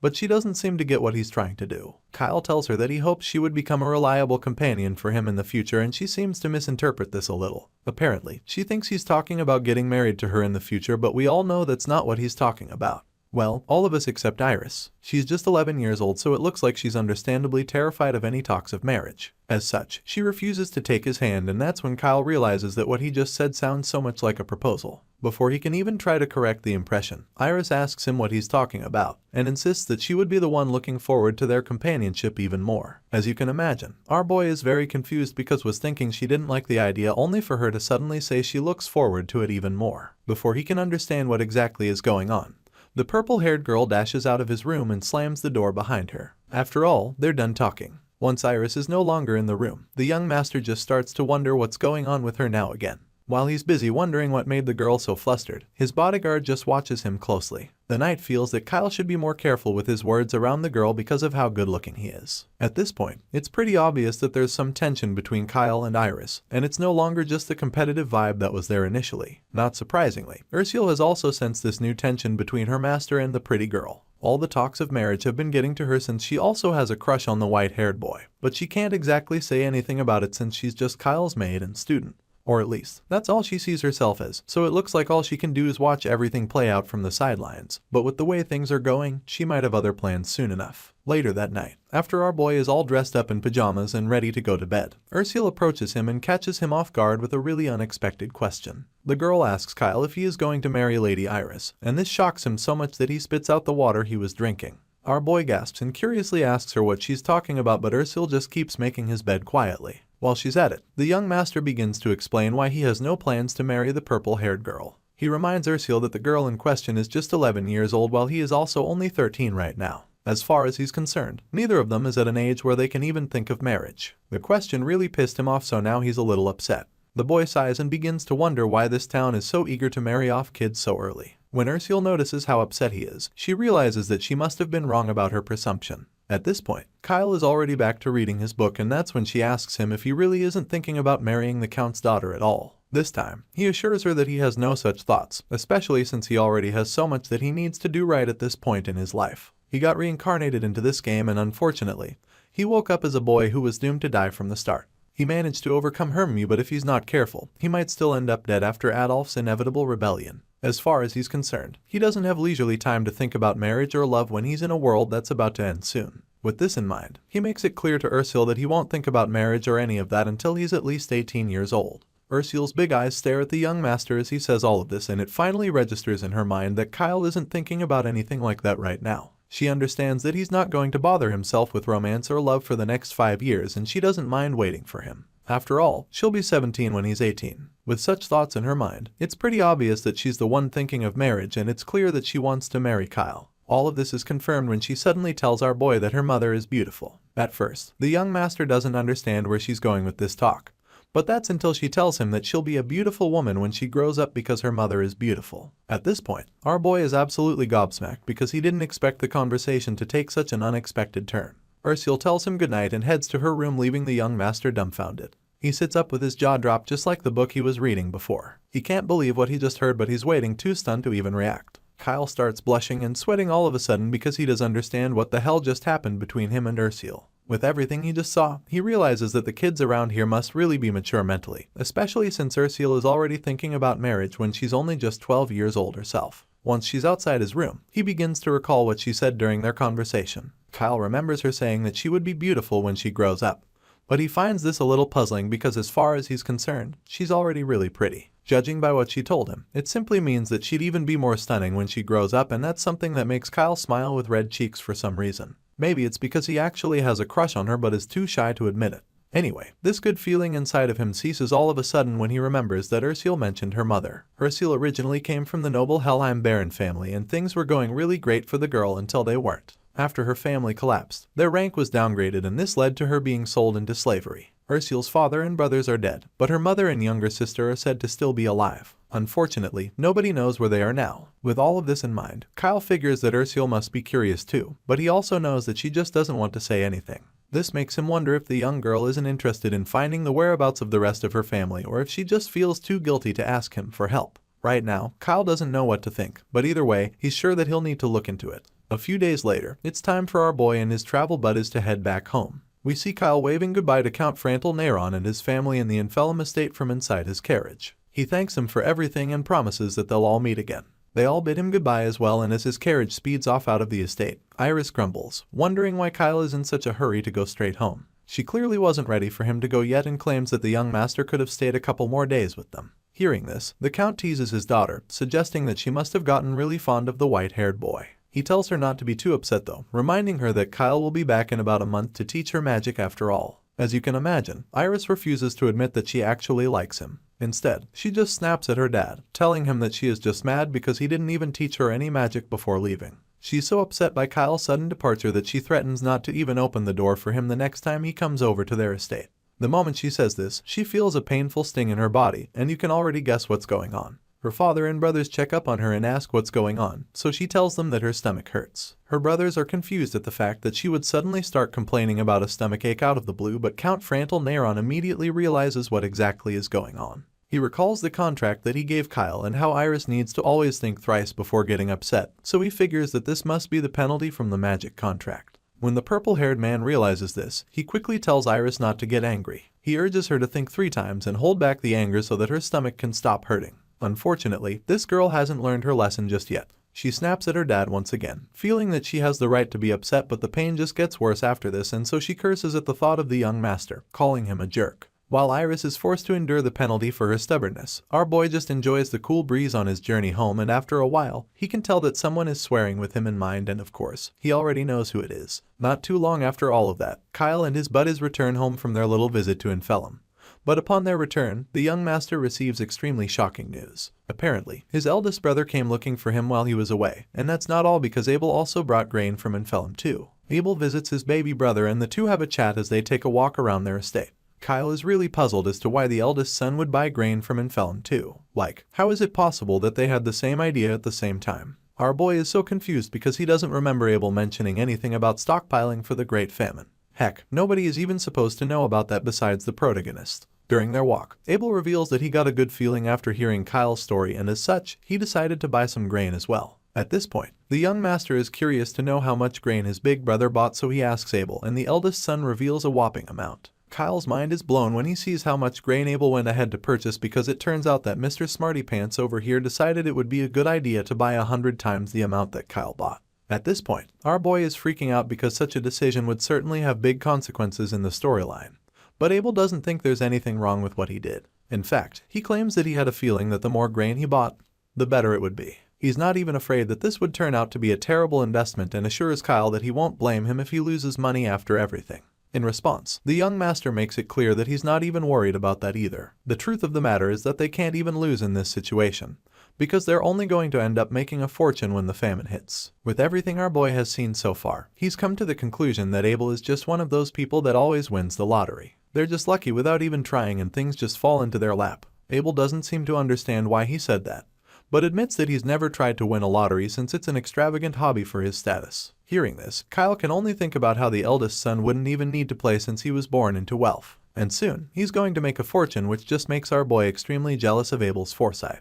While the brothers are discussing, the scene shifts to the training ground where we see that someone is in the middle of some serious training. From the look of things, it's an experienced swordsman, and it doesn't take long for us to see that it's the Marquis himself. The guy might be getting old, but that doesn't stop him from keeping fit. Anyway, his intense sword practice is interrupted when Kyle suddenly enters the room with towels, asking his old man if he called for him. Rimton Sultarian is surprised that he didn't sense when Kyle entered, even though he actually did call for the boy. The Marquis thanks his son for the towels and asks him how his trip to Enfelum was. In response, our boy quickly reveals that it was good, admitting that Count Frantal Neyron treated him really well during his stay at the estate. Kyle claims that he has a really comfortable stay, and of course, his father is happy to hear that. Rimton takes one of the towels to wipe the sweat on his face and then reveals that he even just received a letter from Count Neyron. In the letter, the purple-haired man apparently mentioned that Kyle would be teaching his daughter Iris magic. Our boy confirms this, stating that their paths crossed during his time at the estate, and explains that things just turned out that way. As you can imagine, Rimton Sultarian has heard some things about Iris Neyron, and he's not completely comfortable with all the rumors. He's about to tell Kyle something unsavory about that family's daughter, but then remembers that his own son was a menace a while back, so he casually tells the young master that Iris is unique. Hearing this, Kyle already understands what his father is trying to say. He remembers some of the things he had to endure from the purple-haired girl and just laughs nervously. He's a bit surprised that his dad knows what Iris is like. The Marquis doesn't think their contract is a bad idea and admits that it would even be a good experience for Kyle in some ways. That being said, he encourages his youngest son to teach the girl well, and our boy promises to do his best. Once that part of the conversation is over, Kyle curiously asks if the Count mentioned anything else in his letter. Hearing this, Rimton is a little uncertain, so he thinks hard about it, wondering if there was anything else. It doesn't take long for him to remember something, and it's a surprise that he even forgot an issue like that in the first place, because it turns out that Count Neyron talked about Kyle getting engaged to Iris. Well, the reason Rimton didn't give it too much thought is because everyone knows that the Salterian family doesn't have a tradition of early engagements. In other words, the Marquis probably already dismissed any arrangements of that sort, and that's why he didn't even mention it before. Neither the eldest son nor the second son have been engaged yet, so it doesn't make sense having the youngest son begin engaged before his elder brothers. Kyle is pretty relieved when he hears his old man say all of this, and admits that he thought the same thing, especially since he still has a lot of things to learn before even thinking about marriage or engagements. Our boy remembers that he fell behind during his illness, so now that he's fully recovered from Hermimue, he feels that he needs to catch up quickly, and to do this, he'll need to put in all his time and focus into his studies and training. That being said, he figures that there's no time for talks of engagement and marriage. After explaining his concerns, he asks his father if he can handle the issue of Count Neyron's engagement proposal on his own end. He doesn't want to be involved in such discussions even if he's just trying to shut it down, and the Marquis completely understands, so he agrees to take care of it. Kyle thanks his father, feeling relieved that he won't be pestered about engagements anymore. The Marquis seems about done with his training, so he starts walking away. But before leaving, he calls out to his son and informs the boy that he never had any intention of forcing him into a political marriage. The young master is taken aback by this statement from his old man, so he expresses his subtle confusion, and Rimton reveals something to him. He claims that even though Kyle's mother and him were never officially married, it wasn't because of her lower status. You can literally see the pain and vulnerability in the man's eyes as he confesses this to his son. He tells Kyle that his mother never wanted a formal marriage, and in a flashback scene, we get to see how the conversation went down between Rimton and Kyle's mother when she was pregnant. In this scene, she tells the Marquis that she doesn't need a formal marriage, claiming that she's happy with the way things are between them. Rimton, on the other hand, wants them to get married officially, so he assures her that he doesn't care if she's from a lower background. As far as he's concerned, there's no problem with her becoming a concubine, and he's even gotten approval from the retainers, so there's nothing stopping them. At this point, the man is desperately trying to convince her, but Kyle's mother isn't having any of it. She knows that he's had everything in place for them to get married, but she just can't get herself to go along with it because she was the late Marchioness's maid. Apparently, Abel's and Adolph's mother passed away and Kyle's mother was her maid, so now she doesn't want to marry the Marquis because she feels that she would be betraying her late mistress. She feels way too guilty to marry Rimton, and she also feels that their union would be wrong to the two young masters, Abel and Adolph, who just lost their mother. The woman makes it clear that she does need a formal title and informs Rimton that her first son, Duke, and her unborn child at the time, who is actually Kyle, are enough for her. She's content with just the Marquis' love for him and her children, so she asks Rimton Saltarian if he will protect them. The man is taken aback when she asks him this question, but she just asks him once again if he'll protect her and her children, so he promises to do so. Rimton Saltarian assures her that he loves her and her children, and after the story, the Marquis concludes by telling Kyle that he and his mother loved each other very much. In essence, what he's trying to say is that when choosing a spouse, one should always consider the family's interests as well. Rimton feels that there's no need to worry about status or background. With this in mind, the Marquis admits that he hasn't done much for Kyle until now, so he promises to support the young master in whatever he wants to do moving forward. The man vows to support our boy in everything he does, and judging by the look in his eyes, you can see that he means every word of what he just said. Kyle is taken aback when he sees his father like this, and he can tell that the man is feeling guilty, which he finds surprising. It's a big surprise for Kyle because all this while, he has always assumed that the Marquis doesn't have any fatherly feelings, but right now, it's starting to look like he was wrong. But then, he feels that feelings aren't all that's behind Rimton's sudden change of heart. If the youngest son, who is far from succession, marries the daughter of a powerful family to gain more power, it could conflict within the family. The protagonist is convinced that Rimton is someone who values family above everything else, and so he wants to avoid trouble until the succession is fully stabilized. With this in mind, Kyle concludes that this is just Rimton's typical way of reasoning, so he understands completely but pretends not to understand all the complexities behind his father's motive so that he can remain the harmless youngest son for a little longer. The conversation comes to an end and Kyle politely excuses himself to return to the library. As our boy leaves the scene, Rimton thinks about how Kyle cleverly avoided talking about his mother Aisha, and it all seems strange to him, especially since the boy doesn't even refer to him as father. At this point, Rimton feels sad again, and that's when he opens the locket around his neck to reveal Aisha's picture. He wonders if she resents him as well because it's pretty obvious that Kyle doesn't really see him as a father. Elsewhere, we catch up with our boy taking a walk down the hall, and it appears that the Marquis isn't the only one deep in thought. Kyle remembers what his father said back in the training ground about how he's not done anything for him until now, but how he's willing to support him completely henceforth. This train of thought is interrupted suddenly when Kyle remembers that he didn't mention anything about the spoils from the dungeon. He got distracted when talking about his mother and older brother Duke. It feels weird to go back to talk about it now, so he's not sure what to do. He already told Leonhardt not to mention anything about the dungeon to his father before him, but he's not sure who the knight is more loyal to between them, so he can't trust Blondie to keep his mouth shut around the Marquis. At this point, Kyle is ready to face whatever happens if Leonhardt goes on to tell his father about it first. He rushes to the library but bumps into Duke, his mother's first son and the Marquis' third son, on the way. What a coincidence that they'd meet shortly after talking about him. Kyle notices that Duke is a lot taller than the last time they met, and it makes him start thinking. Even though the guy is only 2 years older than our boy, his physique is a lot better, which is probably thanks to knight training at an early age. He heard that Duke even became a lower rank knight recently, which is pretty impressive. The older brother in question suddenly asks Kyle what he's doing in the main, proving that he's not really involved with the happenings in the mansion. Duke doesn't know that the confinement has been lifted, so our boy breaks the news to him, revealing that he was recognized for his contributions to the subjugation squad. Unfortunately, Duke doesn't trust Kyle at all, so he's not buying any of this. He's convinced that the boy is plotting something again and pretending to be all grown up. Hearing this, Kyle is just surprised that Duke is the one saying this when he's no saint either. Apparently, Duke really hates his younger brother Kyle, who is currently 2 years younger than him. This explains why he's being so mean to our boy right now. The reason for this hatred is the fact that Duke actually believes their mother Aisha died early due to the stress Kyle caused her when he was still a problem child. In a flashback scene, we get to see the night that Aisha passed away. It looks like Duke was the first to find out because he's kneeling beside her bed and bawling his eyes out into the sheets as his mother lies lifeless there. His sobbing is suddenly interrupted when Kyle barges into the room. The rude boy enters the room wondering why it's so quiet when he's arrogant. At this time, Kyle is still the arrogant prick everyone knows him as, and he has no idea that his mother is dead. He feels that she should be jubilating now that he's back home rather than lying there quietly. That's when Duke informs him that their mother has passed away, and of course, this leaves Kyle in a state of shock.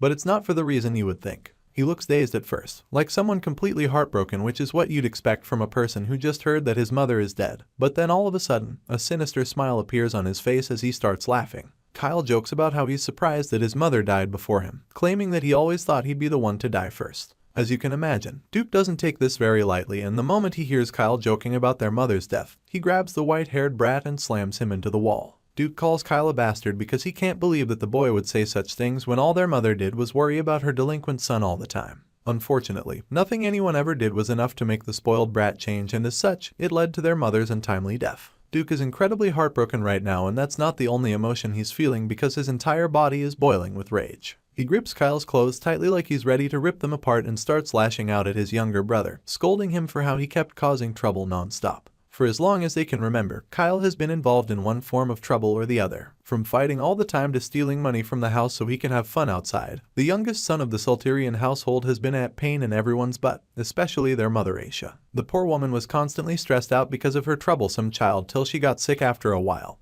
and the same boy who was responsible for her illness didn't even have a clue how serious it was because he was just too busy making more trouble. The only person who seems to have really cared about Aisha is Duke, but even he wasn't able to save her, and now that she's gone, he blames Kyle for what happened. With tears in his bloodshot eyes, he screams at his younger brother, telling him that their mother's death is all his fault, and as far as he is concerned, Kyle is the one who killed her. At this point, it seems that the harsh words might have finally gotten to the delinquent, and it appears that he's finally starting to realize the gravity of his actions. In his rage, he snaps at Duke and shoves his older brother away as he tells him to let go. As pained as he is, he refuses to take the blame for their mother's death, but since Duke insists that it's all his fault, he decides to throw some blame on someone else. The ungrateful brat starts throwing a tantrum, asking Kyle to remind him who is responsible for his terminal illness. Kyle claims that his mother is the one to blame for his condition because she was the one who gave birth to him in his wretched body. This makes Duke even more furious, as if making their mother so sick that she died wasn't enough. Kyle has the balls to blame her for his sickness, and this is something that his older brother refuses to accept. So while the brat is throwing his tantrum, Duke shuts him up with a mean right hook to the face. Aisha's first son refuses to stand there and watch the little monster speak ill of her, so he punches Kyle in the face to shut him up, and it's safe to say he does a good job too.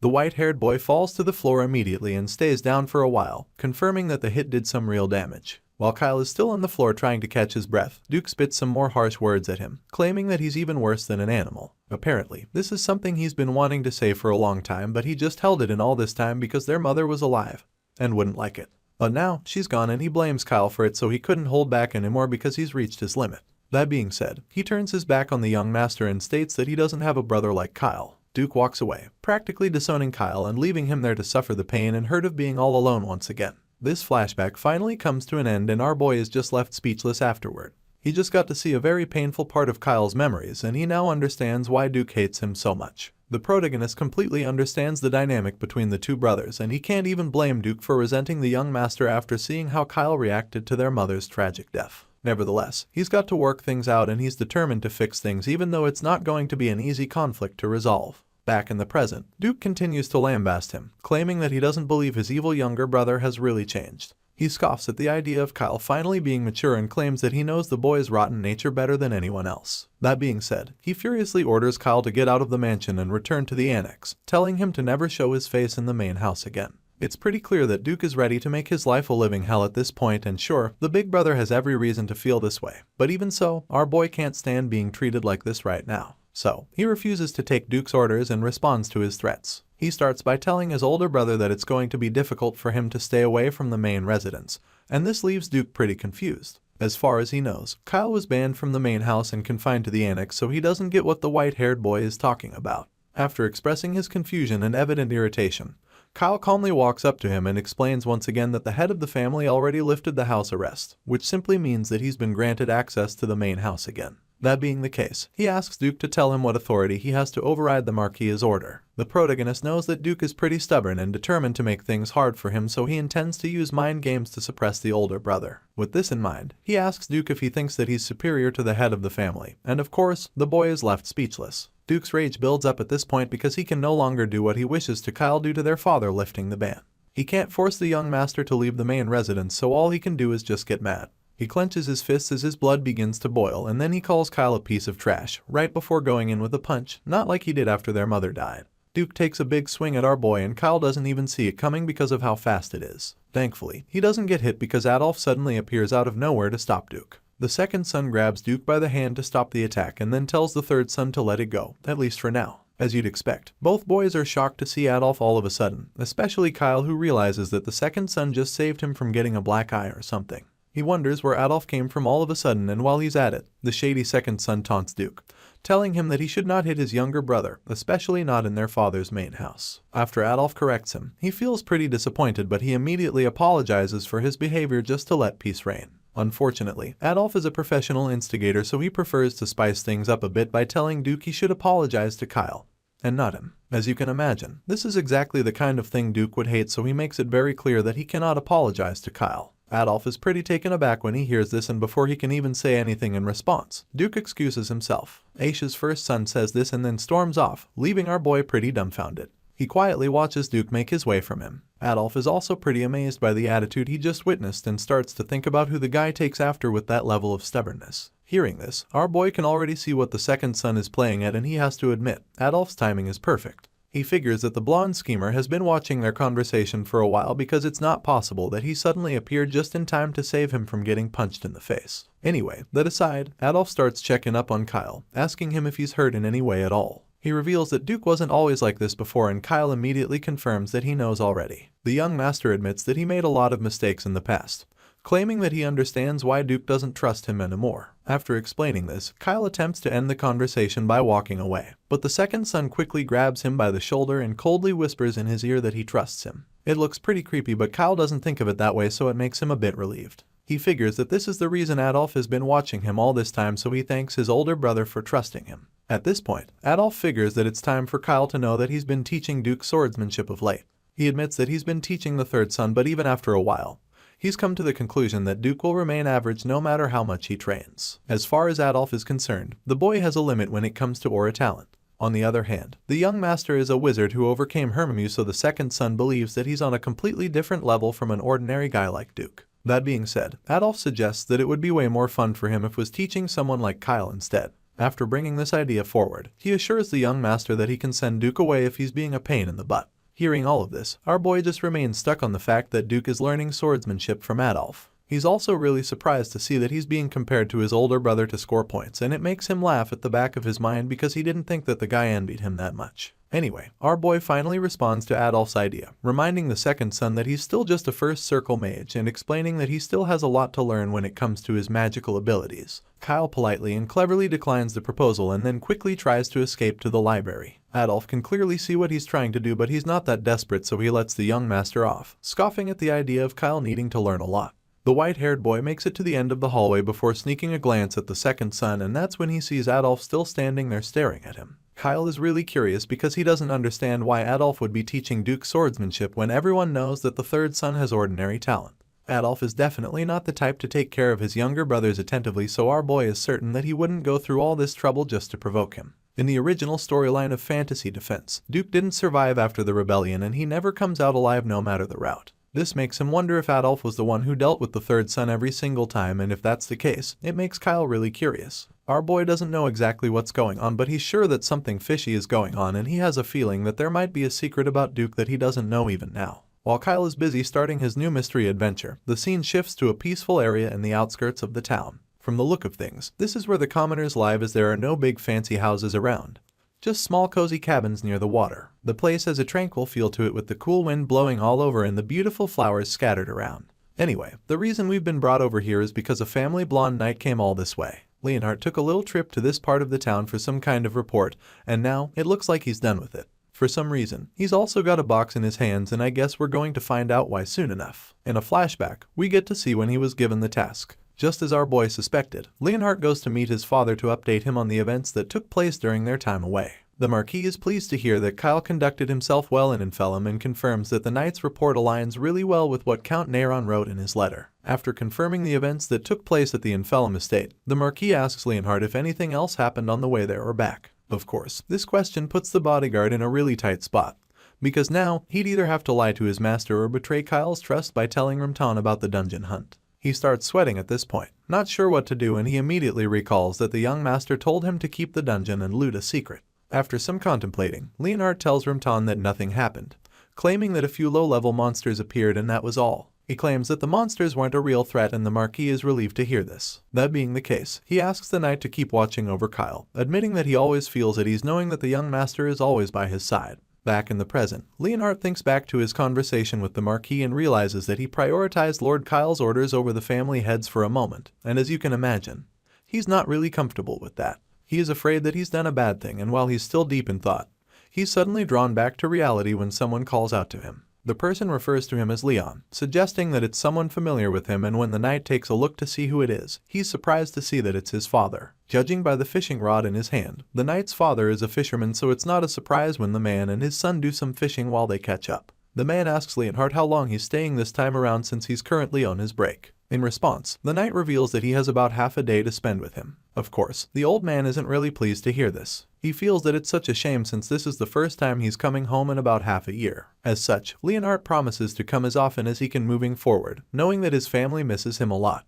Just then, the man reveals that he's heard the rumors of how the young Master Ra's finally matured, so he's really curious, and would like to know if it's actually true. Hearing this, Leonhardt confirms the rumors, and as he touches the sword Kyle gave him, a smile creeps up on his face because he truly believes that the third son of the Marquis is now a responsible young man. Leonhardt claims that he never expected to be Kyle's bodyguard for so long. It was supposed to be a short-term one-off arrangement, and the knight planned to finish his guard duty really quickly, and then return to the Salterian Knights so that he could further his career. Unfortunately, that wasn't the case, and now he's been the young master's personal guard for longer than he imagined, and he also has no idea if that will ever change. His father can see the uncertainty and disappointment in his eyes, so he asks Leonhardt if he's changed his mind recently. He wants to know if his son no longer has plans to return to the Salterian Knights, and when the blonde swordsman hears this question, he realizes that he doesn't even know the answer. Leonhardt admits this, looking pretty lost, and suddenly, another memory begins to play back in his mind. In this scene, we get to see what happened one night during his journey with the young master. They had stopped their trip to rest for the night, and after starting a fire, Kyle and Leonhardt stayed up to keep watching and have a little chat.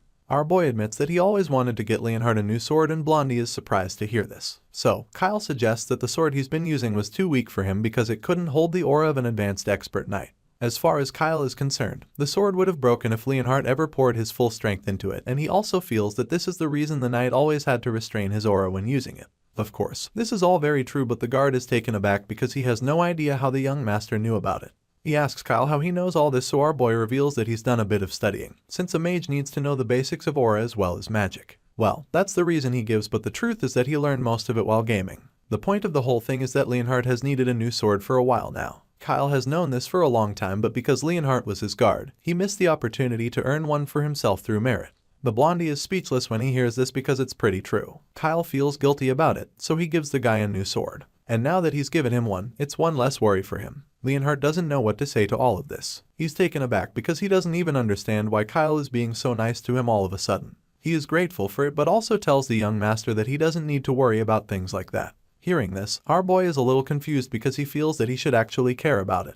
That being said, he reminds Leonhardt that he is his knight. These words ring in the guy's head and are left speechless because even the Marquis has never called him that. Nobody has ever referred to him as a personal knight, and it reminds Leonhardt that Ramton has many loyal aides who have been by his side since his youth. Because of this, the Blondie has always felt like some kind of outcast among them. He doesn't think that he can even fit in among them. Whether it's skill or bonds with the master, Leonhardt doesn't believe that he measures up in any way. The blonde knight tells his father all the things he's feeling, and the old man just advises him to do as he wishes. He's shocked to hear this, and so his father reminds him that he's always been the type of person to always see things through once he sets his mind to something. He's confident that Leonhardt will make the right choice because he remembers that this was exactly how it was when his son first joined the order. Even though their family is nominally a baronet house, they were only noble in name, and as such, they couldn't afford a proper swordsmanship teacher for Leonhardt. It was clear that the odds were stacked up against him.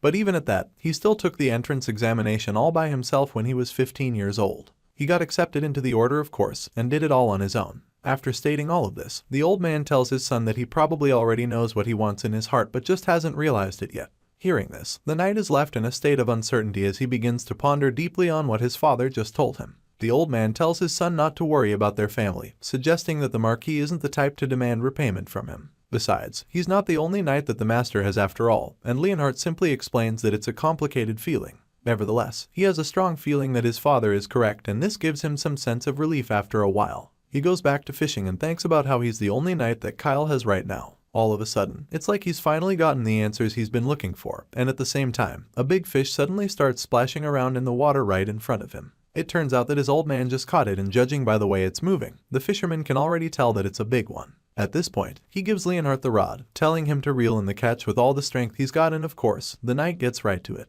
Later that night, we catch up with our boy who's currently having a chat with the second son. Adolf seems to be more interested in the young master than ever, so when he hears that Abel came over to try and recruit Kyle, he's extremely furious. The guy freaks out and asks the boy if he accepted the offer. He is so pissed that the boy is only just telling him about this at this time, but he calms down when Kyle assures him that he turned down Abel's request. The clever protagonist tells Adolf that he wouldn't have even mentioned it to him if he had agreed to join Abel. This is what he tells the second son, but deep down, he knows that some other people like the librarian already believe that he's on Abel's side. Kyle tells Adolf that he was surprised Abel would suddenly reach out to him after a long time. He reveals that the eldest son had never spoken to him before then and claims that he finds the guy a bit scary. He also claims that the huge age gap between him and the eldest son might be a problem for him, so all of this just suggests that he doesn't like Abel. Hearing all of this, Adolf is still pretty pissed that the eldest son would go behind his back. He tells the young master that Abel couldn't have approached him without a hidden agenda and claims that he's not surprised though. The second son states that his big brother has always been like this, suggesting that Abel would not have bothered talking to Kike if he didn't think that there was something big in it for him.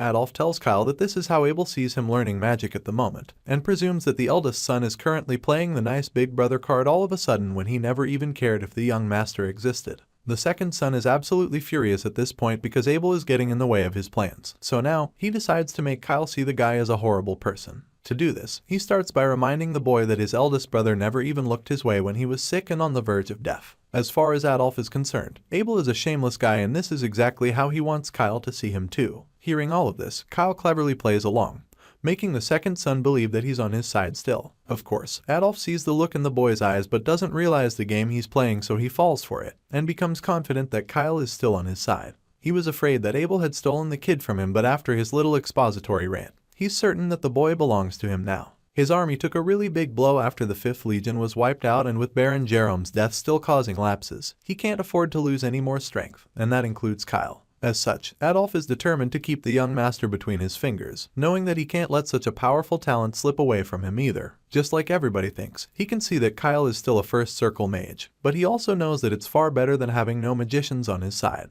After all, there's a lot of potential for Kyle to grow incredibly strong, and he can already see that it's just a matter of time. While Adolf is putting his master plan together, Kyle just smiles at him with a knowing look, confirming that he's also thinking deeply about his own plans. He scoffs at Adolf's pathetic attempt to play saint and make Abel look bad. The second son claims that Abel didn't look Kyle's way when he was sick, like he was any different at the time. Neither of the candidates for succession cared about the young master when he wasn't a tool for them to go stronger, and our boy is well aware of this. He can see that both of his older brothers are playing the same game, and while Abel's approach is pretty obvious, at least it just shows that the guy values him now. It's not like he's any different from his brothers though, since he's currently playing the same game with them. He's only trying to get them to like him because he needs their power and support as well. For his own survival, and to defeat the Dark Immortal who threatens the continent's safety, our boy needs the power of the Salterian family household, a house of swordsmanship. And for the sake of his family's survival, he needs to crush Adolf's ambition first. With this thought still in mind, he's suddenly interrupted by the second son, who tells him about a rumor going around.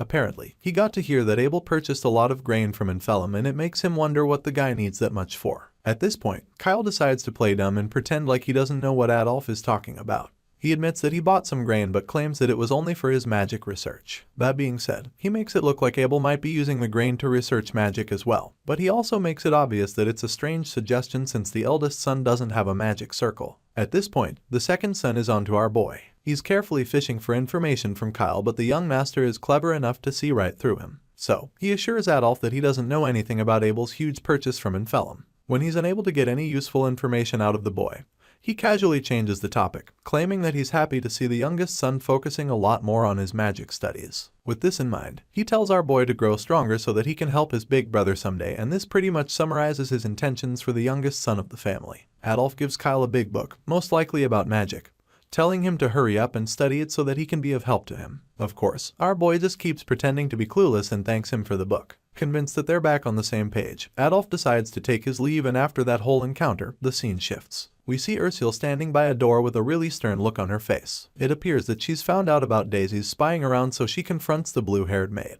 Ursula asks her if she also looks down on her, and the senior maid gets defensive very quickly. She claims that she didn't willingly become Adolf's spy, revealing that she's only doing it because her family is being held hostage. She tells Ursula that Adolf is a terrifying person who is ready to use any means necessary to achieve his goals. Because of this, she had no choice but to follow his orders and do his dirty work. Ursula listens quietly to everything Daisy says, but then bluntly tells the blue-haired maid to never show her face in front of Kyle again. In response, Daisy claims that she would love to, and then tells Ursula that she's lucky, stating that the young master's maid doesn't have any family to hold her back. When she makes this statement, Ursula goes quiet for a while as she thinks deeply about it. She looks really sad all of a sudden, and while she's processing this, Daisy quickly runs off out of sight. After the spy is out of the picture, her glowing spiritual creature comes out to comfort her. Ursula looks over at Flappy and consoles herself, telling herself that she's not lonely since she is Kyle. The creature mumbles some gibberish to her, but of course she understands it. She interprets it and figures that Flappy is telling her to ask Kyle for help with finding the rest of her family. She considers the idea for a split second, but then quickly shuts it down, feeling that it would be too difficult.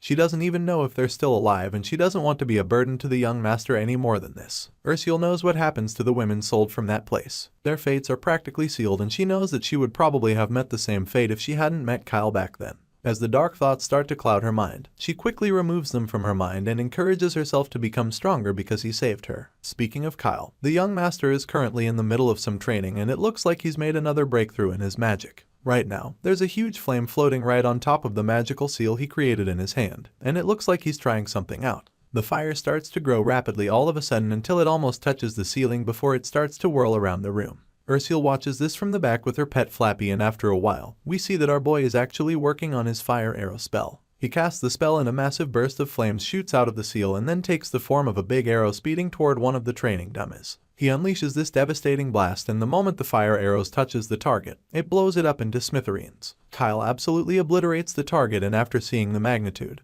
he's really impressed and satisfied with the result. He clenches his fist, feeling that it was a really good shot, and it turns out that this breakthrough also helped him out in more ways. The system sends him a notification, informing him that he is now at second circle magic level. Apparently, he's also achieved 100% proficiency in the fire arrow skill, which simply means that he's perfected the spell. As you can imagine, our boy is excited when he sees that he has mastered the fire arrow perfectly, because it's a pretty tough spell too. He's especially happy because he feels that this is really good timing for him to have achieved his second circle. Seeing that the young master has made the big breakthrough, she rushes to him, feeling really proud of him. She knows that he worked so hard on his magic training, so now that he's reached this milestone, she suggests that he finally has some rest. Unfortunately, he's not on the same page as her. Kyle tells her that he has no intention of taking a break and informs her that he still has things to do. Of course, the young girl is really confused when she hears him say this, because she has no idea what other things he could be referring to. She keeps staring at him in confusion, and that's when she notices the mischievous look on his face. At this point, he informs her that he's going to Prienus to recruit new talent. As you can imagine, this is a really big deal for multiple reasons, and this explains why Leonhardt is absolutely against the plan when he gets to hear of it. He bluntly tells the young master that there's no way he'll allow that to happen, but we all know that Kyle is still just going to go ahead if he really wants to. To avoid things getting to that point, he first tries to understand why exactly Leonhardt is against the idea. He asks the knight what his problem is, and that's when Blondie tells him that Prienus is a no-go area. Anywhere else maybe, but the guard is strongly against going to Prienus. At this point, Kyle asks him why, so Leonhardt sternly suggests that he already knows the answer to that question. Judging by the look of defeat that suddenly appears on Kyle's face, it's pretty obvious that he knows exactly what his knight is talking about. While our boy is feeling guilty, Ursula just stands beside him looking absolutely confused. She doesn't seem to understand what the men are talking about, but Kyle knows exactly what Leonhardt is implying. Apparently, Prienus is like the Las Vegas of fantasy defense virtual world. The place is notorious for drinking, auctions, gambling, prostitution, and casinos. In other words, Prienus is a city of endless entertainment and pleasure, which makes it the worst place for a young mage trying to focus on his talents, and Kyle is well aware of this. By the standards of the world he used to live in, Prienus is practically a forbidden city for minors. This explains why Leonhardt is not in support of the idea. He scolds the young master for even bringing it up, asking him if he's forgotten what happened the last time. It turns out that our boy already has some experience in the City of Sin, and Leonhardt reminds him how he gambled in the casinos and lost all his clothes the last time he went there. It was so bad that Kyle almost got sold at the slave market. If it wasn't for Leonhardt's intervention, he would have probably ended up a slave or dead, considering that he was terminally ill at the time. The blondie was the one who saved him, and after that, Kyle swore that he would never gamble again. As you can imagine, the protagonist probably wasn't familiar with this story before now, so now that he's been reminded of that experience, he's left speechless. He realizes that the karma is coming back to haunt him, but he's determined to turn things around, so he quickly comes up with an idea. He tells Leonhardt that he's not going to have fun in Prienus this time around, claiming that he just has a quick errand to run at the arena. Unfortunately, this little idea backfires because the knight hates the arena even more than the casinos. He's pretty upset that Kyle is not satisfied with the casinos, because he thinks that the young master wants to start betting on gladiators now. Our boy is really confused when he hears this, and the knight simply explains that the arena is even worse. Blondie is really annoyed at this point because it's starting to look like the young talent wants to lose his way again. He's not going to sit back and watch that happen, however. After finally getting back on track, Leonhardt refuses to let the young master go to such a dangerous place again. That being said, he decides that Kyle should remain in the mansion for the time being. He wants the boy to stay indoors for now, or at least until he changes his mind. After making this clear, Leonhardt quickly leaves the room and slams the door behind him to make sure the boy can't leave. Unfortunately, Kyle doesn't look like he hasn't any intention of changing his mind. He screams for the knight to wait, but Leonhardt just ignores him, and after Blondie locks him inside, he explains that he needs to go to Prienus somehow. He didn't expect his bodyguard to be so adamant, so now he's not sure what to do. While he's thinking of a way out, Ursula, who is ready to help him, asks if she should start crying to get attention or if she should just put some medicine in the soup. These are both really mischievous ideas, so our boy is pretty taken aback when the girl suggests them. He senses something oddly different about Ursula's character and expresses his shock. The young master tries not to read meaning into it and just sighs in exhaustion instead. Kyle thought that the stubborn guy would be his biggest obstacle, but now he can't afford to waste any more time, so he comes up with a plan by himself. Apparently, our boy is currently trying to track someone down, and to do this, he'll need to visit Prienus. This is the only opportunity he'll have to track down the man's movements precisely, so he's not going to let the chance slip away from him. The person Kyle is after is Kim Gwai, also known as Saron, and from the picture we get to see, the guy looks pretty dangerous. Before moving any further, let's get a little backstory about the character that Kyle desperately wants to track down. For starters, Saron is the playable protagonist character of Fantasy Defense virtual game, and as the main character, he possesses really decent stats and potential. His default setting is that of a swordsman, and he can even advance in other skill trees. However, if you train Saron as the swordsman he was initially set to be, he exhibits what can be considered near overpowered performance. Our boy knows that Saron is already a proven force. That being the case, if he recruits the guy now, he'll be a huge help in subduing the dark immortal Catter in the game. But to do all of this, he'll need to first find out where Saron actually is right now. Well, it turns out that the valuable character is currently in the Prenis Underground Arena, the last place Kyle wants to go to. The scene shifts all of a sudden, and the next thing we know, we're at the arena just in time for Saron's next fight. The stands are filled with people who have come to watch the big fight, and judging by the cheers filling the air, it's safe to say that this is a really massive fixture. The organizer thanks the audience for waiting patiently, and then finally presents the undefeated champion of the Prenis Arena. Other fighters have already been placed in the arena with their weapons, but they still look really afraid of the man they're about to face. While they're shitting their pants, the host announces the entrance of the champion, who goes by Sword Demon in this arena. Sure enough, he's talking about Saron, and the terrifying orange-haired character comes out of his cage, looking like a soulless zombie. Some people in the stands are shocked to see that the so-called terrifying champion is actually a kid, so they begin to complain. One of the guys in the crowd is particularly disappointed that he paid money to come watch a scrawny little runt. On top of that, Saron would have to fight 3 fully grown gladiators, so he's convinced that the champion will lose. While he's nagging in the stands, the guy beside him immediately figures that it's his first time here. He clearly hasn't seen what the Sword Demon is capable of, so he doesn't get how things work in the arena. The regular at the arena then enlightens the newcomer, telling him that the orange-haired kid has climbed this far with just that sword in his hand despite looking skinny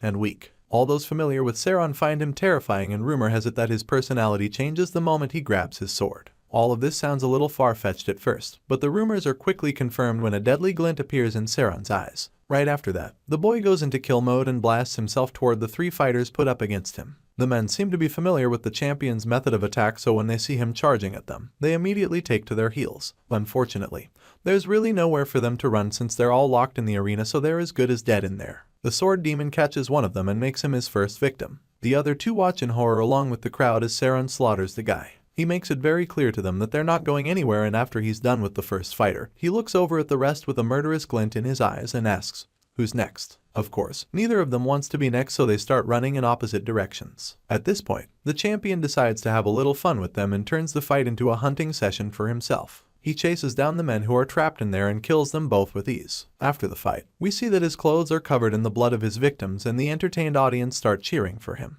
The host confirms that the fight is over, and nobody is surprised to see that the Sword Demon added another overwhelming victory to his long list of feats. At this point, all those in the stands go wild. They're delighted that they got their money's worth and admit that the Sword Demon was as thrilling as always. They were really impressed by how he tore apart gladiators bigger than him when he has a really slender build himself. The audience can't get enough of Saron, so they all start chanting for him to kill more and spill even more blood. At this point, you can tell that the orange-haired kid is absolutely miserable. The darkness is starting to overwhelm him, but he just can't help himself because as far as he knows, this is the only life he can have. Saron doesn't really have a choice, because from the look of things, he doesn't even own himself. The arena owns him, so all he can do is keep fighting, keep killing, and keep enriching the evil men that have enslaved him. The dark thoughts become too much to handle after a while, but this doesn't stop the crowd from chanting the same things to him. Because of this, the boy suddenly has some kind of mental breakdown. He groans in agony as he drops his sword and falls to his knees in pain. As the evil chants continue, he just stares at the floor like a hopeless soldier. He looks like he would rather be dead, but this is the life he's forced to live. Later that night, we see that the Sword Demon has been locked up in his cage once again.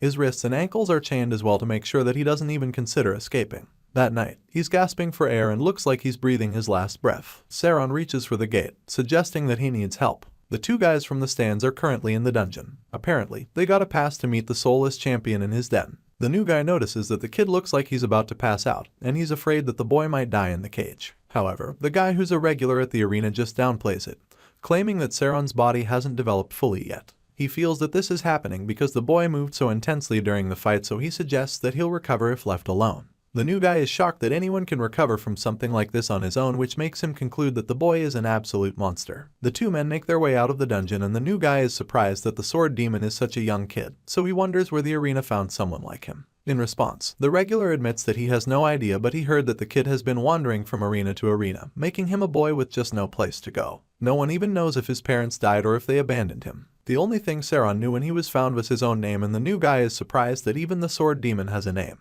At this point, the scene shifts back to our boy's room, where Kyle confirms that Saron is 13 years old, the same age as him. He tells Ursula that the guy is known as the Sword Demon in the Prenis Underground arena and suggests that the dangerous swordsman will be a great asset for him. With this in mind, Kyle concludes that he has to get to the arena before Saron leaves so that he doesn't miss this to recruit the fourth member in his talent acquisition project. This panel marks the end of the latest chapter of this story. I pretty much rushed through the whole thing in big chunks as an experiment, and it was honestly a lot of fun. Of course, I'll continue to cover more of this story as more chapters get released, so you don't have to worry about missing out on anything. And now that we're caught up, it means I can probably take on another title to start covering in the same way. If you're excited for that, let me know in the comments down below. And if you enjoyed this video, definitely consider leaving a like on it to boost the algorithm. This is all from me for today, and I'll see you all in the next one. Until next time.